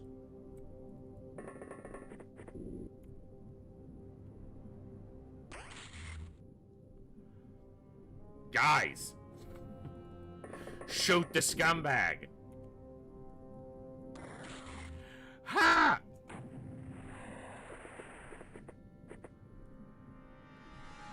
Yeah, he's confused too. He's like, how did they not shoot me?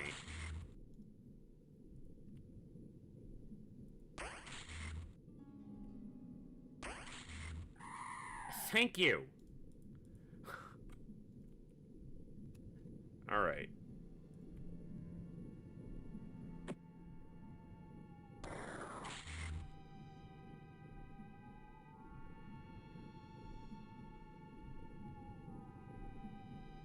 Okay.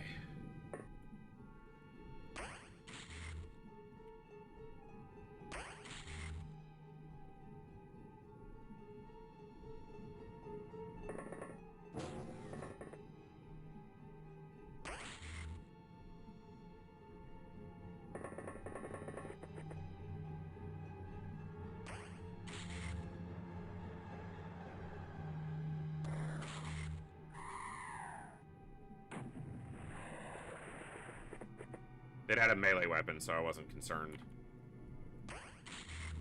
And it wouldn't have had time. Nice! Wouldn't have had time to get a sonic pulsar to us. That's quick Zerbite.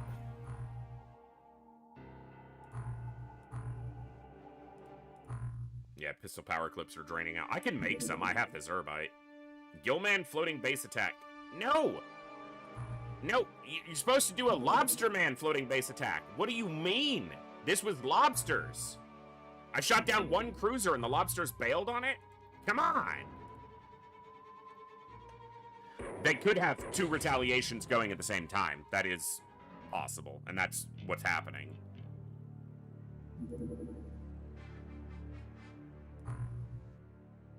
Piss off with the infiltration, you nerds. Go away! Double dreadnought. You know what?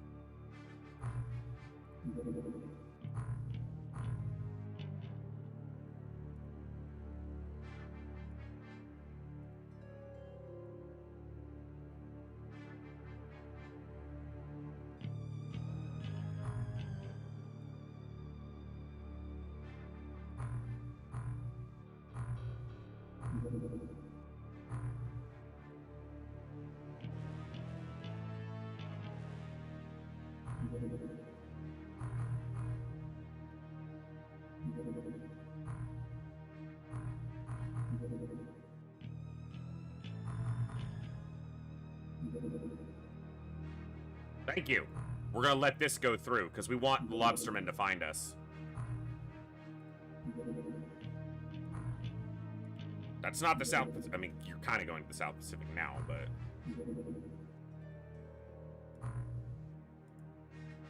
Don't find that base. We haven't seen any tri-scenes, because we haven't been on any missions... Not late enough in the campaign where they could show up. They're one of the rarest things, because they can only show up in a handful of ground missions. Like land missions.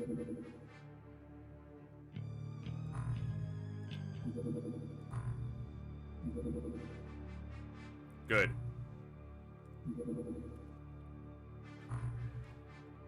Our score is negative right now, but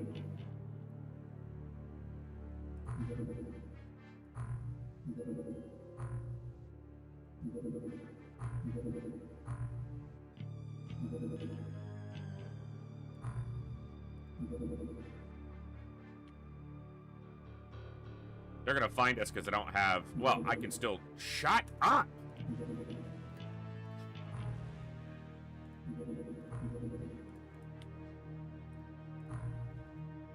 See if we get lucky and catch that.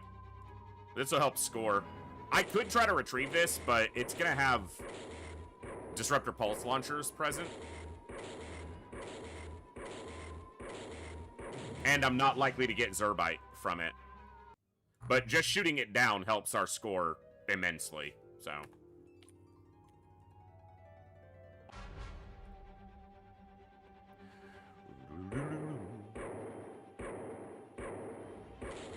You have to hit it to shoot it down.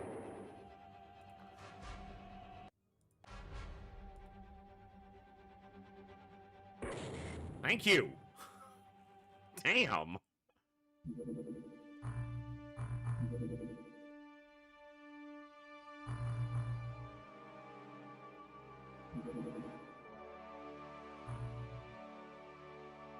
Dude, I'm over here. Turn on the welcome sign. Tell them where we are.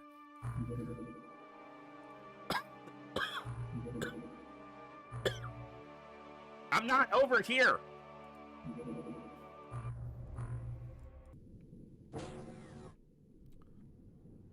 This looks familiar.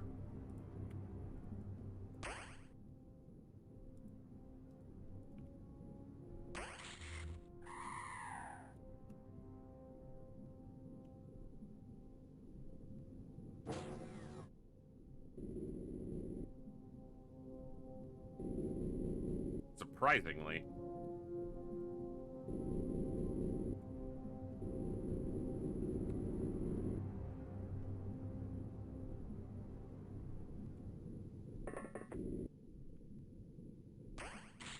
So does that.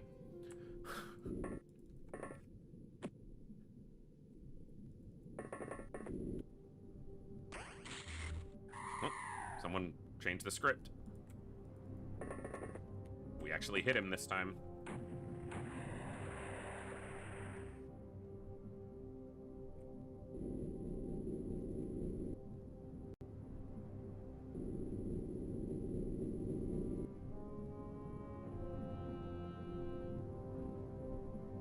Gotcha.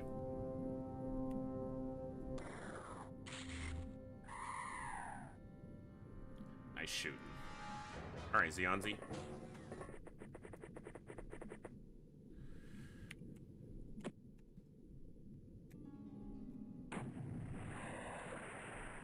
Okay.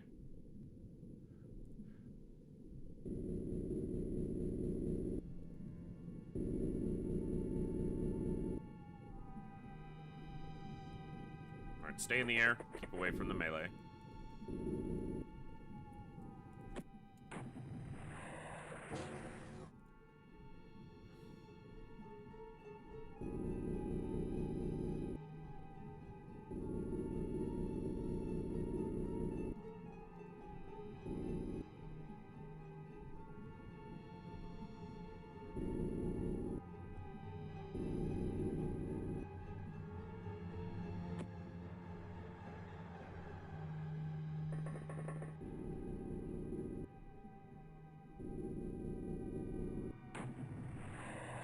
Come on, scumbags. There can't be that many of you.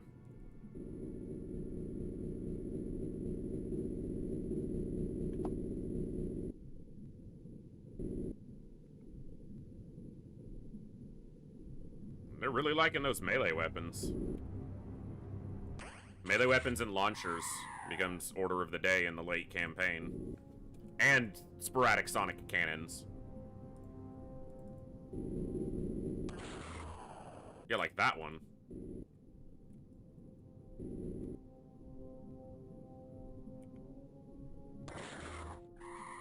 Oh, shit. Good.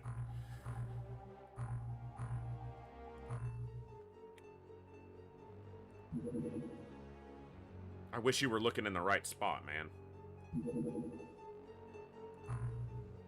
We are not over here. We are over here. Yes, come over here.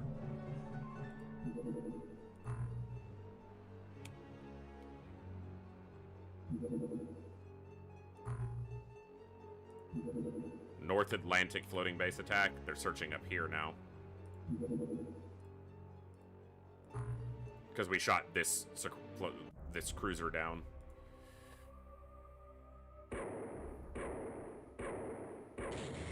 Just trying to get them to attack me with lobsters. Or if I see a lobsterman dreadnought touch down, I can go there, but it's just not. That means tentaculates in the worst way. Well, not the worst way. The alien colony's the worst way.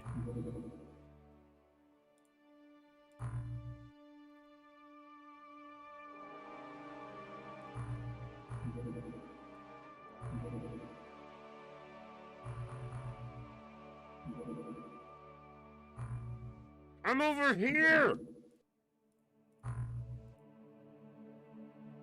I'm gonna shoot this down because it's gonna retarget their priority to this area and closer to my base.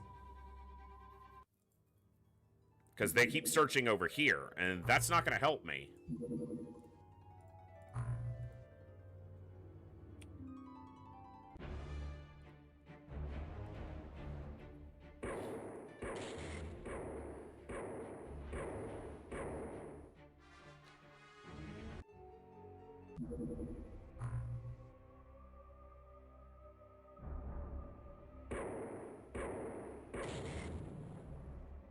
That's an accurate weapon, by the way.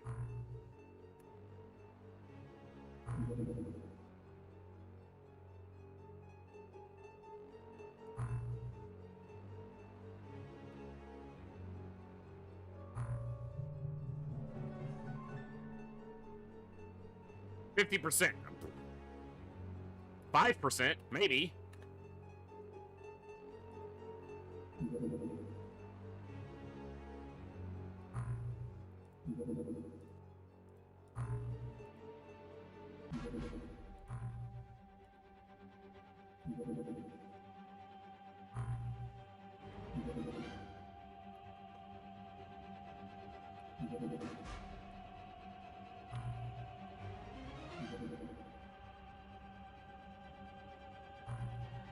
One of you catch it from either side.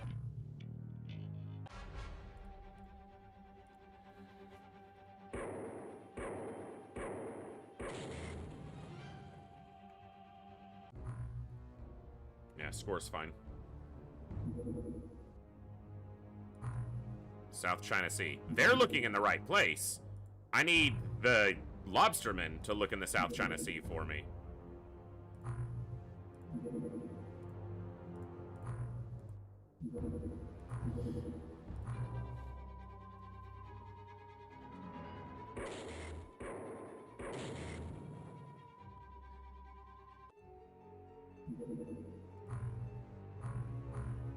There's nothing else to research, so we're just interrogating what we have.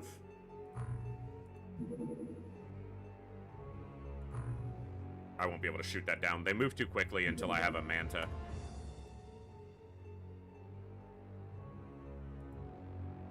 Which should be any day now. Yeah.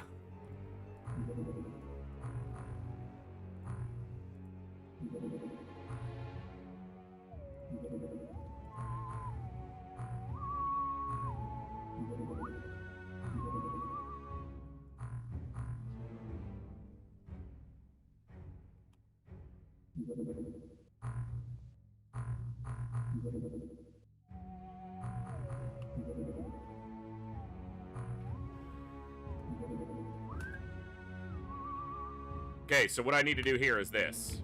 I need to go to this base. I need to take Barracuda 1. I need to put it in the air. I need to take Manta 1. I need to target Badlantis for a transfer. Okay, I need to put it in the air.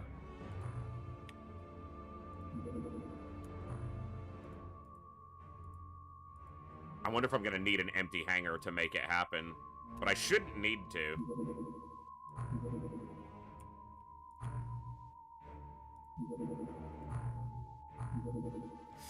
Yeah, this should be doable once they're both in the air, but... Alright, what I'll do is...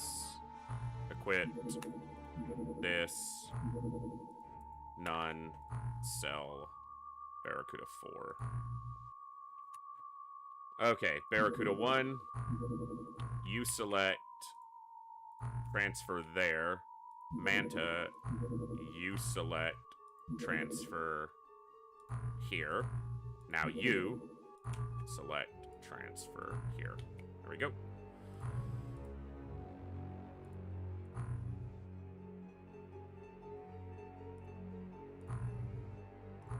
And if I had just done this earlier, I would have had the extra room and it wouldn't have mattered. Go figure. Okay. Transfer, Badlantis.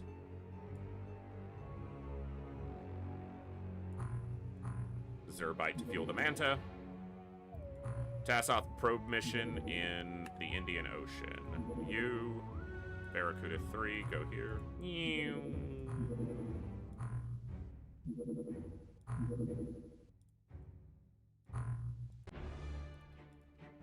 Okay.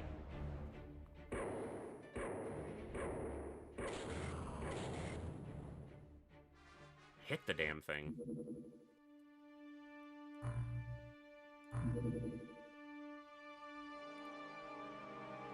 It's not going to be worth trying to catch it. It was literally on top of the base before I scanned it.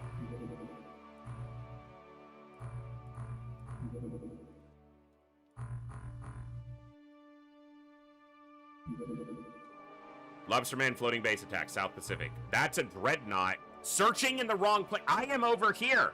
Not here. Here. Not here. Here. Maybe they'll find this base and attack it, but damn it.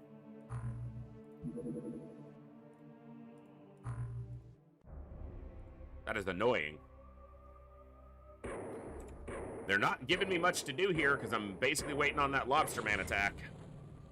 Or a Dreadnought, which I haven't seen one, a Lobsterman Dreadnought touch down. I was about to say, Lobsterman Dreadnought, I could shoot it down, maybe, but they might have found that base, which would be fine. Aquatoid floating base attack in the Mediterranean. That's going full speed, but it has, okay, it hasn't detected us yet. You know what? You need a second oscillator if I'm gonna do that.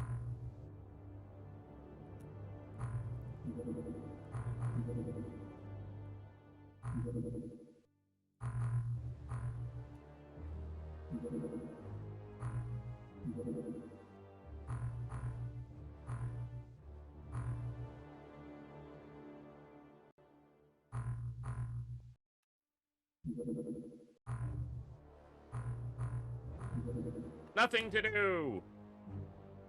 Get to pay 140 scientists for a while until I have something for them to do.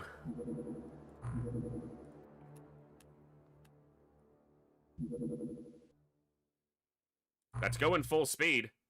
I'm right here. I'm here. Right here. I'm not down there. I'm over here.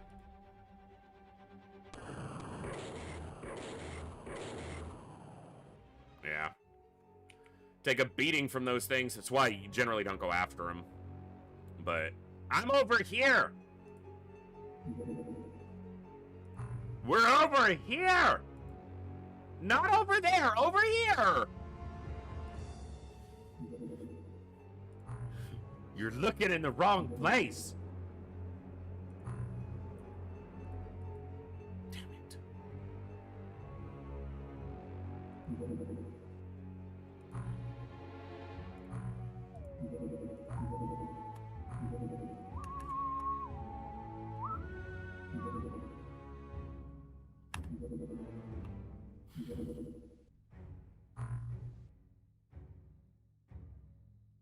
Aquatoids.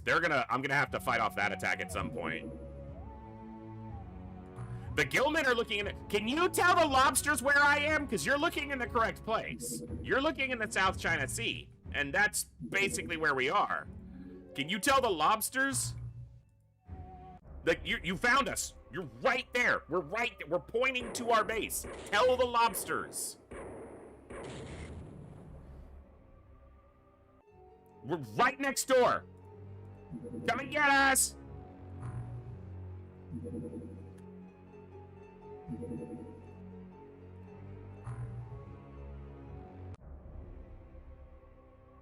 I know where there is a guaranteed Lobsterman commander, and I refuse to get him in that way, and it's here. Also, I haven't revealed it, but we know it's right here.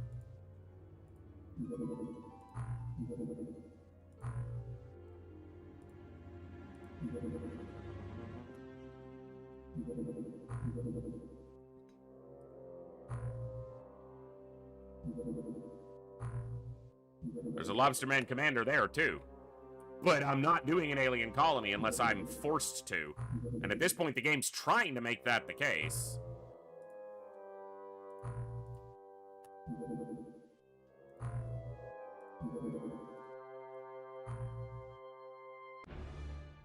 If I keep shooting down ships close to my base, they're gonna find it. And this is a Lobsterman ship, too. Got a little bit longer. I'm trying to see if I can make this base attack happen tonight. Base defense happen tonight.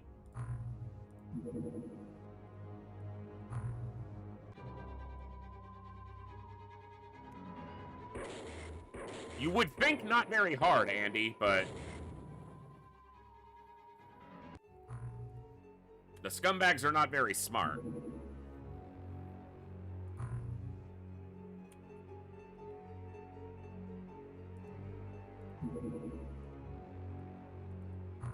At least it doesn't seem like they are.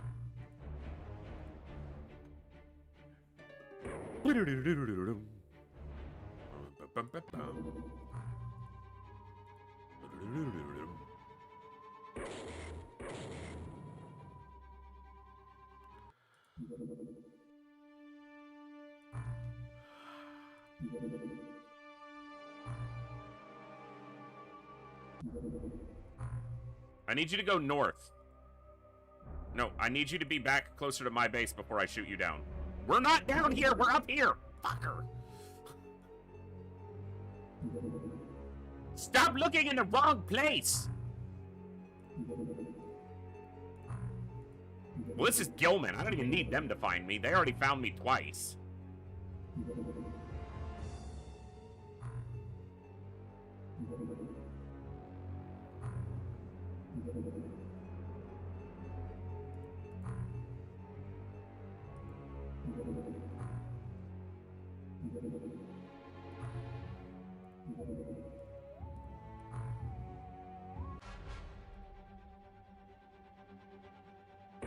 Yeah.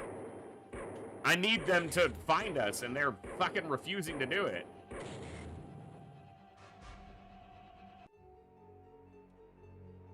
I've got my guys standing on top of the freaking base, just...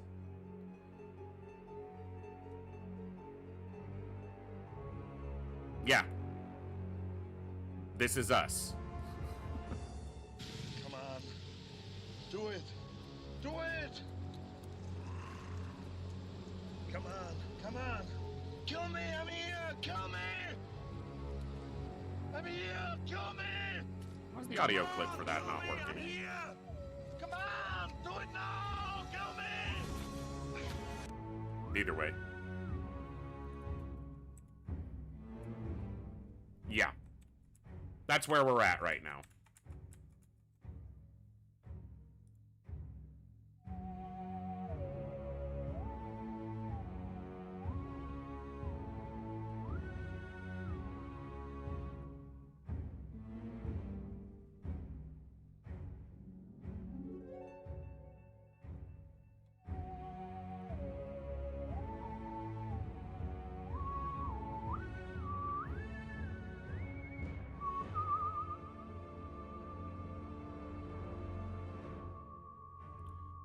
Dude, I don't know why that guy keeps signing up for my raids.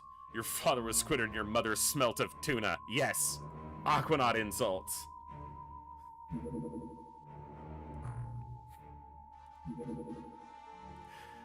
How do we get the lobstermen to attack us? Your father's on the all-you-can-eat menu at Red Lobster, nerd!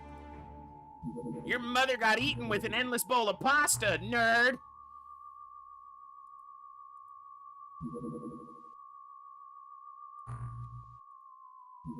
You die already.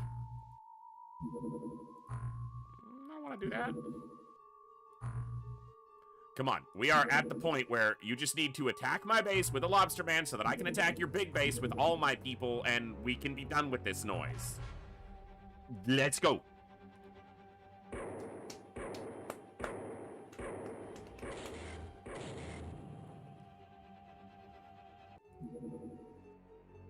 You're nothing but an overpriced piece of seafood.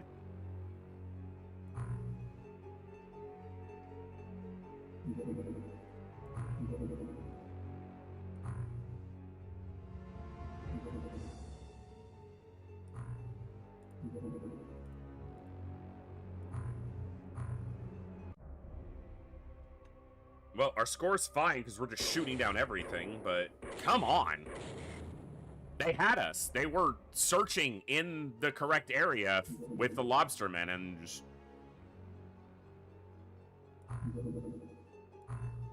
There's a colony right there.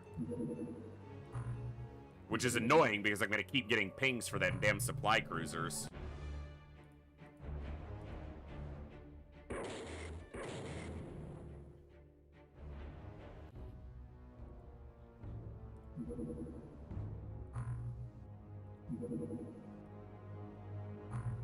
I mean, yeah, lobsters can be, lobster can be very good. I think it's overpriced. And maybe that's just because I'm poor and can likely never afford to eat it even occasionally, let alone with any type of frequency.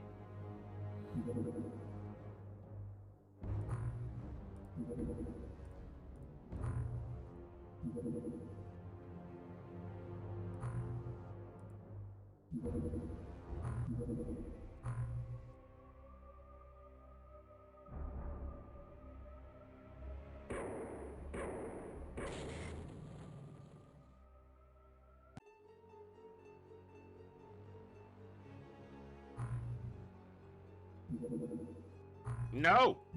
Unless there's a lobster man commander there, I'm not going. Well, I'm going and then I'm leaving.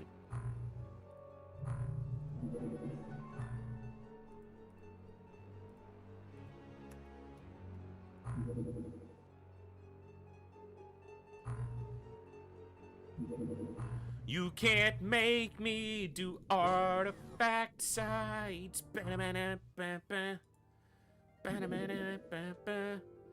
Please stop leaving my base alone. Like, literally come find it and attack it. Please. Not with Gilman! I don't want any Gilman!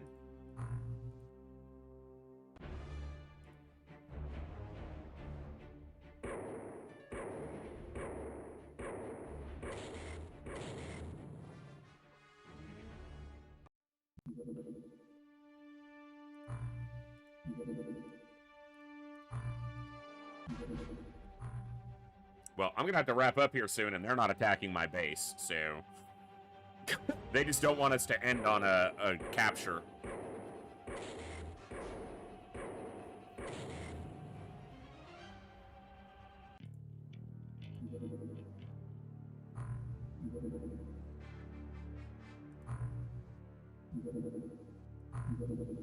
No one cares about your fleet supply cruisers!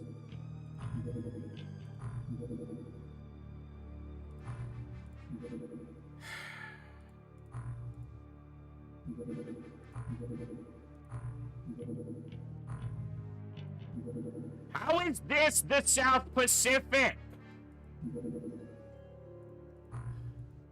You're in the fucking Bering Sea.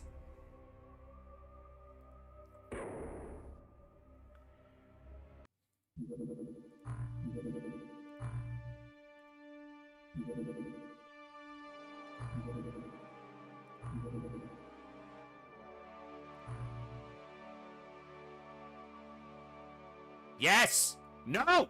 We're over here! You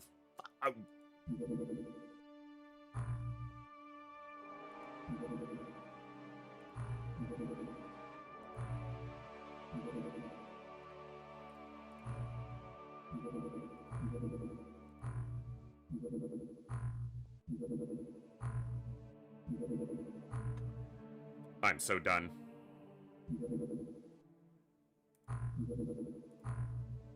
Find us an attack already, damn!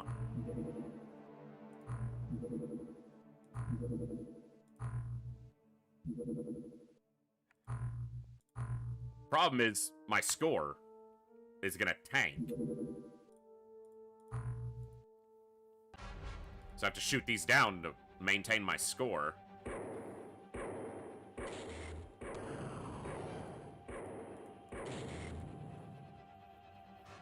And I should do some of these recoveries, but I'm to the point of, you know, let's wrap this campaign up, game.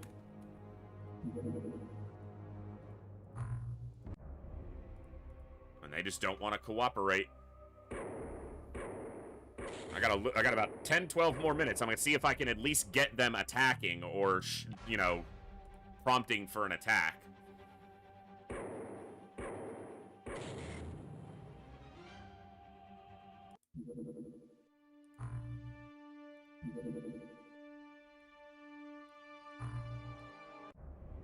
Attacking these directly over my base, I mean, it's like homing in on us. Like, I'm showing you where we are.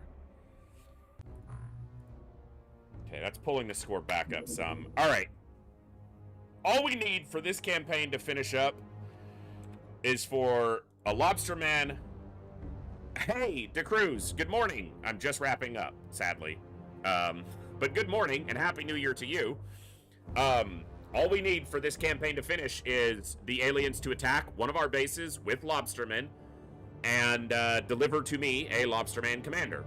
If that happens, fantastic. If it doesn't, then I'll probably wind up attacking one of the colonies and just stunning everything inside to try to get a lobsterman commander so that we can push for Teleth. So, plan on no stream tomorrow, but I'm looking at maybe trying to do Friday earlier in the day. I've said that for a couple weeks. My schedule, I've been trying to reorder my schedule to make that possible.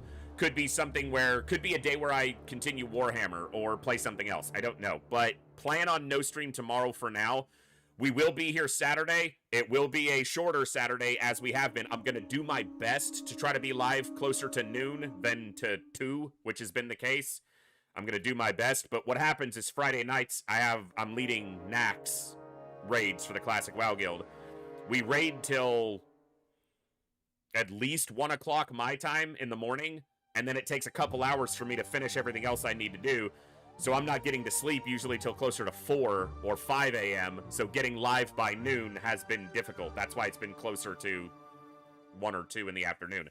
I'm going to do my best to aim for noon on Saturday, but we'll be live sometime Saturday early afternoon, and we're going to look to wrap up TFTD, and then if we have time, we'll start maybe XCOM 2 again, maybe something else just to wrap up Saturday, and then tentatively the plan is XCOM 2 once we finish TFTD. Try to get into that with a better mindset, get into that legendary Iron Man campaign, and tackle that for a lot of fun. And then we'll be talking about what else is coming up. I definitely want to get back into Long War. I'm not opposed to finding something else to do in Classic. I know there's even more mods out there that have been suggested, like the 40k mod and some other stuff. So we've got some options. It's going to be a great year. I know that for sure. We had a great first stream of the year today. Thank you guys for tuning in for some Terror from the Deep. Thank you for the good times, good vibes, and good conversations. And as always, I'll see you next time, right here in the Echo, where each and every one of us has a voice. Good night, God bless, be good people, and I'll see you next time, folks. Adios.